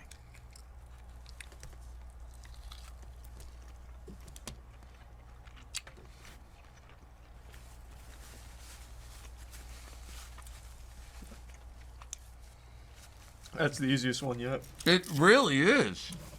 Oh, there we go. Nice little respite. I'm feeling good now, Pete. That was like a palate cleanser. Shoot. Seems like Jesse's got you rattled, though. Maintenance. Like, yesterday I was hitting my friends with fleshlights, rubber vaginas, and that didn't even get demonetized. A what light? Fleshlight. They're rubber vaginas. Stop there. Yeah.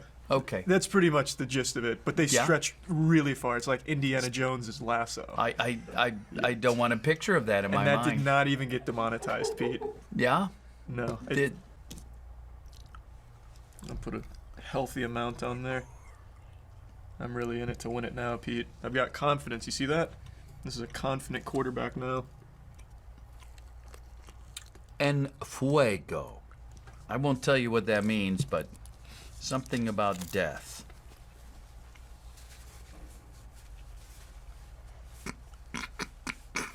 It's not bad, Pete. The chicken's worse than the sauce. Oh my God, Pete. Oh, I'll do the milk. Take the milk. Oh my God, Pete. What the fuck?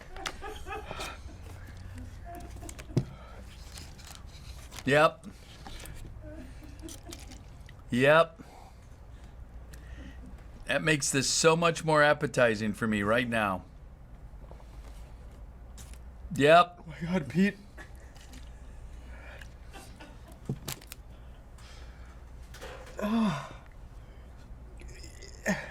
But I'm stalling as long as I can. Oh my God, Pete.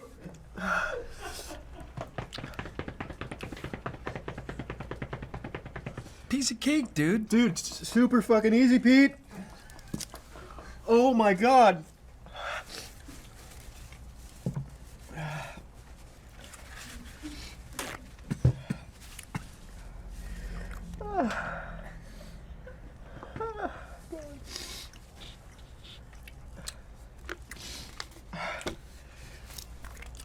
I find I don't need to use my my vocal cords anyway, so it's okay. Jesus, Pete. Oh God, Pete.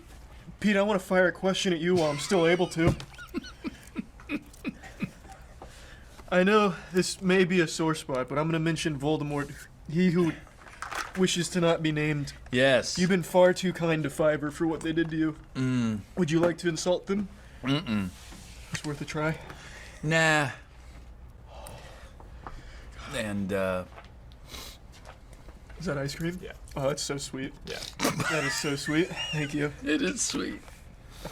I thought this was the ice cream. It's a plastic top. It's a piece of cardboard. Yeah.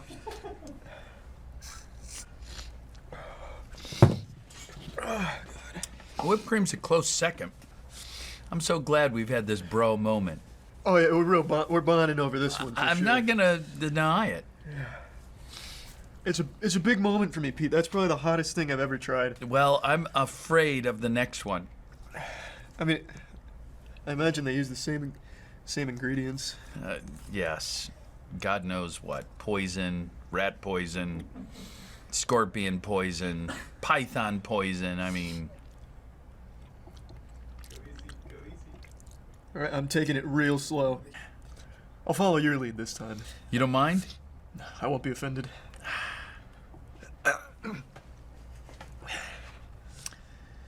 I don't care what Rice Gummy Bear says. You're a great guy in my book. Pete, you're a great guy. Okay.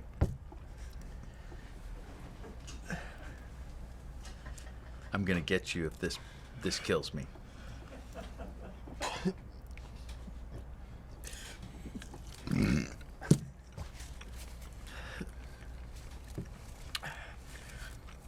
How's it feel on the old gullet?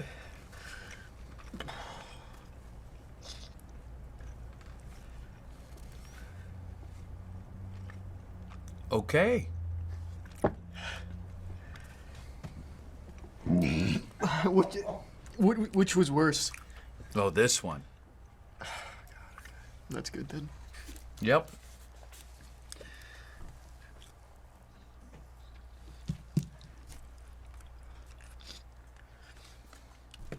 You're not wrong. That's easy. That's super easy. God damn. I'm not gonna lie to you. Now I feel good again. Yeah. That's like That's the order. I don't feel great, but it's not as bad. It's not as bad.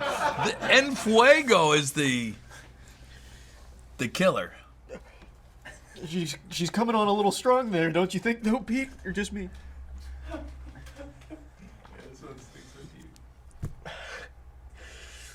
You're not feeling anything? Well, not like you. God damn. What about you? Any big 2020 plans? Any big? For me, besides presidency, of course. Yes. Well. Oh my God. Everybody seems to enjoy jumping in the race. Maybe I got a shot. I don't know. But no, this year I want to continue to grow the Twitch channel. It's been so much fun to get on there, to be with other... I'm sorry, Pete. I'm a weak man in your dojo of masculinity. Oh my God. You really lied to me, though. You know that? I did not Your troll Instagram you. message, Charlie. You're gonna look so good in comparison to me breaking down.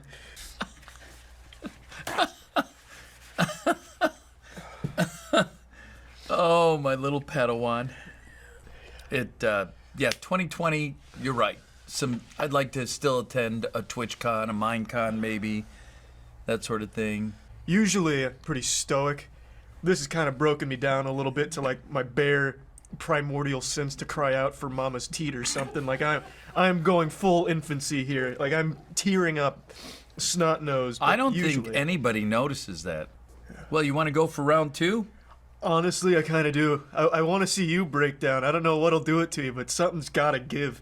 Maybe like a Frankenstein's creation of every sauce on one wing or something. Gosh, would that be god-awful? I mean, I'm up for it if you are. I can handle I'd it. have to cast out demons for a long time, but no, thankfully we're done. Whew! What a pity. Yeah, it's a shame. Should be continued is what I'm hearing. It sounds about right. Yeah. Well, I do want to thank you sincerely for being here, having some fun today. Thanks for letting me come on and embarrass myself, man. Well, it's not just anybody I'd ask to do that. Thank you, Pete. And now I also know that you're a strong man to be able to handle the El Fuego and such. You know, there's always got to be an alpha in that pack. Oh, absolutely. Yeah, you've definitely submitted your position on that here. No doubt. Yeah. All right. Do you want to go ahead and share anything with your friends and fans? Oh, thanks for watching. I wasn't kidding. I suck at spices, yeah, for sure. But I'm getting better. I'll pick up my training again one day. Probably won't be soon. Like, I don't like doing this, but it's worth it to get stronger in the end. Like an anime character powering up to his like max level and shit like that. I'll get there soon. Iguana Man's not gonna do anything to me. I promise. Won't even make me sweat. Yeah, that's about it. It's kind of like a wrestling promo to like hot sauces out there. Let them know I'm coming for them. Favorite game, such a classic. Yeah, this has been out for a little while. I haven't played it yet, so I'll probably do like normal playthrough, then start looking at the speed runs. The speedrun for this game, from what I've seen, doesn't look all that cool, but I feel like I could probably get the record, so I'm going to at least try. The record's like 3 minutes 40 seconds, I think, so we'll see if I can beat it. Who currently has the world record? I don't know. I only looked it up briefly. There's only one category. There's no like glitches in the game. It's just you play through the short game and it's like fast. I haven't found anything with glitches. So we're just gonna try and do it faster, I guess. SpongeGlock SquarePants, I imagine, takes place in the same universe as Mr. Krabs overdoses on ketamine and dies.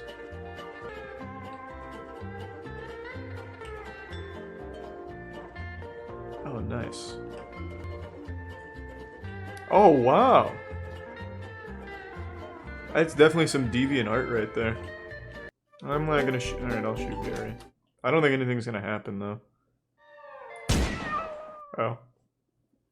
That's an immediate game over, I guess. Is this like a speedrun route then? Like, execute Gary %? Because, I mean, that does end it. Let's see. I'll get the world record here. Alright, time. Already got a record.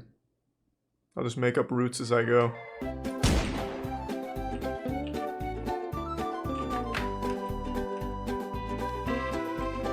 Oh god, he's gonna kill himself. That's huge.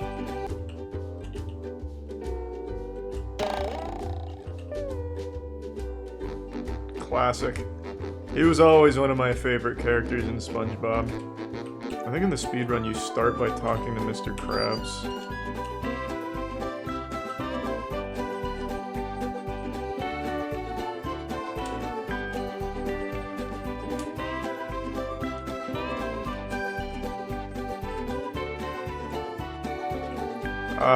Right into ketamine. Beautiful. Just let him kill himself. Well, I mean, I guess that's fine. Oh. Why the fuck did we kill? Whatever. I feel bad. Rest in peace, Patrick. What am I supposed to... I didn't see the objective.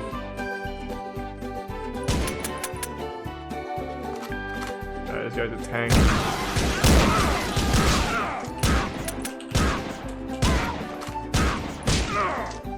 pretty sure in the speedrun you're supposed to kill all of them. Could be wrong. Damn, this guy's getting a fucking crazy wedgie now. I'm a little disappointed he didn't program ass cheeks or anything on him. That's the attention to detail that you need to have for a AAA title. Like in Resident Evil 8, there's full, like, labia on some of the characters. Nothing from Bubble Buddy. What the fuck am I supposed to do? I have to kill Sandy?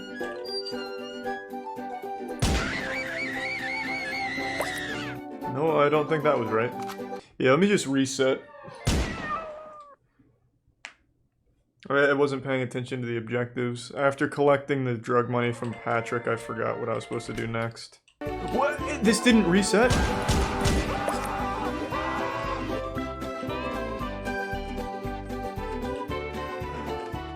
What am I supposed to do?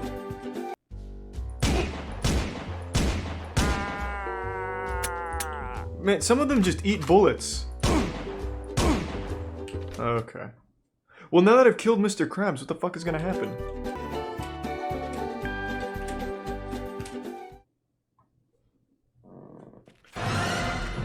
Thanks, your mom.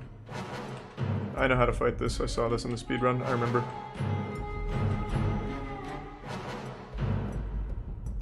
No different than the Mario 64 Bowser fight.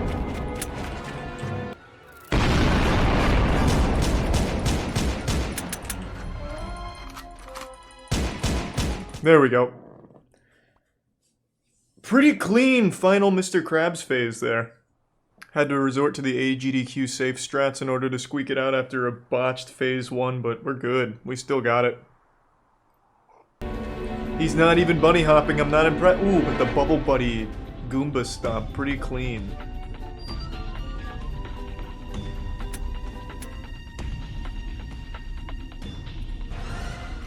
Wait, how did that happen?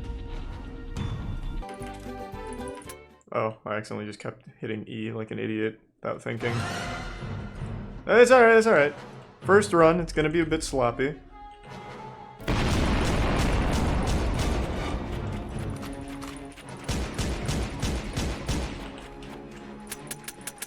What? Didn't I reload? God damn it! It was a bad run. Run was dead when I accidentally kept starting the dialogue over with Mr. Krabs. That is a PB though. That was like a what? 125 or something? Something I fucking forgot. I think I'm getting it.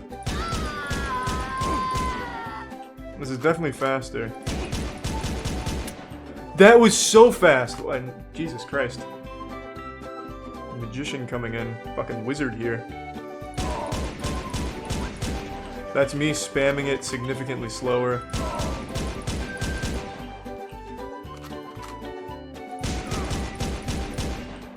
Oh, the speed on that one!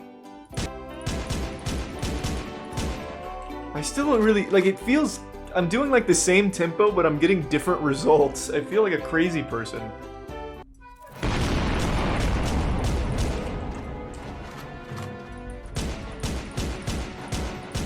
Okay, now all of a sudden I can't shoot very fast. Very good. Reload!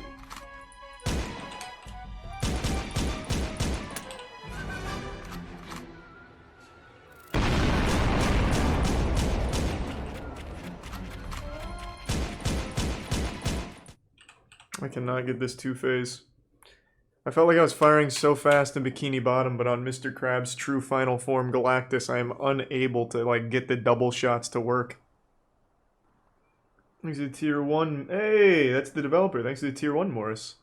Thanks to the resub, Alan. Can you patch the game and just add a machine gun or something so I don't have to worry about timing these shots? How does SpongeGlock compare to Mr. Krabs' overdoses on ketamine? They're cousins. I wouldn't say they're like super closely related, but okay. Just immediately restart. I don't know why I couldn't move forward. But they definitely take part in the same universe, which is good.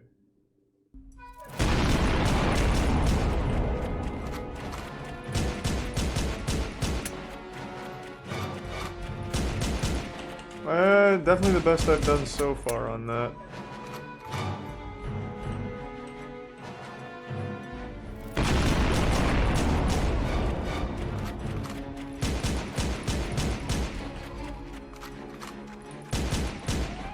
Pretty close, pretty close. Okay, hold on a minute. We're starting to figure it out. My third eye is slowly opening. Pretty fast, actually. And then using the same tempo! Oh! Oh my god.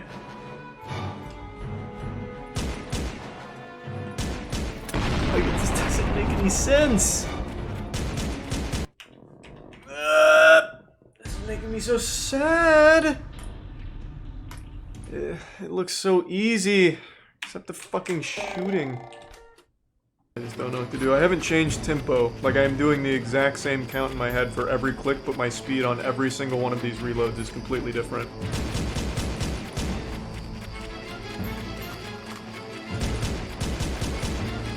Sometimes there's gaps, sometimes there's not. Like, I just don't understand. It doesn't make any sense. It's always different. I don't know. I guess you just really understood the timing a lot better than I do. I don't know. I just don't know how to consistently get it. Sometimes I'll get the full auto right, sometimes I won't, but I feel like I'm always using the same clicking pattern when I get it and when I don't. See, like that right there is the exact same pattern I've been using this whole time. I will get a quick world record though. My own special category. I started the timer very early. Oh, it was bad. That never last. Oops. One run it back. Gary murder percent. I started it a little early and ended a little late. I think that was a 1-2. I'm pretty sure I got a 1-2 there. That should be world record. Considering I just made it up, so that should be fine. I think 1-2 will stand. If you've been on Twitter within the last 12 hours, you've already heard the massive news. LeafyIsHere is banned from YouTube. If Jesus Christ resurrected today, that would only be a side story, second place behind LeafyIsHere's termination. The response to the news has been split. There's a lot of people celebrating it as if their favorite football team just won the Super Bowl, and then there's people absolutely in fucking ruins, burning down their local high schools, refusing to eat, hunger strikes. I'm sure someone's gonna set themselves on fire like that monk a long time ago in protest. Shit has been absolutely wild. So let's peel apart these ass cheeks here and really dive in. So, in a nutshell, he was banned for bullying and targeted harassment. I think that's what they got him with. I think that's what they slapped him around with. I'm not entirely sure, but from everything I've read, that's what the charges against him were in the court of YouTube. So first of all, I don't think any content creators should be celebrating Leafy's channel termination. Even if you absolutely hate Leafy, hate everything about him, have wet dreams where he's being sent away to jail for life in an isolation chamber, you still shouldn't be happy that he got banned this way, because to my understanding, he had 0 strikes on his count before it was completely just fucking eradicated from existence. And if it can happen to a 5 million subscriber channel, it can happen to any channel. Happened overnight, like the fucking Tooth Fairy came in out of nowhere and just snatched his soul, his YouTube soul away, and had no priors. That should be scary to anyone that makes content on the internet, I would say. But I do disagree that this sets a precedent. I would argue this precedent got set a year ago, with GoKanaru's video on H3H3 getting taken down for the same reason Leafy just lost his channel, targeted harassment, bullying, threats. And then it happened again with Ian's Content Cop on Leafy, targeted harassment, bullying, threats, taken down. Neither of those got reinstated.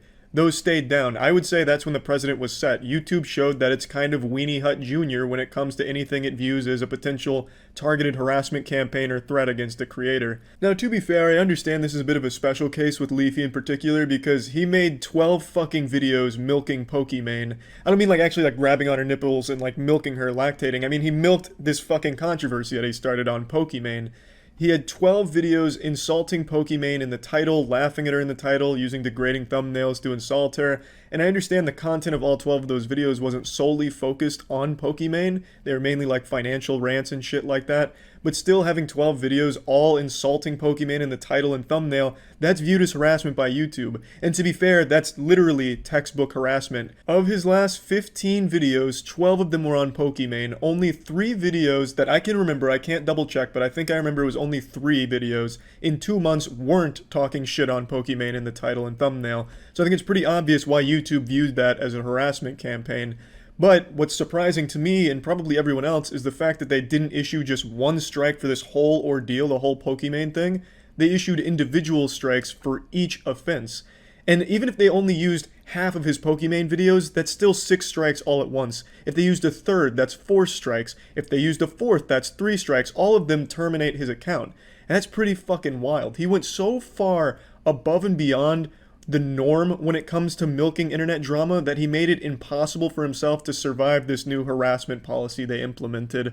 Now, do I think he's going to get his YouTube account back? I really have no idea. It's impossible to know for sure, but one thing I can say for sure is a lot of these commentary channels and just general audience are pretty fucking stupid.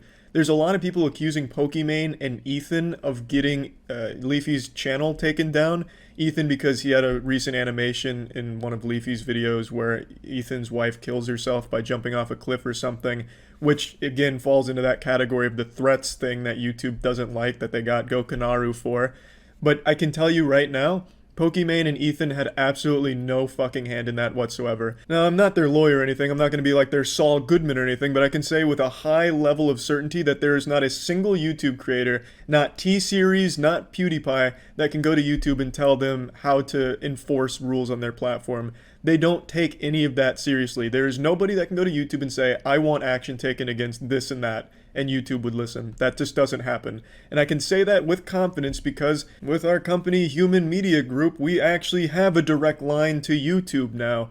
And you know, like my boy George, I've been curious, I've been inquisitive, I've been asking like some actual shit that I've wanted to know for a long time to unravel the mystery of YouTube. And one thing I've learned is they don't give a fuck what a creator says to them. They want to stay as hands off of things on their platform as possible. So if Ethan or Pokimane really did have a problem with all of Leafy's content, they would have to go through proper legal channels through a lawyer to have any action taken on YouTube's part, where it'd have to be an official document, lawyer, from court, everything that tells them it has to be taken down or the channel has to go online. YouTube would not do that on their own because of a legal nightmare. And I totally believe that because YouTube's a pretty soulless corporation.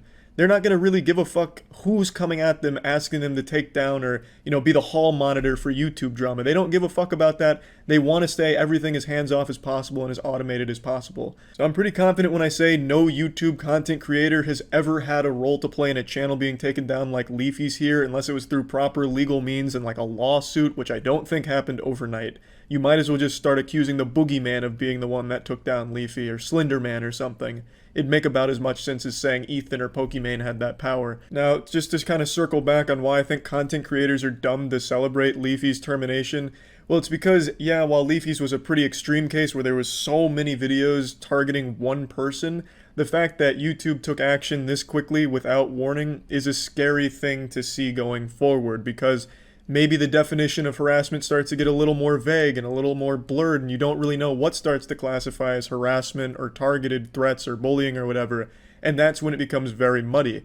There needs to be very clear rules and clear action taken with transparency, so that way you can avoid something like Leafy's ban being possibly the gateway to banning a whole lot of other shit that's a lot more innocent and not as on the nose as, you know, fucking more than 10 videos on something, you know what I mean?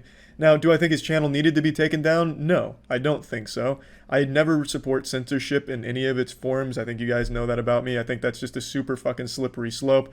Once you start censoring things, it's stupid to think that it's only going to be used against things you don't like. Everything can be subject to the same treatment, even the innocent shit. It's just a very bad thing going forward. So I don't think his channel needed to be taken down. I'm not a big fan of Leafy's content either. I'm not looking for fucking financial advice or to see the same drama stretched out over 2 months. So I'm not a huge fan of his content, but I don't like to see a channel banned like that. Now, I do understand YouTube has a rule on harassment, and you can argue he broke that rule, so that should have been a strike. But I don't think it should have been a strike for each instance of the potential rule break. It should have been one strike for that entire thing, and maybe give him a warning like, look, this is harassment, don't do it again going forward, you know? You know, hit the brakes a little bit. but that didn't happen. You see, you could extend this harassment here to pretty much every late night TV host. A reoccurring theme in late night hosts is insulting Donald Trump. Couldn't you make that same argument that they target Donald Trump just the same way Leafy did for Pokimane? And they've done a lot more than just 12 segments shitting on him. That could realistically apply to the harassment rule, right? But you wouldn't want to see the late night shit taken down for that reason. You might want to see it taken down because the hosts are really fucking boring these days and the content of the late night shows is terrible, but you wouldn't want to see it taken down because they make a bunch of jokes about somebody. That's just a dangerous thing. That's a very dangerous thing. I just don't understand how content creators of all people can't see why that's dangerous for them as a fucking content creator, because it's so vague. You don't know how it's going to be enforced going forward. You don't know where it's going to lead. And I just think it's very silly to celebrate something like that, even if you fucking hate Leafy. So yeah, really, that's just about it. Just wanted to answer all these questions because I've already been getting a ton of them, and I figured might as well just talk about it as soon as possible before I just get flooded by more questions to talk about it. So that's about it. So yeah. Okay. Let's start with the Island Boys. The only thing that I know about the Island Boys outside of course, their chart topper is they used to do cameos for the US military where they try and recruit people. So people would pay them from the US military to like shout them out and try and get kids to join the military. And then there was Sergeant Vasquez who paid the Island Boys to appeal to his upper management about not kicking him out. So that was pretty cool. The Island Boys were instantly judged as two talentless bozos who had covered themselves in tattoos. True. And as a result, people began to follow them for their stupidity as opposed to their talent. And I think they're entertaining, and I follow them because they're entertaining. Yeah. I love to Who's see the the prime stupid one? shit that they say. Now, the difference between the Island Boys and someone like 6ix9ine is that while 6ix9ine also got famous in part by his over-the-top ridiculous appearance, he actually has a decent portfolio of music. His music to fall back on. usually did People really hate on well on 6ix9ine, the but charts. only in the beginning. He then becomes well known, people check out his music, and then some A bit curious, has there been an example of someone who started as like a punching bag and then got famous for it and never fell off? Because think of all of your most popular memes and most popular like lol cows. It only works for like maybe a couple months. It never lasts forever. Oh, actually, that was a really bad baby. Yeah, that started as Dr. Phil, people making fun of her. And she's had an extremely successful career as a result. You're right. Anyone else, though? I don't know why people keep saying Justin Bieber. His career was music. Shitty music, for the most part, sure. But people like the music. Nobody ever liked the Island Boys' music. They only ever made fun of them. So that doesn't really count. People that literally only existed to be made fun of and then had a successful career as people to just keep making fun of. That's what the Island Boys were. It's not like they had... Like, a lot of people got their start as a joke, but also contributed something that people might actually like music or whatever. They haven't done that. Joji. What are you talking about? Joji was an extremely popular YouTuber. I think the only actual example is actually going to be Bad Baby. Think about a hater. A hater is watching you sometimes more than a person that loves 100%. you. Yeah, and if they're hating on me, it's just because they really love me. Because I see the haters check up on me more. Didn't they than also love like me. lose their mind here and get Variation of upset? It's people kind of hold against you as a grudge is that Is there like, some your medical? image is crazy and you're sort of famous, but maybe the music isn't necessarily the reason why you guys are so known. Right. One of the Island Boys would go on to state that the other reason they had so many haters was because of jealousy. Just hating on me or whatever. That's it's just always a form the of one. Jealousy, either that because I'm not really doing nothing. Which is just another. Everyone always says that. Like, when someone's getting a ton of, like, backlash, the immediate thing they fall back on is jealousy. It reminds me of shit people or parents would tell their kids in middle school if they were just getting bullied. It's like, yeah, they're jealous. I was like, nah, maybe your kid's a loser. Like, I don't know. It's just one of those things, like, it's just, I guess growing up you just get told if someone's being mean, it's because they're jealous or whatever. I worked my ass off. It's not even just the Island Boys. It's the fact that we went through so many obstacles, it was just bound to happen. Now, it'd be a cheap shot to say that there was no hard work. I'm sure the Island Boys had to have put No, some there. effort You can into say their that with career before confidence. posting that mega viral video. There was However, no as hard mentioned work. In the singing. And this is one of the In the singing? Only ones that are talented in the singing. And this is one of the strangest parts about. Is that what he said? In the singing? Oh, in the scene. Oh, in the scene. Okay. Now, have they... I guess I'll look it up real quick. Do they actually make music? Because, again, all I know them for now is they just do recruitment for the U.S. Army through Cameo. Island boys get booed on stage. That sounds about right. So basically, when I was locked up, I was probably one of the only people in the dorm that knew how to rap, that knew how to freestyle, but didn't care. I think me as a rapper, my music is underestimated though. Yeah, for sure. What music? Do you make music? Rap, whatever. Going back to the Impulsive podcast, the Island Boys seemed pretty proud that they had paved their own path after Mike would ask them about which rappers they had been inspired by. So another thing though, and it didn't help, they were also harbinging or giving, what the fuck was the charge? They had a murderer stay with them, right? A guy had just killed someone and the Island Boys said, yeah, you can just stay here for a while to lay low. What was the charge? Was it aiding and abetting? So it's not just that they're unlikable, which they are, and untalented, which they are. It's that they also make the dumbest fucking decisions of all time. He killed a child? Yeah, I guess so. I don't remember the story, but yeah, apparently an 8-year-old girl was the victim. It was a drive-by shooting. Is that why you guys have such a unique sound? Yeah. We don't listen to That's rap so songs. nice to call it a unique I sound. used to listen. I agree with you guys to an extent of not like being swayed Dude, by, they're just by fucking with other them? people, Yeah. but also at the same time, like tell. the current winners in the culture act as like guardrails and guidelines for what you do with your craft. Mike is 100% correct here. I think if God forbid it doesn't go in your guys' direction, for real, I think you guys take all of your jewelry assets and invest in something. So you guys will never ever be Oh, yeah, have you heard of After storming NFTs? out of the, their emotional response to what George had to say is also a pretty good indication that the Island Boys are probably pretty unwise and insecure when it comes to their financial situation. So what are they doing on TikTok now? I haven't checked in a long time, actually. Let's see. They're the Island Boys on... No, they're not. What are they? They're Kodiak something, actually. Oh, Fly Soldier. Oh, boy. Their views are not doing well. Oh, boy. Alright, what's this one? This is... Y'all got room for one more. Y'all got room for one more. Well, to become an Island Boy, you gotta be special. You gotta have talent. You also have to look a certain way. You gotta be cleaned up at all times. And then you also have to, entertain us. Because the Island Boys, me and him, like to be entertained by people. And so you gotta really have the What is that, like a court jester then? Criteria. I can't believe they're not doing well. That sounds fucking amazing. Oh my god, they did recruit a third Island Boy. Yeah, it looks like they recruited a third Island Boy. Welcome to the family, man. Yeah, they're struggling though. Sonny is not wrong. They're not breaking 100K on all their videos anymore. Be sustained, or if that could be translated into a successful career long term. Before going on to Again, people keep saying music artists they don't like.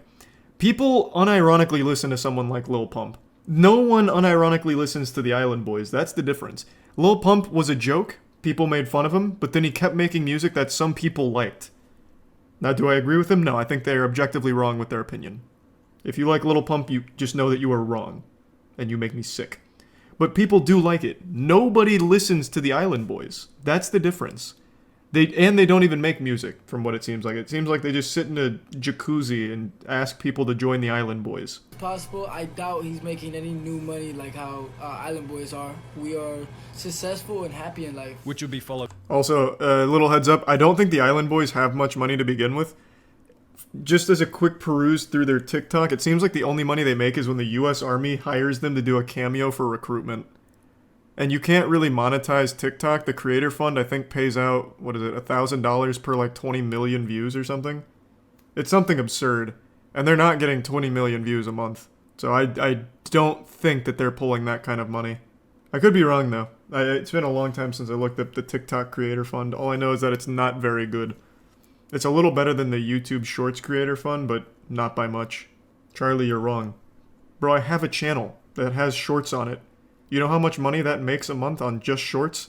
Less than $100 sometimes. And that's off of like 30 million views on the shorts a month. And the TikTok creator fund is just a little bit better than that. So I can extrapolate to a certain degree. It's short-term hustling. And we've seen this exact same quote-unquote business model, I guess you could call it, being done, but this doesn't last. Nice. And it didn't. It does not seem like it lasts. But they gave it their best. God damn it. That jacuzzi wasn't gonna get satin in itself. Yeah, we'll watch this one. I don't know anything about the 1,000-Pound Sisters because I think it's just a really sad thing. But I am very curious to see about this scam.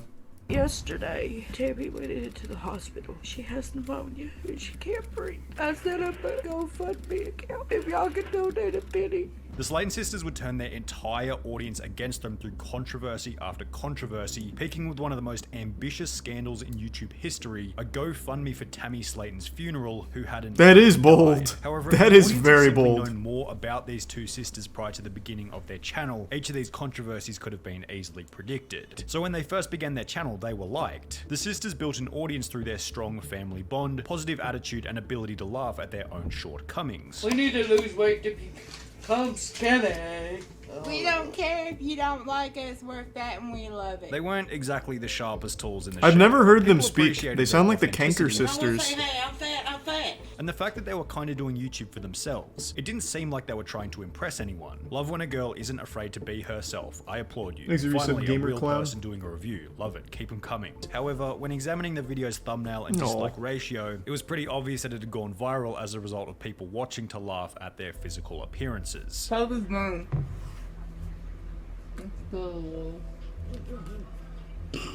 Yeah, see, that's the thing I think is really sad about the whole situation, and especially the TLC show. It's literally just so people can point and laugh at them. Like, and that enables them to keep killing themselves. I don't know, I just find that whole thing to be sad. That's why I don't ever really watch it or try and learn about it. I just think the whole situation's really morbid. Proposal. The audience sends a bit of money through, the sisters get a new laptop, and in return the audience gets a higher average video quality. That's which that is shit seemingly you a see win-win. sometimes, like, But if everyone that on the follows me contrary, gives me some of the $1, viewers told just us those $1, sisters were abusing we'll their be power as good. YouTubers. The whole MacBook thing was not my idea. It was a friend of mine's idea. I didn't even edit the Clara, video or anything. damn That it. video is down. However, while Amy did receive a bit of hate, the operation will prove to be successful after Oh. raising over $833, showing the Slayton sisters that it was not only possible... What? How but expensive is a MacBook Pro? They were asking for $10K? Bro, what does that shit go for? What?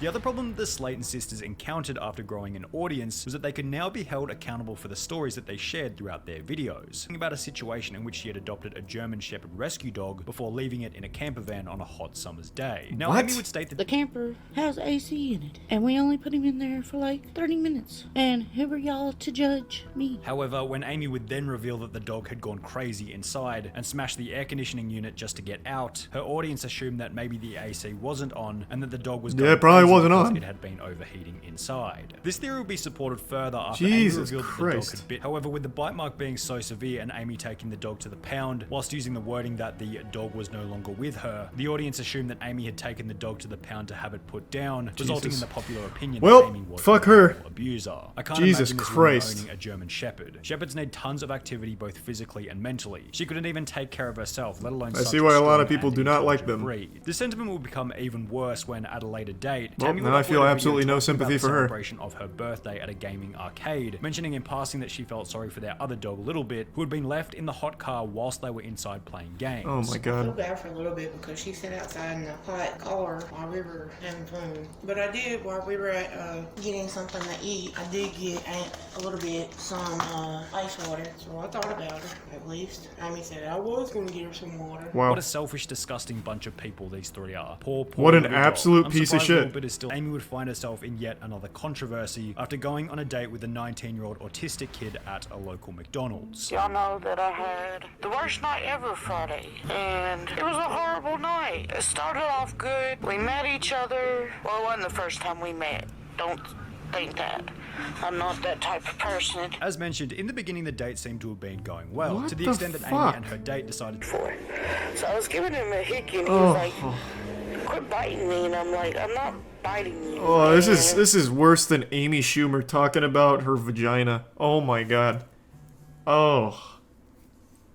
Oh wow. Hold on. I need a break. I'm gonna splash like holy water in my fucking face or something. Just give me a second. I'll be right back. during the intimate moment, he would take to Facebook, posting a status written in an ancient hillbilly dialect, which will receive a response from Amy about the size of his Wait, I want to read this. Damn, sounds like it wasn't like trying to give him a hickey. She was trying to like Dracula this man. Good lord. I hope y'all guys are happy. David just broke up with me. Nice. Because everybody was harassing him. Now y'all see why I don't tell people who I'm dating. Because y'all bully and harass him. And then he And while this would mark the end of Amy and Tammy's reputational-based scandals, it would ironically mark the beginning of what would be many financial controversies, beginning when their audience discovered the merch site was suspicious from the very beginning and read as follows. If you purchase Tammy's merch, you'll be added to a private group chat with Tammy. To purchase, head over to the donate section, and they're definitely scamming the tax system and sliding money to Tammy so she can sell disability from what it seems. Wait, I support what? A good side hustle. What?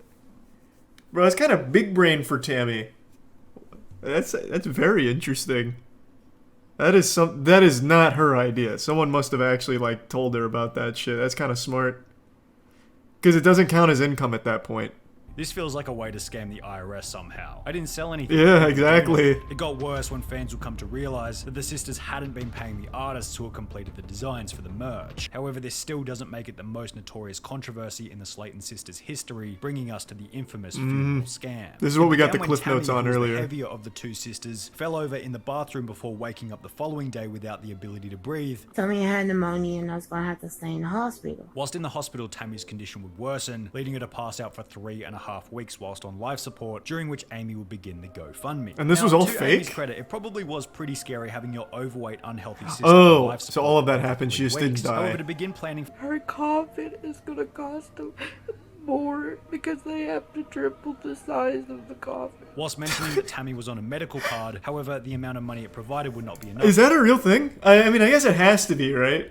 I'm guessing they would have to like supersize that. Please find it in your heart to donate. The GoFundMe itself, which would raise a total of $818. Wow, wait, This what? fund- They asked less for this super quadruple freight container coffin than they did for the MacBook. They had $10K for a MacBook and $1,500 for a super coffin. Clarify that. Or I'm going to take it up to the funeral home where it can build interest. Or probably will take it to the funeral home and let it build What? interest. So if something does happen... Alright, someone more knowledgeable than me. Can you do that? You can just put money into a funeral home like a bank and it'll gain interest? What? I'm investing in the funeral stock. So that's not a real thing. I can't believe it. You telling me I can't invest in funeral homes?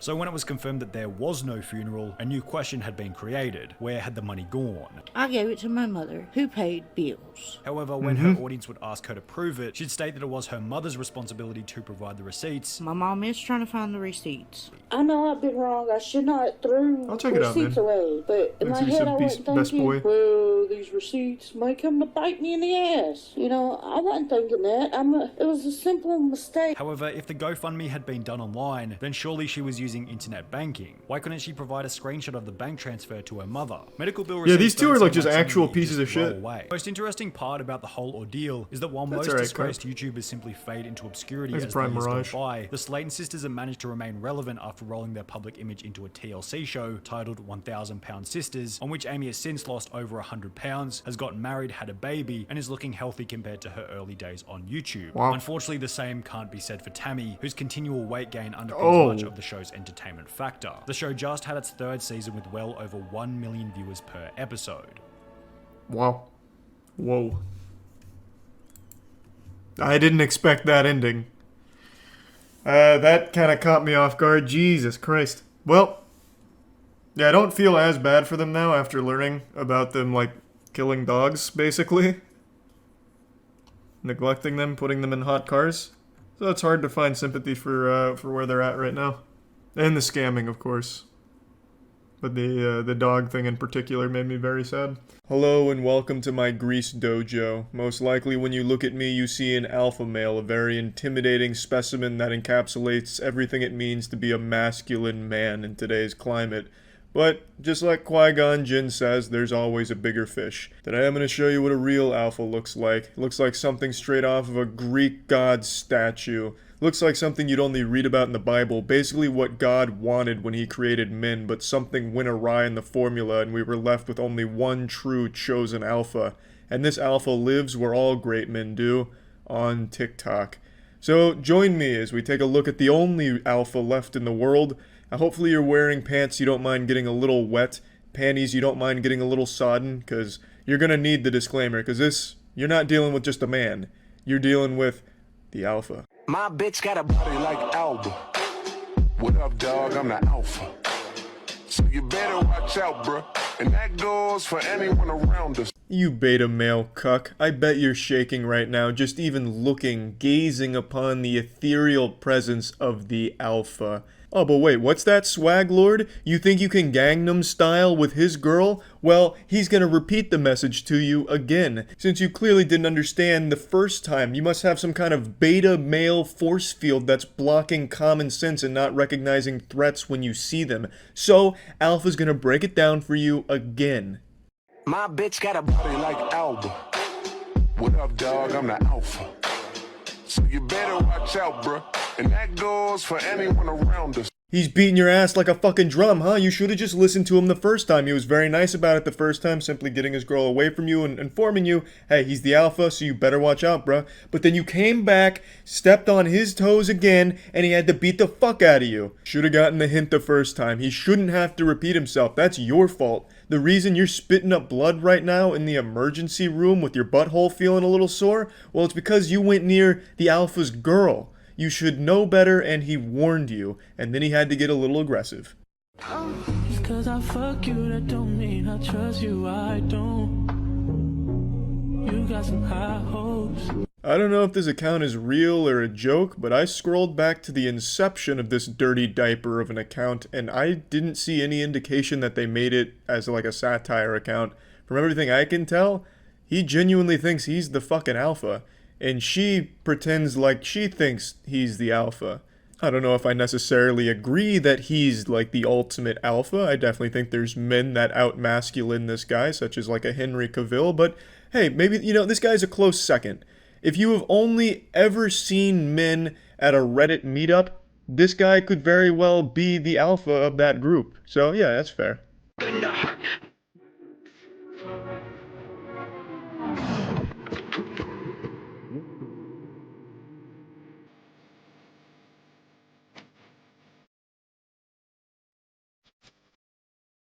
I absolutely love this shit. I love his, like, fucking karate off camera and shit. Fucking, I'm the alpha. Getting him with, like, some side kicks and some of these boxing maneuvers like it's a Tekken game. I love it. I think it's fantastic. I don't know if he does it earnestly or not, and you know what? It doesn't fucking matter to me, because he's crushing it. My man's out here opening up cans of whoop ass on TikTok. Any fucking tough guys talking shit about his girl or him in the comment section, he probably personally DMs them a picture of his fist and says, knuckle sandwich delivery, order up, bitch. Or maybe he just profusely apologizes that they didn't like the content. Hey, I'm sorry I didn't like it. That was actually quite mean though. Take it back. Hello? Hey! How are you? No, I can't hang out with you today. I'm just gonna hang out with a few of my friends today. No, I don't have a boyfriend, so I hang out with my friends. Who is this? I know you're afraid of the alpha. This guy hung up. This guy's soft. You're cheating on me with that? Somebody who can't even speak to the alpha? You can do a lot better than that. It's a prank, babe. This one honestly feels like something Alpha wouldn't want you to see, where his girl is not satisfied and she's calling him a friend right to his face because she just shows so little respect towards Alpha. And then Alpha shows that he doesn't have a whole lot of self-respect either. He takes the phone and he's like, who is this? You cheating on me with this soft guy? You could do so much better. Let me give you the number of some hard guys. It's like he was gonna be like her fucking agent or something and start setting her up with guys that are better than him. Yeah, no, this Joker here, he's not better than the Alpha, but I do know guys that are, if you'd like me to set you up. Like, it just seems real weak here. It just feels like this prank, he shouldn't have posted it, because the whole thing, he's been oozing pure testosterone and masculinity throughout his entire TikTok career, but this one, he looks kinda soft. When he raised the pose, she liked the way I Good technique. make the ground shake.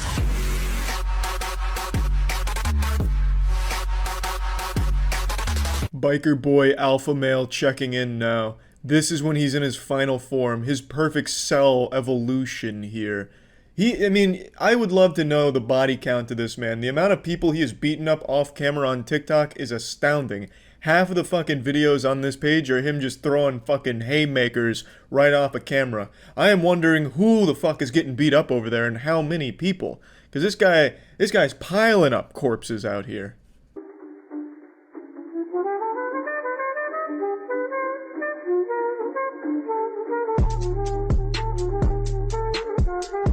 There's just a lot to unpack with that one right there. And I don't think I need to. Just more good stuff, I guess, from Alpha.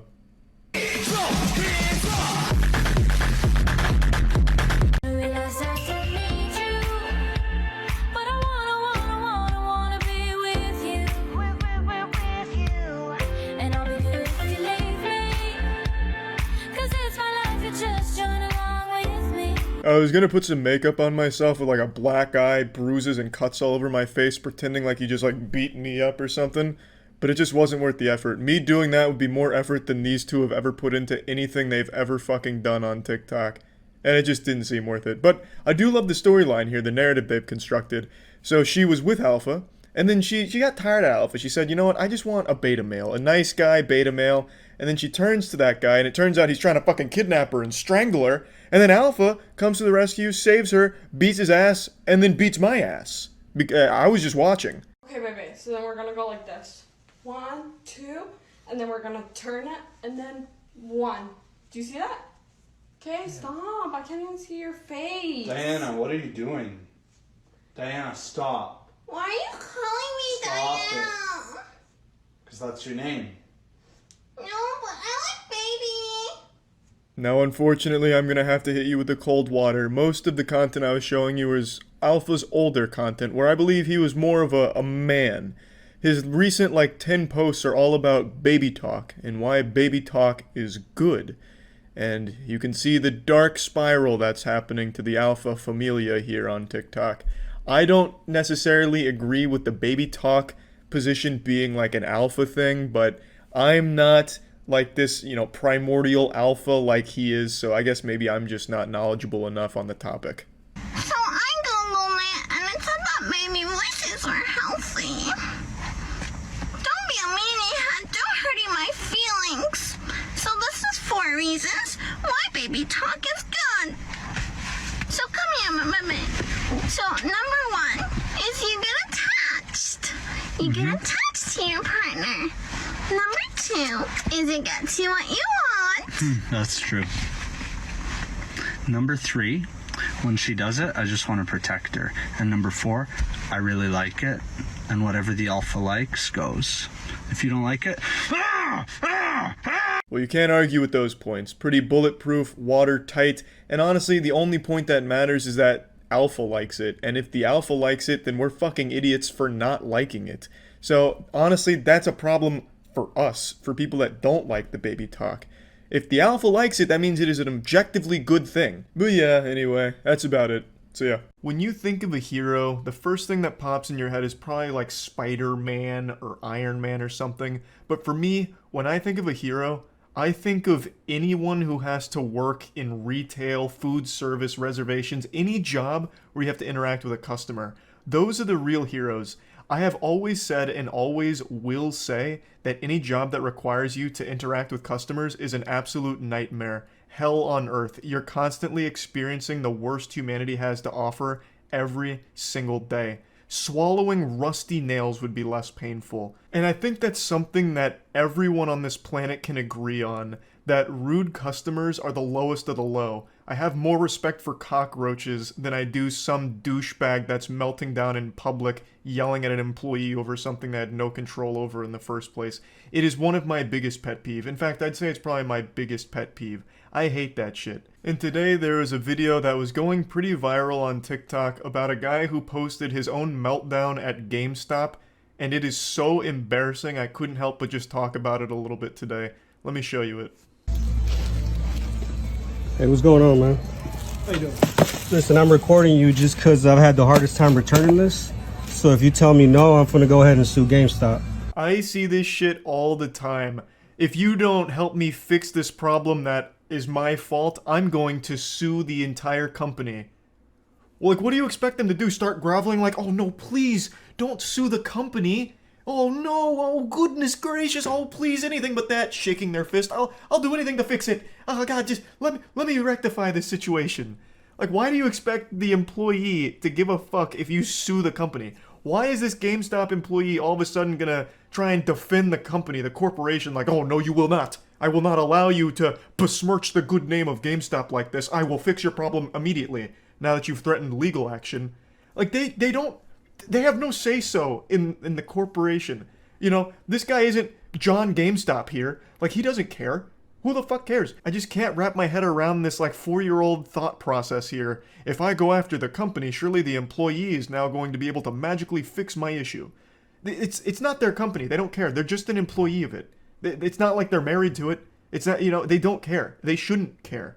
It just makes no sense to me. But all power to this guy. If you want to sue GameStop and lose all your money in legal fees, please, go right ahead. It'll be a really fun, goofy headline to read. I implore you to sue GameStop. And it's really silly in this case because it's GameStop. It's not exactly a booming corporation. Like, what are you going to sue GameStop for? Their NFTs? Like you really stand to gain nothing out of it anyway? The whole thing is just a fucking disaster, and this guy's an absolute clown.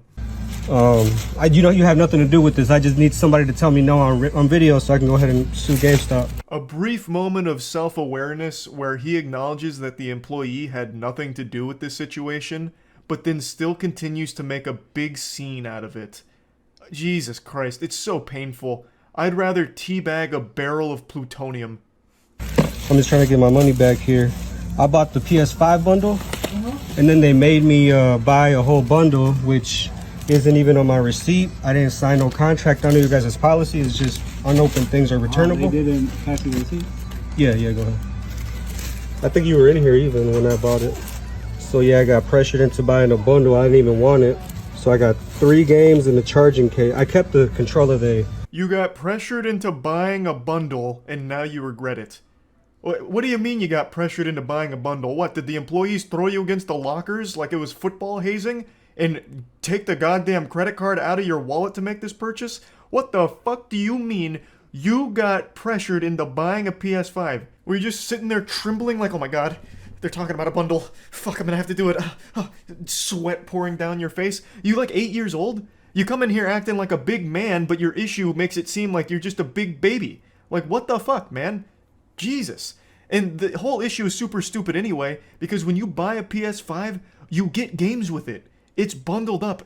And I think the reason, and I could be wrong, this one I'm not 100% sure on, the reason they bundle PS5s with games is to prevent scalping or reselling. So that way you're not just getting like the raw console to like resell for profit. You get games with it as well that drive the value up, so you spent more on like the entire package than you did just the actual hardware. I'm pretty sure it's like anti-scalping measures, though I'm not 100% sure. But when you're buying a PS5, you're never just buying like a raw PS5 anymore. It's always bundled. Well, I get where you're coming from, where you didn't want to buy the bundle, but that's the only way you can get the system. Okay, what do you mean by that? So through GameStop, right now we're only doing bundles for PS5. Is that in writing? I know, so you're gonna just say no, huh? Yeah, I can't take it. So you can't give me the refund for this shit right here? No. Absolutely massive props to the employee here, keeping a level head and just delivering a firm no. I love that.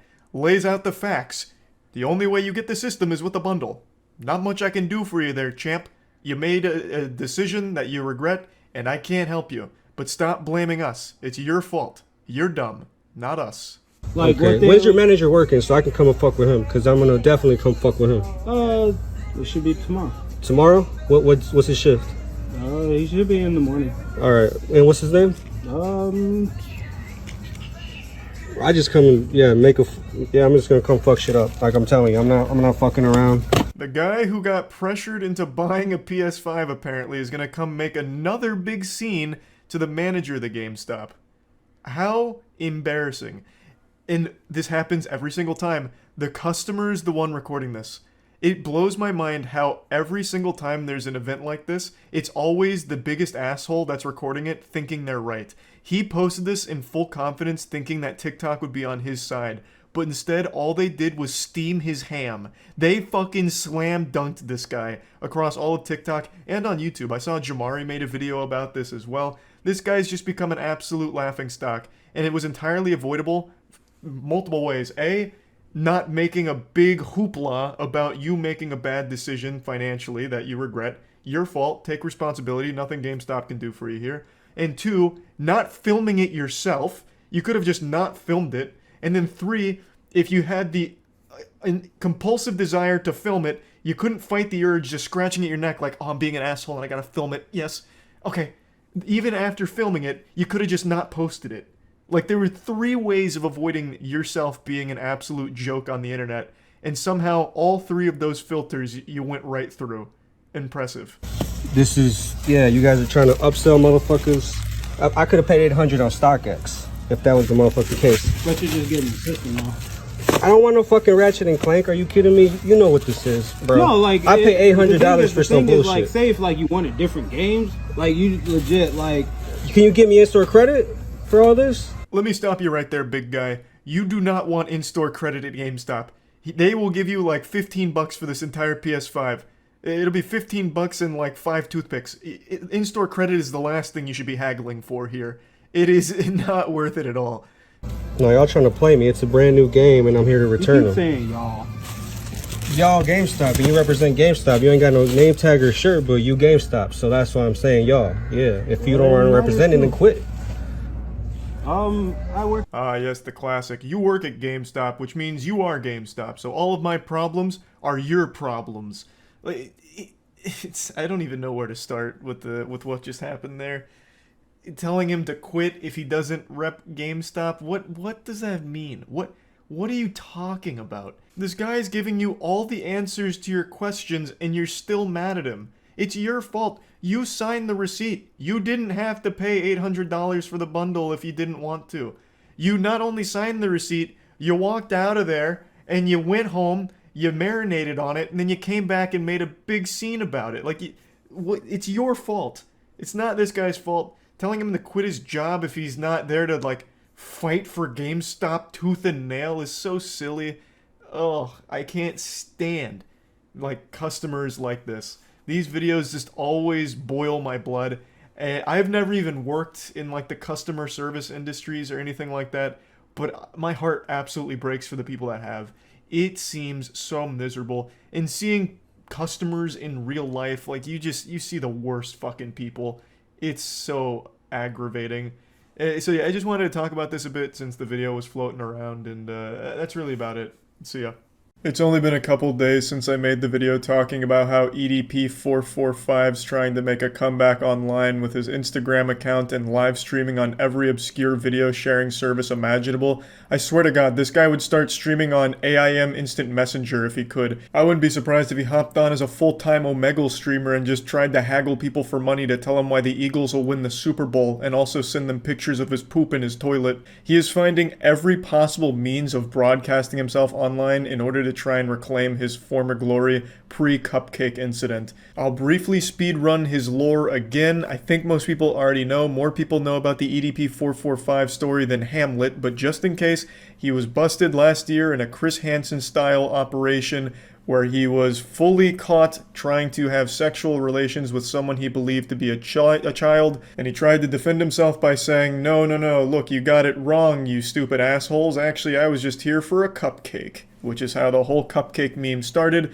But this was just one in many documented cases of EDP having inappropriate conversations with people he believed to be underage. So as a result, he was banned off pretty much every major platform and hadn't been seen for about 8 months. Occasionally there were theories and possible sightings of EDP445 out in the online cyberspace wild, but it was kind of like pictures of the Loch Ness Monster. People didn't really believe it until it was confirmed recently that he was running an Instagram account and trying to live stream again, and then just yesterday, or 2 days ago now, he fully made his return, WWE style, fucking pyrotechnics going off. He's on TikTok, baby, and he is absolutely exploding on the platform. He's got a video with over 4.4 million views. He's gathered over like 150,000 followers in literally just like less than 48 hours.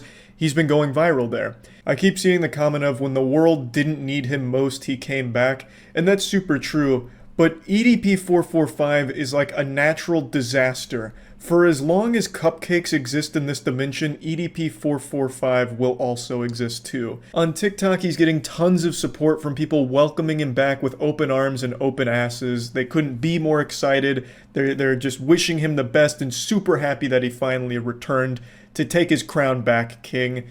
And it's really sad, but also not surprising, because TikTok has established itself as a platform where child abuse isn't even taken seriously. There's been so many creators on TikTok that have literally been outed for some terrible things, including being predators, including, in certain cases, sexual abuse, and they still have very popular platforms that are still thriving. Because TikTok and the TikTok community don't take it seriously. And I think that's mainly because most of them are children themselves. So they're completely naive, and they don't take things like what EDP did or tried to do as serious as they should, which is really fucking awful. EDP was outed for some terrible things, and all of them regarding his behavior with people he believed were underage. So now he's gone to a platform that is primarily consisting of underage audience. That is a recipe for disaster. You have taken a man who would be banned from the majority of elementary schools within like a 5-mile radius, and now you're letting him run for class president of that elementary school because it's on TikTok now. Probably not like the best comparison, but what I'm saying is he is now very popular on a platform that is mainly consisting of younger audience. I'm sure you can see why that's a bit of a problem.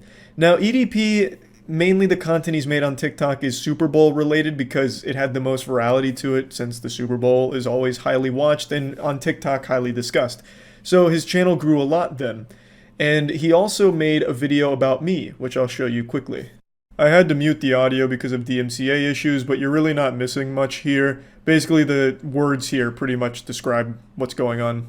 He's since deleted this TikTok, and I think the reason is because he's done everything he can to avoid ever mentioning the cupcake incident. He treats it like Voldemort's name. It just never gets said by him. Anytime it's brought up, the person is banned. And just does everything he can to pretend that it doesn't exist, hoping that he can just write out the controversy and people will forget or stop bringing it up. But this is his legacy. This is what he's known for. He is the cupcake guy. And he knows this, which is why he posted a video trying to be self-aware like, cupcakes, no, I understand what's going on. But that doesn't work with that level of self-awareness when what you're calling attention to is the fact that people know that you tried to have sexual relations with a kid. Like, that's, the self-awareness isn't like a, oh, haha, he gets it, okay, now we can forgive him. It's not like when Darman became self-aware that a lot of the stuff that happens in his videos is goofy and people usually make jokes about it, and he became self-aware and became in on the joke, and that's like, oh, good for Darman, he has a level of self-awareness, I have more respect for that now. It doesn't work in EDP's case because when he calls attention to the cupcake thing, he's acknowledging that he knows he is a sexual predator, and that people know that he is a sexual predator. So the self-awareness doesn't help people have more respect for you. You're still disgusting, and what you did is pretty unforgivable, which is why no community's been welcoming him back onto the platforms, except for TikTok, because it is a platform that is notorious for not giving a shit about the safety of the kids on there. And make no mistake, a lot of the user base is kids, but they don't take it seriously there. There's been so many cases of horrible shit happening on TikTok, and the people that were behind it still doing just fine to this day. So I'm not surprised that EDP found TikTok as a place to call home, and he'll probably continue to do well on that platform, which is extremely sad to say. It really is, but it's just the truth of it. There's a good chance that on TikTok, EDP will thrive, and he'll be able to come back to form, and he'll be able to monetize again, and it's the fucking sad reality of it, because TikTok has a track record of not taking things like what EDP did seriously.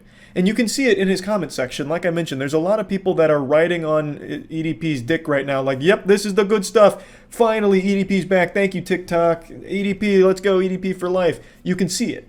And it'll probably continue. So obviously, a lot of people, myself included, have a big problem with EDP being back in general, but even more specifically on TikTok, since it's the platform that gives him the most access to kids, which are potential victims to EDP. He has shown multiple times, not just with the apocalyptic cupcake incident, but he has shown prior to that that he will talk to children and engage in very inappropriate behavior and conversations with people that he believes to be underage.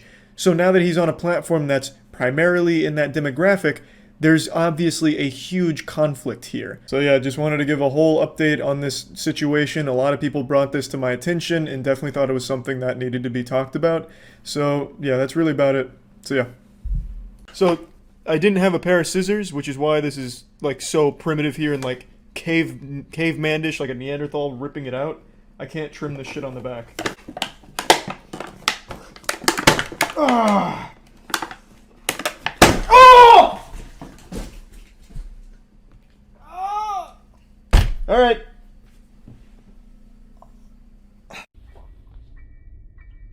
Oh, I forgot the timer. Oh, okay. Immediate time loss. Whatever. I probably won't get it first try, but who knows? I am something of a prodigy when it comes to speedrunning. We're fucking cruising right now. Very good, first try. I see Granny. Oh my god. Am I the chosen one? I missed the hammer. I missed the fucking hammer. Oh, you slut. Oh, you dirty girl. Alright, run it back. That was good pace, though. I liked that. I liked that. Let's get another one of those clean ones. Very good start. Frame perfect right there. Probably the fastest in recorded human history. Oh my god, I'm schmoving. Okay, pretty bad. Okay. We can make up time somewhere, I'm sure. Great sink toss.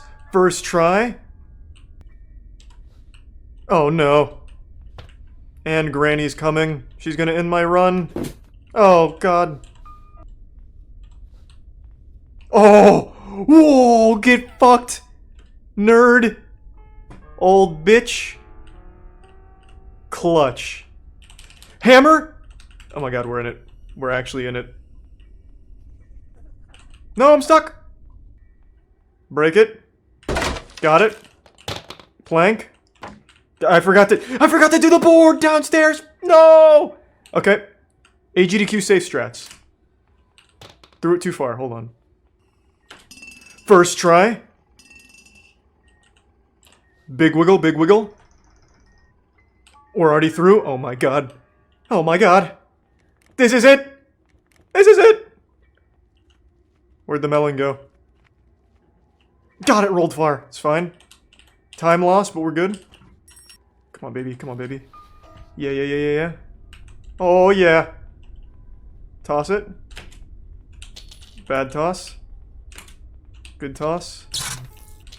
Oh! I just need to get that board down there. Charlie's in the zone. This isn't even Charlie anymore. Get the fuck out of my way. Alright. You move first. Alright, come. God damn it! Move! Oh, no fucking way. Oh! She's laughing at me because she knows she just ruined my fucking run. What an asshole. Not bad. Not bad, though. In only about 5 attempts off practice mode, we got a full run in. Obvious room for improvement, but pretty good. It would have been a sub 3 minute without the granny pick and roll there, but we're fine. I'm in 19th place with that run. Nice, let's get top 10 then.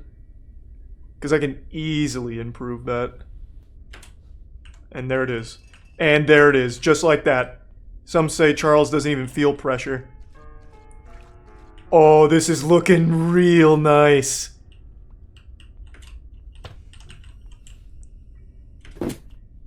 Oh my god, everything first try. Everything first... We're good. Charlie's gonna get $1 billion for uploading the speedrun to YouTube. Yeah. The first of its kind. A story of triumph. Oh boy, it's awful. Oh god, it's awful. Oh my lord. Pliers down. Vase acquired. First try. Nope. Just missed. First try, come on. There we go. Wiggle. Immediately out. Oh my god, this is gonna be huge. Wait, this is actually huge time. This is a nutty run from me. Watermelon, watermelon. There it is. Just fucking slow roll it, don't care.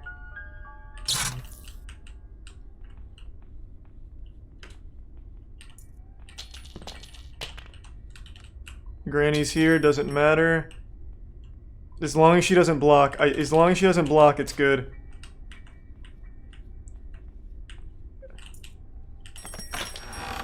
Let's go! I'll take it! I will fucking take it. Not bad. Whoo!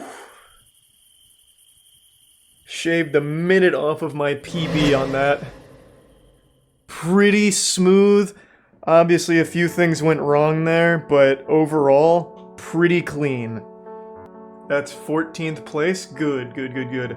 If I just had a faster gasoline clip, I think I would have had a sub 215. The gasoline clip really slowed me down, and then the wheelchair also slowed me down. But everything else was very fast. Best run yet. By far, by far. Come on, come on, come on. I just can't fuck up vase. That's all I have to do. Just have to buckle down. And, oh no. No! Okay, it's fine. Not a huge time loss there. Got it. Yes. Oh my god, we are on pace! Top 10! Please! Need a good key toss. Huge. Pliers, pliers, pliers. Pliers? Pliers? What? Where'd they go? How did that happen? Oh my god, they landed on the fucking stairs. I cannot believe how unlucky that is. It's alright. It's alright, fuck it, whatever. That was such a fucking good run. We're on pretty good pace. This might still be good. And I landed right on watermelon. Where'd red key go? Oh my god, it flew. Still got it. Alright, top 10. We fucking made it. We breached it. 2 bad key tosses probably lost me like 4 or 5 seconds, but that's fine. Not bad. We got there. Woo! I was concentrating hard as shit. I was fucking dialing into the avatar state. That was with 2 bad key tosses and a failed attempt on gasoline. So I think sub 2 minutes is very possible for me. See, I love doing this shit. Finding some dumb fucking game that has a really interesting speedrun route like this, and just going at it. Did it for Mr. Krabs overdoses on ketamine and dies. SpongeGlock, I love that shit. Love it. Do you think this is a fun route? I think so. I think this is a very good route. I absolutely love it. There's a lot of out of bounds work, a lot of like very technical shit. I think it's good. I think it's a very good route. Alright, let's get another one. Let's see if I can go sub 2. Oh, I immediately got trapped in there. Very, very stinky. This is much faster. This could be it. This could be sub 2. No fuck ups and it's sub 2.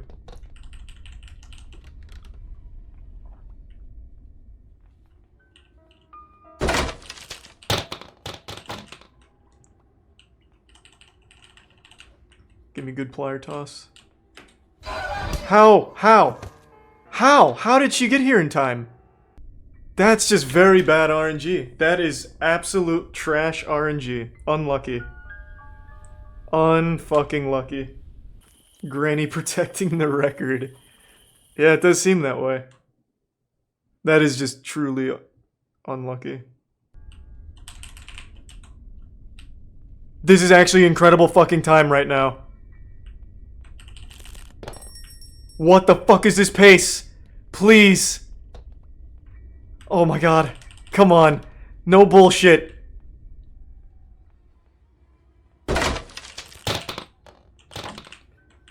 Don't reject me for prom. Oh my god. Oh my god. Oh my god. I can't believe this has happened. Why did that happen? Alright, very good. That's what I like to see. You'll be a slight bit faster if you don't pick up the flashlight. Don't they pick it up in the run? Wait, can I do this without the flashlight? How dark is it? Hold on, that's a little interesting. I wonder, is it too dark for me to see? Let's try.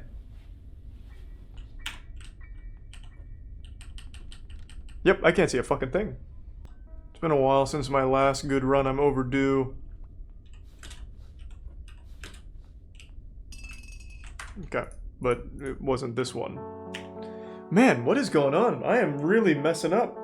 Yeah, maybe I've just done too many runs now, so I'm burning out my fingers. We broke top 10 though, so that's good. I just want to get a sub 2. Yeah, this is an incredible start. This is like world record pace shit. And now it's over. Yep, there it is.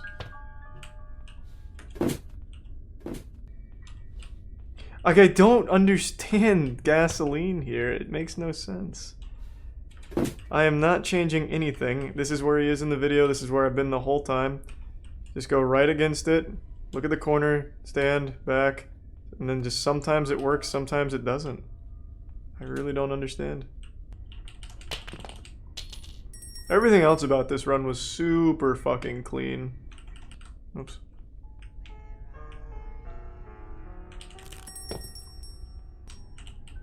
Okay, I can't pick this up. There we go. Oh my god, I never got the board off. What? Even Granny's surprised. What the fuck? Did she come back and re-nail it? Didn't it fall?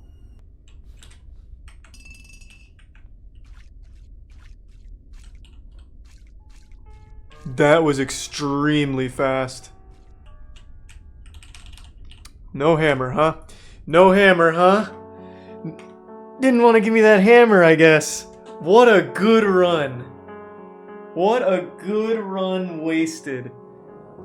Just did not want to give up that hammer. I cannot believe that. That was a great run. The hammer just wasn't in the cards. And same thing here. Not fast, not slow. In the limbo in between. First try. This is so fucking fast.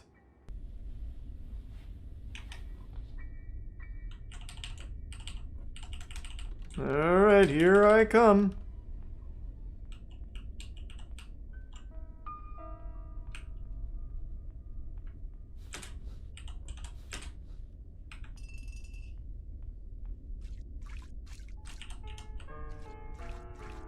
And same thing here. Not fast, not slow. In the limbo in between.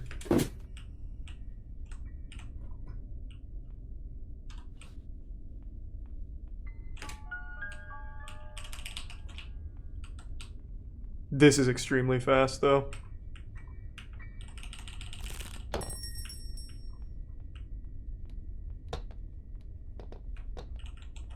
Come on.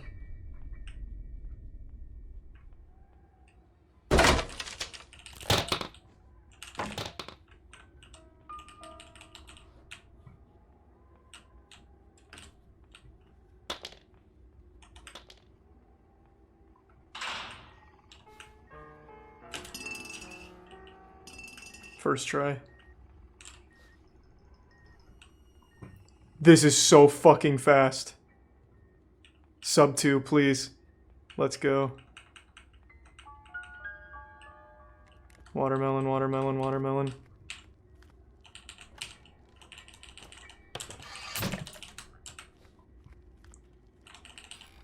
There's hope.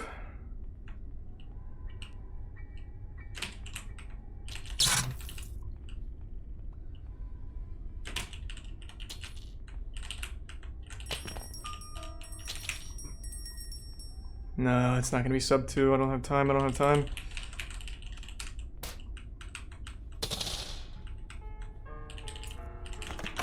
Sub 2!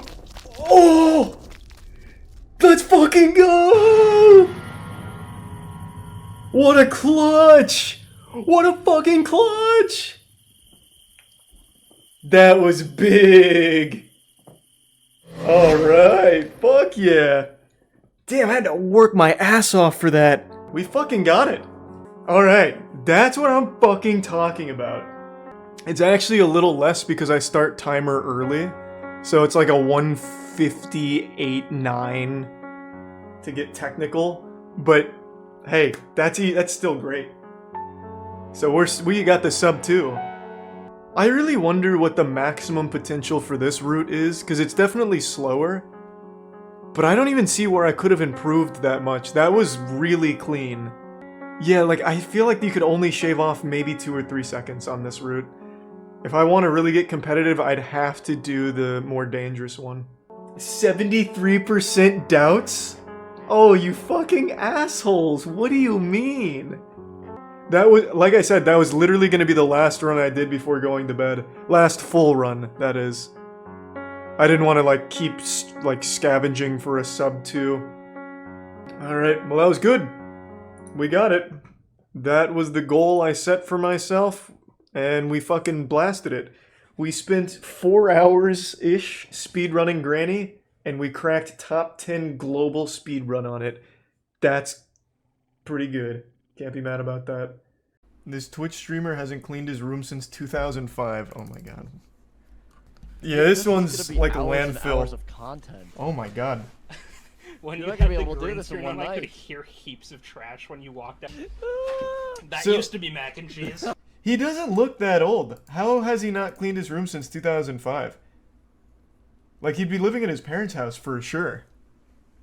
They just let it ride? There's rats and maggots in there? Oh, no doubt. On the other side of the rooms. Here's my setup, right? His setup's This is where I play video games. relatively clean And then right there, compared to over the here, rest. that's my door, and then that's the trash. And this is all. He's even got like a box light here. He's like, I want to make sure my streaming setup is optimized, so I'll get a box light. I won't clean up the trash, but I'll get a box light and an Elgato. Man's got professional lighting at the local landfill. Priorities. Now we're cooking. Never mind, I'm not opening His the room door. is more radioactive than the elephant's foot. What a nice setup. What a specific reference. That's a Chernobyl reference. Fuck. Yes. That's And not a then there's- snack box. There's That's like the actual fucking snack food box, on a and goddamn there's all the pedestal. food That's a- from the snack box.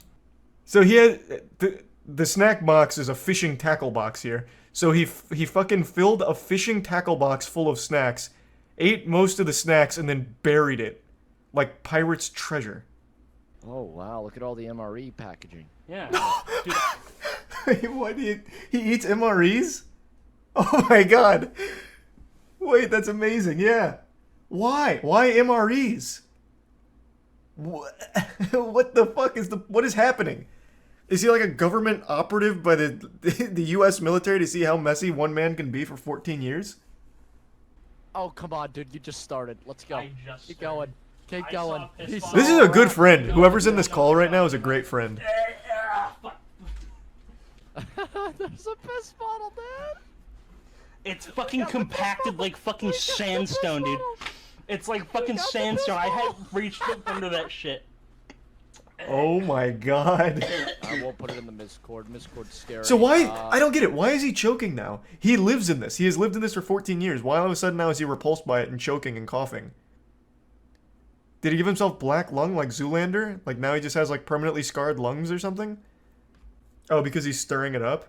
Yeah, but it wouldn't matter, right? Because he has a fucking piss bottle. He has a jug of urine. Right? Like that's gonna stink to high heaven no matter what you do. Like the only thing I could think of is that he like routinely sprays Lysol in order to mask the smell. But it seems like he sleeps here. Right? So that's gonna run out at some point. It's just baffling because it's his room. Like he puts his feet on this sticky, yucky floor, unless he props it up on garbage, like the king of filth or something. Imagine you wake up and you smell my room, and you open your eyes and you see my room every day. Dude, sounds like paradise. Gamer. Wow, look at that. Get there. No, don't show that on. Did you think I green screened because you think it increases my production value or something? I don't give a fuck, dude. I'm a 0 viewer Andy, so you can't see my fucking room. Unironically, kind of genius. So it looks like he puts a green screen up to hide the trash heap behind him. Fucking galaxy brain. Actually smart. Like, why even clean? I'll just put up a clean, cool background. Dude. I'm gonna. There's a whole Dude, pot of if you macaroni see me still run behind off of him. Cam, like inexplicably, it's because I'm. He has so much mac and cheese. There's mac on the floor. This dude's diet is nothing but mac and cheese and Monster. Holy shit. Kraft must have loved this guy. What? So, why put it in the trash bag at all? What was so special that he decided to actually bag up? Because most of it's just mac and cheese pots and trash on the floor. This must be like some sentimental garbage. It didn't make it to the dumpster, but it still had somewhat of a journey. There was some care given to these. Oh, recyclables. Oh, right. Right. You know when you take a piss and you forget to flush the toilet and you come back the next day, so you spray Febreze on it? It's that smell. Just imagine that. What is that story? Dude, that's fucking... Ugh. Imagine... Or, no. You know when you go to take a piss and you forget to flush it, so you come back the next day and spray Febreze on it? Nobody does that. Just flush it. Why would I spray Febreze on my pee-peed toilet? There's no human being on the goddamn planet that would do that. You just flush. Like, it's more work to spray it. Here's some more just fucking... Oh my god. Stop. Okay, I'm gonna throw up. Stop. Look at that. Yum, yum, yum. It's like a chimney. Yummy. Alright, so how did So it many get to this pots. state? Basically, I moved into this house in like 2004, 2005, and I didn't clean it. And now it's this bad. Oh, there's a fucking spider. Holy Oh, fuck. I'd love to see the rest of the house. Die, son of a... Test. I would love to see the rest of this house. Oh, thank god. Take me on a tour. Test. Oh my god. Well, the kitchen's somewhat Christ, clean. What the fuck? Like, Oh, relatively it's a clean speaking. house. Look at that. Holy shit. Aw. No. Okay, Bodie, relax. Honestly, just move. Hire Fuck a it. cleaning crew for him. What do I look like? His fucking mom? Get up and clean now. Get up. He's and making clean good now. progress. That hurts. I don't wanna. A little bit of black No, mold in don't there. show it. Isn't Don't that- show it. There Don't it show is, it. dude. Don't. That is the same pot he has shown 3 times. Just throw it away. Just throw it away.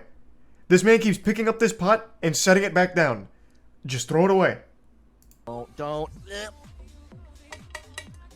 Bro, It's you a are trophy. doing the bare minimum. Dude, he's doing something. You're sitting there on your fucking computer typing shit in his chat. Fuck off. Not Stop cleaning weird your chipping chip. me, chat. Shut He fucking set that goddamn pot down again. Is this the same one? No, this is different. Nope, here it is. That's the same fucking pot. How many times is he gonna pick this goddamn thing up and still set it back down? Why? Just throw it away. He's so wept in the pot. I guess it's just like a permanent fixture. No, there's no cleaning it. You can't clean that. It's fucking stained with years of sin. Just get rid of it. There's no reason to try and salvage any of these pots. It's full of fucking black mold and other residue and bacteria and shit. What do we have to say about that fucking? Wow, what a time lapse. Or not time lapse, time jump. The rest of his house is That's not his moderately cat. There's no way organized. that's his cat, dude. There is no way that's his cat. All right, DC. All right. Finally, he's moving the pot. You should have seen the look on his fucking face, dude. Holy fuck. Put the pot in the box. He did IRL. How long has he been cleaning, I wonder? They said 4 hours. But that was a while ago. What is it? Is it a dead rat? No, it's... Yeah, it was a dead rat! No way! That was actually a dead rat, dude! Yo, clip it! Clip it and chip it, boys! It's I not didn't a dead see rat. it. It's about 100 dead maggots. Oh no, dude! Oh shit! It definitely wasn't a rat. Rats are big. I would have noticed what it. the fuck? Alright, here's what I'm gonna do. I'm just gonna... Alright. Oh, gross. There's still so much room in that bag. Oh, you amateur. Maggots in the corner. Terrible. It still is fucking terrible. What are you talking about? It used to be so much worse. He's made This is so much 6 hours progress of in one work day. Later, man. We already saw 6 LMFAO. hours. Hey. Definitely has bed bugs. Correct me if I'm wrong, but bed bugs aren't necessarily the result of trash, right? I don't think, like, dirt around a bed creates bed bugs. I don't exactly know what does, though. What the fuck is wrong with you? How fast can you go, chat? Chat, how fast can you go? How fast can Holy you go, chat? shit. Hurry up, you guys are taking too fucking long. What is that? Is that fucking like poop? Yeah, it's maggots. It's like maggots and lice. Get that out of there. You ever The get, lice like, are a even fucking bug, confused like, in this crawl on your filth. fucking face in the middle of the night. Yeah, like They can't the find his laser hair. spider in my bed, man. Boys, we've discovered pizza. Let's go! Oh, they didn't show the finished product. Oh, here, this is his channel. Jesus Christ. He's really cruising. Also, this is wildly sped up. He's like a ghost moving through the frame. Holy shit. It's like a strobe light. Little Caesar's box. That's just a thing of chocolate milk that he stole from the cafeteria. He's the Flash. Yeah, this is like that Quicksilver scene from the X-Men movie. This had to be the dirtiest room on Twitch.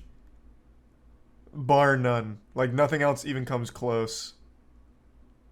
I would be super curious, though. There should be, like, a Twitch-wide competition to see who has the filthiest fucking room. But it needs to be spontaneous so people don't game it. It's gotta be, like, authentic grease and grime. I wonder how many trash bags he went through. It couldn't have been less than 200. Probably, no, it was probably like 300 plus. Oh, he brought in a helper. Now they're tag teaming it. There was no way to solo that pile, so that was the right call. Oh, don't tell me you're done. Wait, what? There's still a whole closet of filth back here. But I do appreciate that he brought in a rowing machine. That's pretty sweet, actually. That's cool. Clean the closet. What the fuck? Are we just gonna ignore that?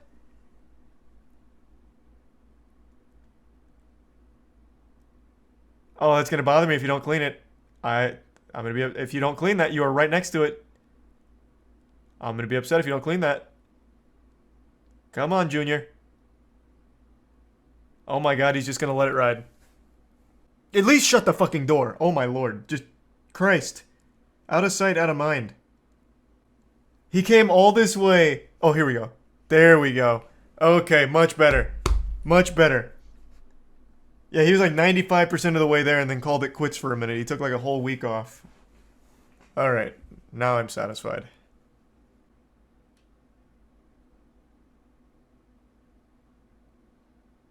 They didn't even show the finished product?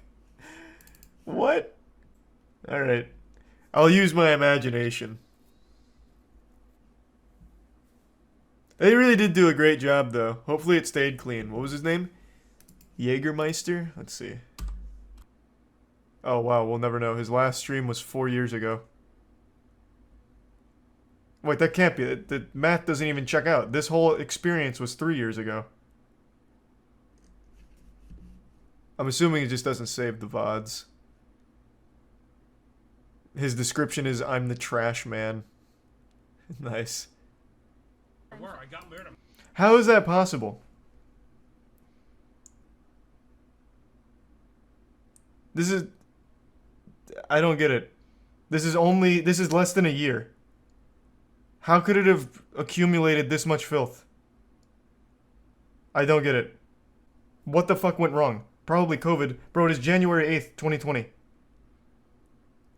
Unless this guy was stockpiling to hibernate through all of COVID, there is no way that it should have ended up like this. I don't know how Season 2 is somehow more dirty. This guy must just, like, buy houses from hoarders and then set up a streaming computer. I don't get it. How is that even possible? But with the big Twitch purge, it looks like it didn't survive. This is an impressive amount of trash to build up in less than a year, though. Like, he was really working for it. I've thrown on the formal attire today because we need to discuss something very important. A huge loser named Bintellect. Big goofball, weirdo, lame-mo, behemoth creep. He is a big TikTok creator, and that's a word I'm using very loosely here, with 11 million followers, and I'm sure only people under the age of 10 have ever heard of him before.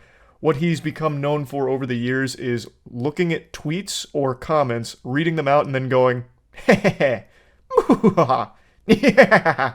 That's literally it. But sometimes it's a little hard to even muster a laugh, so what he'll do is he'll read one of the comments and then go, yeah, true. And then that's the whole TikTok. But I'm not here just to give him a little wet willy and laugh at him for all of his cringe. I am here to talk about something far more degenerate. But before doing that, I'd like to give a quick honorable mention to something else this piss stain of a person is notorious for doing. Threatening legal action against people that make fun of him. I've seen a couple videos on Bintellect now, after I've been informed of the situation, so I did a little digging. Apparently when people make fun of him, he gets super offended and will either try and copyright strike, take down the video, copyright claim it to make money from it, or even go as far as to just threaten to sue the person that made fun of him. You disgusting goblin, you make me sick. You're a mean one, Mr. Grinch. Now, while I do think a legal battle with Benjamin over me making fun of him would be hilarious, I still just don't really feel like showing you any of his clips because it's just going to rot your brain and it's yucky. It's just trash. So, no reason for that. Let's get into what I want to discuss, the new information that came out about this weirdo. So, Bintellect recently made a podcast, I suppose, and he invited someone on named Jordan Max, and then things got really odd. He got super hostile, and she ended up posting about it, which led to this dam breaking, and we were flooded with cringe about Bintellect's behavior over the years with women. So this horny little goblin asks her before going on the podcast, do you want to make a video for OnlyFans? To which she says, when? He says, today. And then she's saying, no, you need to be tested within the last 14 days and have an OnlyFans creator account. But then he says, I mean a video for your page. Oh, what a benevolent saint. He was actually just thinking about her the whole time. He thought this would be a good opportunity for her to make some OnlyFans content with the great Big Bintellect. So she says, doing what? And he goes, I don't know what performs best on your page. I can literally see him doing this. Well, I mean, I don't know what we do. I mean, what do you do on OnlyFans? Maybe we could do that? So it's become pretty clear that Bintellect uses this podcast as a way of just fucking. It seems to me like the whole podcast existence is only here as a way of trying to get Bintellect laid. So he tries to leverage his big follower count to then invite on OnlyFans models and then ask if he can make content with them. It's pretty pathetic stuff, but we're only just beginning. He continues by saying, I was just thinking you're helping me with doing a video for my YouTube, so maybe I could help you with your OnlyFans. And she replies, I'm good, thanks. So then he goes, no worries. And then, hey, I'm going to do the pickle video with someone else, thanks though. To which she asks, why? So the pickle video he's referring to is the podcast was going to be a pickle tier list mukbang or something like that. A pickle mukbang. And it was her idea. It was Jordan's idea. And he's now kicking her out because she declined to do an OnlyFans video with him. So his answer to why was, to be honest, I thought it would just be fun to film and see where things go, but I got it. So he gets real sad and pitiful, like, no, I get it. I just thought it'd be fun, but clearly it won't be fun. I'm gonna do it with someone else then, how about that? So he goes real Neanderthal mode here, My wiener no get wet, we no eat pickle together on podcast. Goodbye. How dare you not do OnlyFans video with Bintellect? So then he says he's doing it with someone else. So Jordan, of course, gets really weirded out by this exchange. She posts it on Twitter, and then Bintellect himself, the man, the myth, the legend, reaches out in DMs to threaten to sue her if she doesn't take down the post. She even did a video proving that the DM is real from the real Bintellect account, just to 100% silence any possible doubt. Also, her response to it is great. She said, "I will just be waiting to hear from your lawyers then," which is hardcore. Obviously, Ben's not going to sue her. I don't think he's ever actually gone through with the lawsuit. He uses it to try and bully people to do what he wants. To do what he wants them to do, rather. So, I don't think any lawsuit was ever coming. This was just a last-ditch Hail Mary from a desperate, lonely guy to try and get rid of the evidence of him being a creep. So, that was the whole interaction between Bintellect and Jordan, but after this tweet started popping off, well, the series of tweets started popping off, she then started getting DMs with more screenshots and more evidence of Bintellect doing this to tons of different women. This comes from someone else who had a very similar experience to Jordan. So Ben opens with, "Do you work tomorrow?" They say, "Crazy busy day, but I don't work." And then Ben goes, "Let's make some content tomorrow." Not like that, but just film a podcast. So he immediately alludes to like, oh, not OnlyFans type content. I'm talking about just a wholesome podcast, one the whole family can enjoy. Doesn't get an immediate response, so he goes, "What do you think?" He then waits about 2 hours more and he goes, "You're killing me, gorgeous." So fucking embarrassing. Jesus Christ, that's so fucking awful to read. Yucky. And then he gives her about 3 more hours and then he goes, "You know what? I've been thinking about this OnlyFans thing, and I think I could make us a lot of money, straight up." And then she finally does reply saying that she's just been busy taking a mental health day. So he can't even go more than like 3 messages without bringing up OnlyFans. It seems like the only thing on this guy's mind is sex, and how he's never getting it, I guess, but is very desperate too, and will do it by any means necessary to try and achieve coitus. From everything I can tell, Bintellect has never done any kind of OnlyFans content on his own, or like any type of explicit content. He's just a professional TikTok giggler. All he does is giggle at Twitter messages or comments, and that's it. So clearly he's not wanting to dip his toes into OnlyFans for the sake of becoming like an OnlyFans creator. He just wants to have sex with these women, and he's using his podcast as a vessel to try and do that, it seems. After she told him about the mental health day she was taking, he responds with, "Hey, thank you." And then the following day at 6:52 a.m., so this guy must have been up all night masturbating, because it seems like that's the only thing on this dude's mind, he sends her a message saying, "Do you want to come over tomorrow night? Actually, are you down to come over tonight? Or are you just a flake?" Doesn't even give her time to respond, just immediately gets combative. He immediately just goes into fucking ballistic bin mode. "So you coming over tonight, or are you just a flake? Huh? Are you just a fucking succubus? Huh? Is that it? Huh? So you coming over tonight?" And then he waits only like an hour and 40 after that, and then he's like, "You know what? Okay, Jesus Christ. Yeah, sorry, babe, but you're just too much of a flake. Bye." So then obviously she's like alarmed, like what the fuck is going on? So she says, "You know, if you wouldn't have texted me so rudely calling me a flake after 1 day of not texting you, you might have stood a chance. I can see why you're single now. Goodbye." Which really just sends Ben off the rails. "Yeah, whatever, go fuck yourself," says the girl who's trying to make an OnlyFans. Good luck. Brother, all you talk about is trying to do OnlyFans content with them. It seems like you're trying desperately to get into OnlyFans but keep getting rejected and can't handle it. So how can you have the gall to try and shame them for it when you are desperately trying to do it yourself? Here's a wacky little Snapchat one. "Do you want to come over here and spend some time with me? Because on a side note, I do think I could probably make us some money on OnlyFans. Bintellect fucks crazy into oblivion." That's redacted right there, like a CIA document. I really wonder what he said. I think it's Bintellect fucks crazy pussy into oblivion or something. But I'm just going off of what I can see poking out from underneath the redaction. I think that's what it is. But this is so goofy. He's speaking about himself in the third person in this one.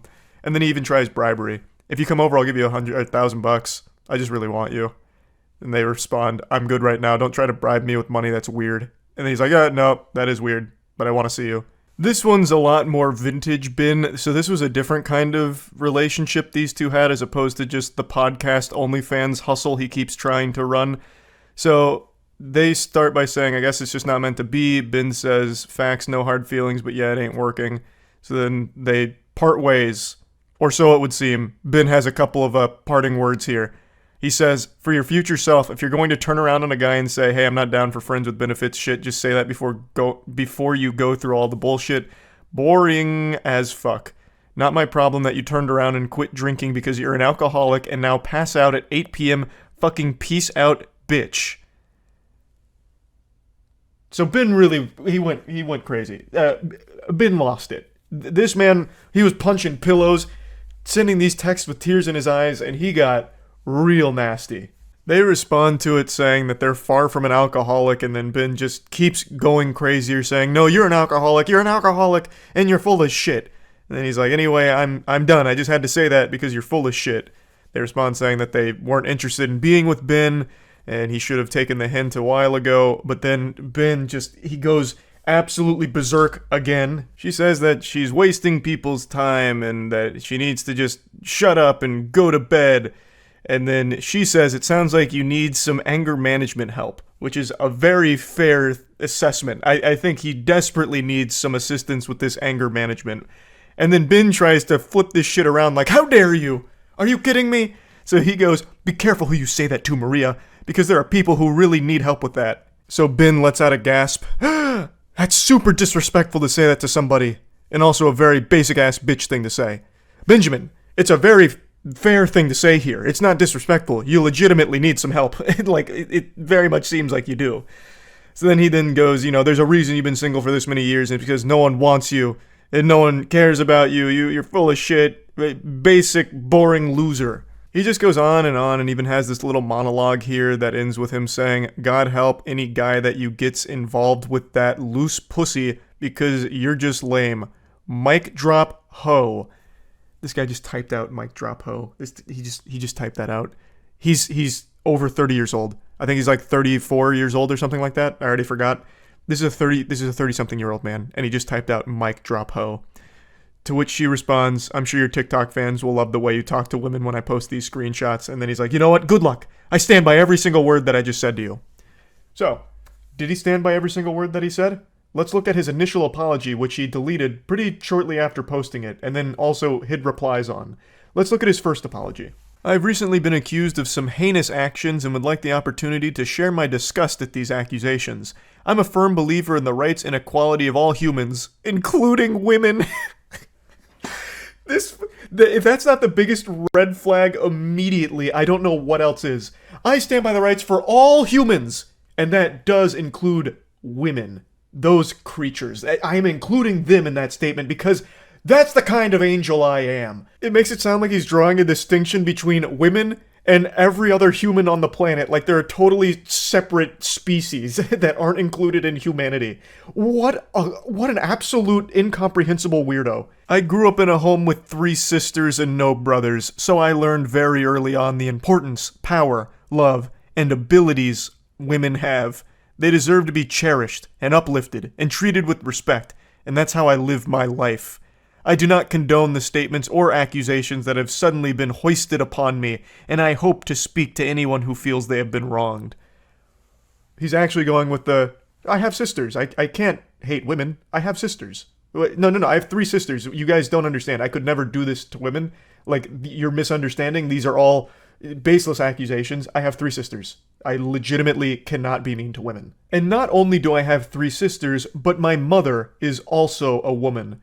So you should see how ridiculous these claims are now, knowing this context with my 3 sisters and mother. So that should hopefully clear up all of the air here with these accusations. Like I mentioned, he did delete this apology post, but today he did release a new apology on TikTok. He released an apology video, so let's take a peek at that. Also, Ben, I know you're still watching. You probably plan on suing me if I show your apology video because you've employed this tactic before against other YouTubers. If they've shown clips of your content to make fun of you, you allege that it's stealing your work and you have a legal ground to take it down and come after them. You don't. That's not how that works. Me showing this is not any kind of violation in any way, shape, or form. So if you do try and sue me or copyright claim this video, copyright strike the video, anything like that, I will 100% respond with every single option at my disposal in order to follow this legal case through to its fullest conclusion. So let's check out your apology, brother. Hey guys, there's a lot being said about me on the internet right now, and I just wanted to clear the air. The first thing I want to say is I'm sorry to anyone that I've made feel uncomfortable. I love how nonchalant he is about this whole thing, just trying to downplay the situation. Like, if I made any of you feel a bit icky, a little uncomfy, I'm super sorry. That wasn't my intention. You must have misunderstood. It's not what I'm about. When in reality, he would snap, get aggressive, hostile, combative anytime he was denied sex. I want to say to any girl who I've been rude to, whether through text or in person, that I'm sorry. I understand that me being sorry does not excuse that kind of behavior. I will continue to work on myself and do better. Thanks, guys. Behold, the first AI ChatGPT written apology. This just ticked every basic box. There's really nothing of value here at all. Just like the quickest, weakest apology, and he's just gonna go forward doing his little, look at this tweet. Like nothing ever happened. So, that's kind of where everything's at. Dog shit apology, dog shit situation. This guy is a big old loser. So, let's use this as a learning opportunity for anyone watching. Don't be like Bintellect. That's really about it. See ya. Alright, well here's a game that I guarantee maybe 3 of you know. The majority of you don't. I fucking loved this game when it came out. This is from Software, right before they made Demon Souls. So I'm really fucking excited to play this one. I guarantee it hasn't aged well though. It's all right. Is there something I can do?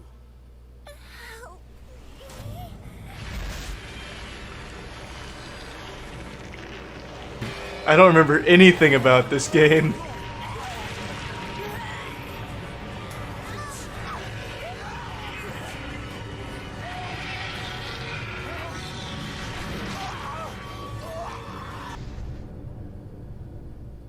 Fuck yeah. I'm excited, man.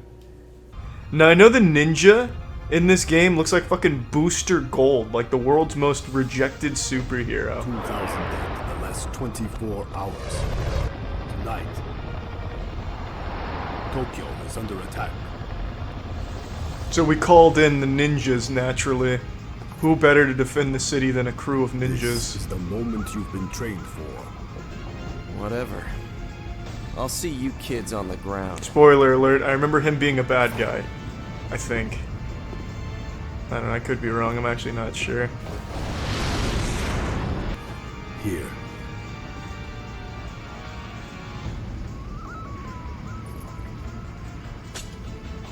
That was Sasuke's voice actor? Nice. I don't understand. It's a sword. You will.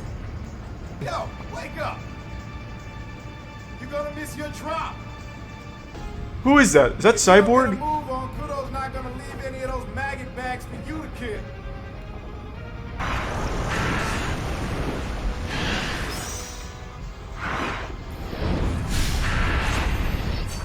It's telling me keyboard controls, but I plugged in a controller. I didn't mean to betray you, From Software.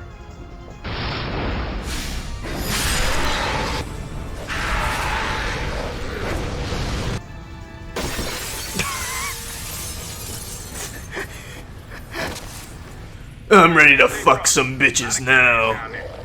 Show me your tits. Yeah, I think I found a few. Yeah. Oh man, the game definitely does not seem to be going at normal speed.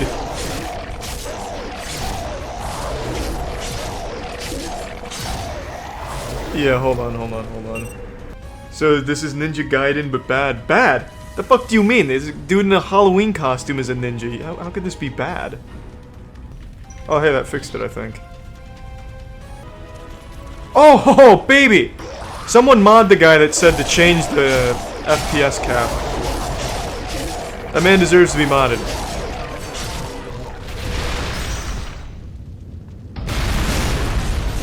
Oh, now it's running like a dream.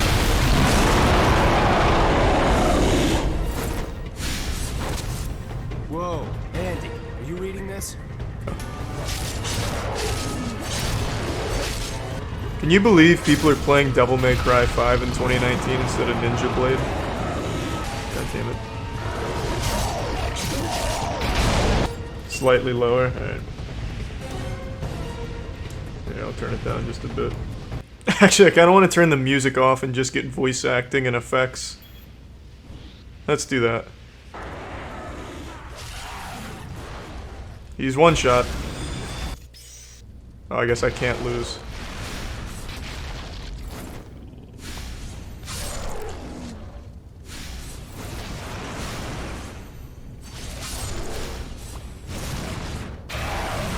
God, this is so 2009, it makes me want to fucking be 10 years old. Up this rubble. Don't let the environment stand in your way. I thought he was gonna get really preachy about, like, environmental conservation. Stop burning fossil fuels, Ken. It is not the shinobi way. Switch to vegan and essential oils. This game needs a fucking sequel. Oh. Never mind, fuck this game, let it die. The fuck just happened? Oh! I see.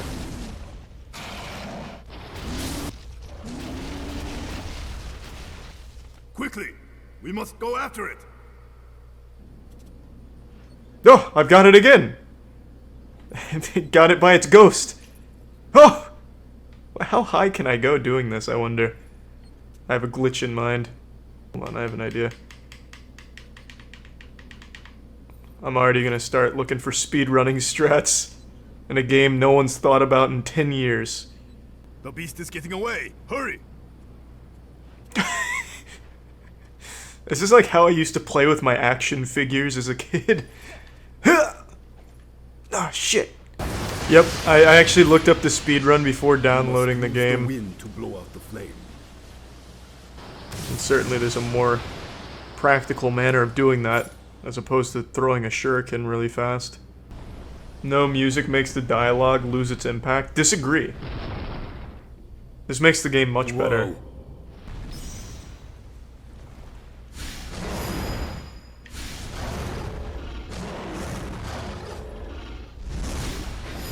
Oh! There it is, baby. That's that self-defense classes from after school kicking in.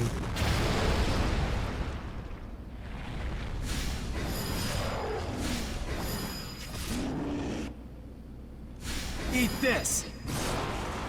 I don't know how this didn't get Game of the Year in 09. What else came out in 09 that beat this? Where's the music? Yeah, I turned it off. It's a lot better without the music. Okay, you know what, I'll turn it on, but just a little bit, just so that way you guys know it's there. This came out 5 days before... Shit, 5 days before Demon Souls. Why did that? Damn. What am I doing wrong? What the fuck? What the fuck?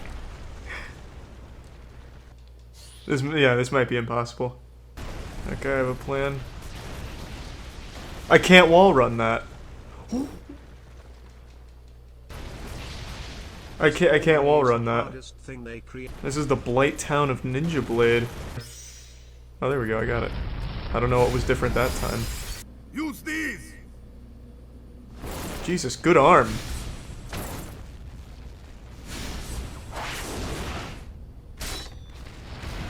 Oh my god, it's like Attack on Titan now. 2 blades are quicker than 1. Use them against faster creatures. You must use a heavier weapon to breach that armor. Jesus, this man's just a fucking loot crate full of medieval items. Thanks, man. Do you have a bazooka by chance? When I was a kid, I had a really hard time with this part right here. I remember this boss really ate my ass out very hard. Take it easy, Annie.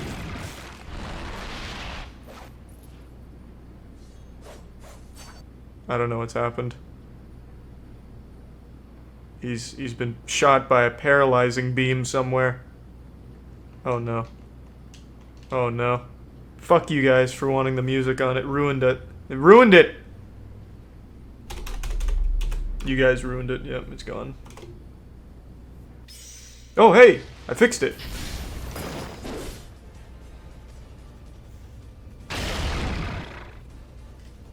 Oh, Bankai. How did I get over here? I just looked at it and all of a sudden I'm here. There was a continuity error. Sweet Jesus Christ.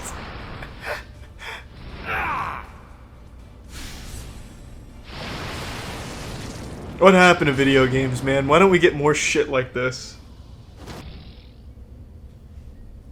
Maybe I should. No. This is how they learn. I knew he was evil. I called it. Oh, Kudo, what are you doing? I'm sorry.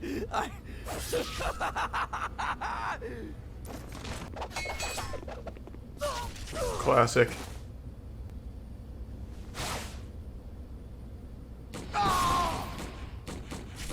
Oh man. Should have stayed in bed this morning.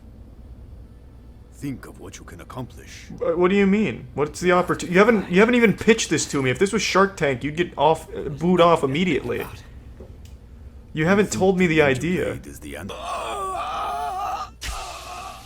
Oh, owie. Honestly, this game has aged really fucking well. I was worried that this would be shitty coming back to it after fucking... actually 10 years. But so far I think it's aged beautifully. It's still badass and cheesy greatness. What? What is it? I don't know. Let me call you back. Oh, it's that thing from Men in Black 2. Oh, I was sending a text message.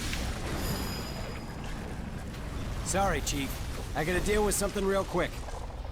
That is a brutal combo. I'm eating this guy's lunch. What did I even slice there? Did I circumcise it or something? Oh, are the alien penises gonna dock? Because there's one above me, isn't there? He's got like a little crown, that's super cute. God damn it, it's still not over? Kid, run. I guess not even technology is spared from the infection. Don't let it get away, kid. The slime chopper. Sounds like an old Nickelodeon thing back when they used to do Slime Time.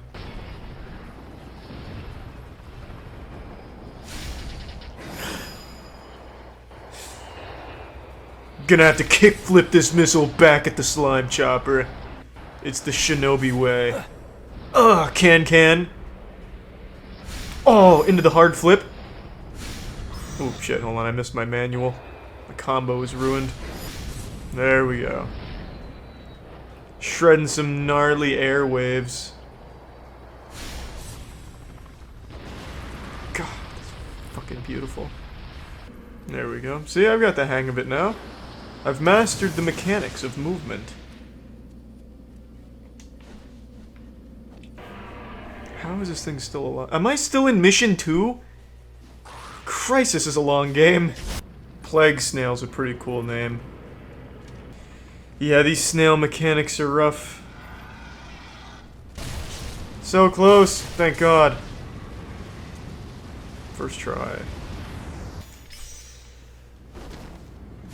Give us a beautiful QTE, a big finish.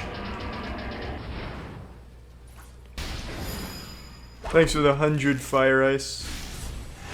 Oh, that's beautiful.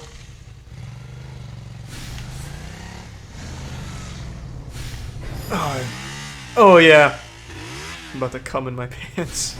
Convenient. Okay, you slimy bastard. Pucker up.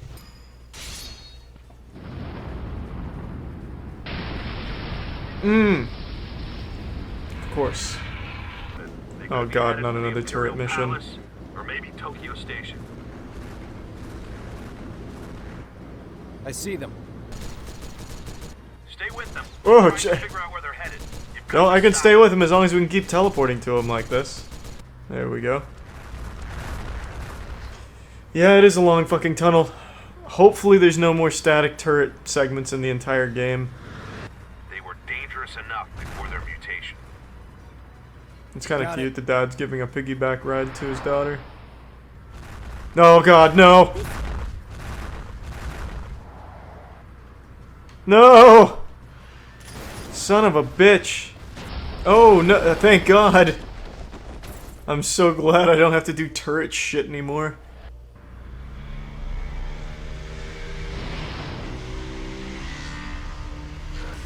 Oh, yeah, there it is. Oh, this is big points right here.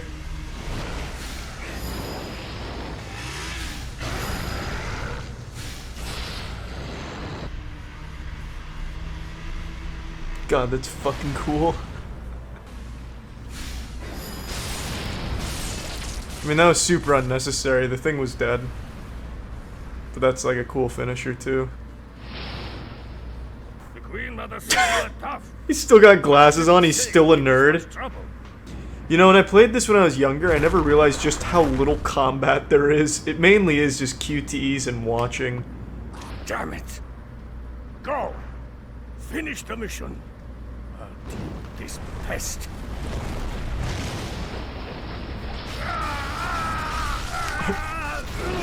Pretty bold strategy, old man. I'll deal with this pest by being a punching bag. You think you're so superior? Yeah. Ah, road roller. Oh, just move. Well, not much I can do to help you in that situation. Please, kill me. Who am I speaking to? Who is on the phone? Okay. Where is my Uber Eats?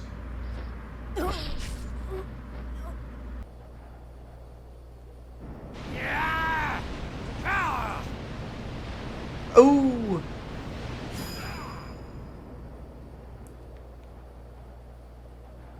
Honestly, I think everyone's sleeping on Kin Ogawa when they make those power level charts on YouTube for the strongest video game character. Hey, look who it is. I figured if I turned on my suit tracker, you guys would find me. Suit How are you tracker? holding up?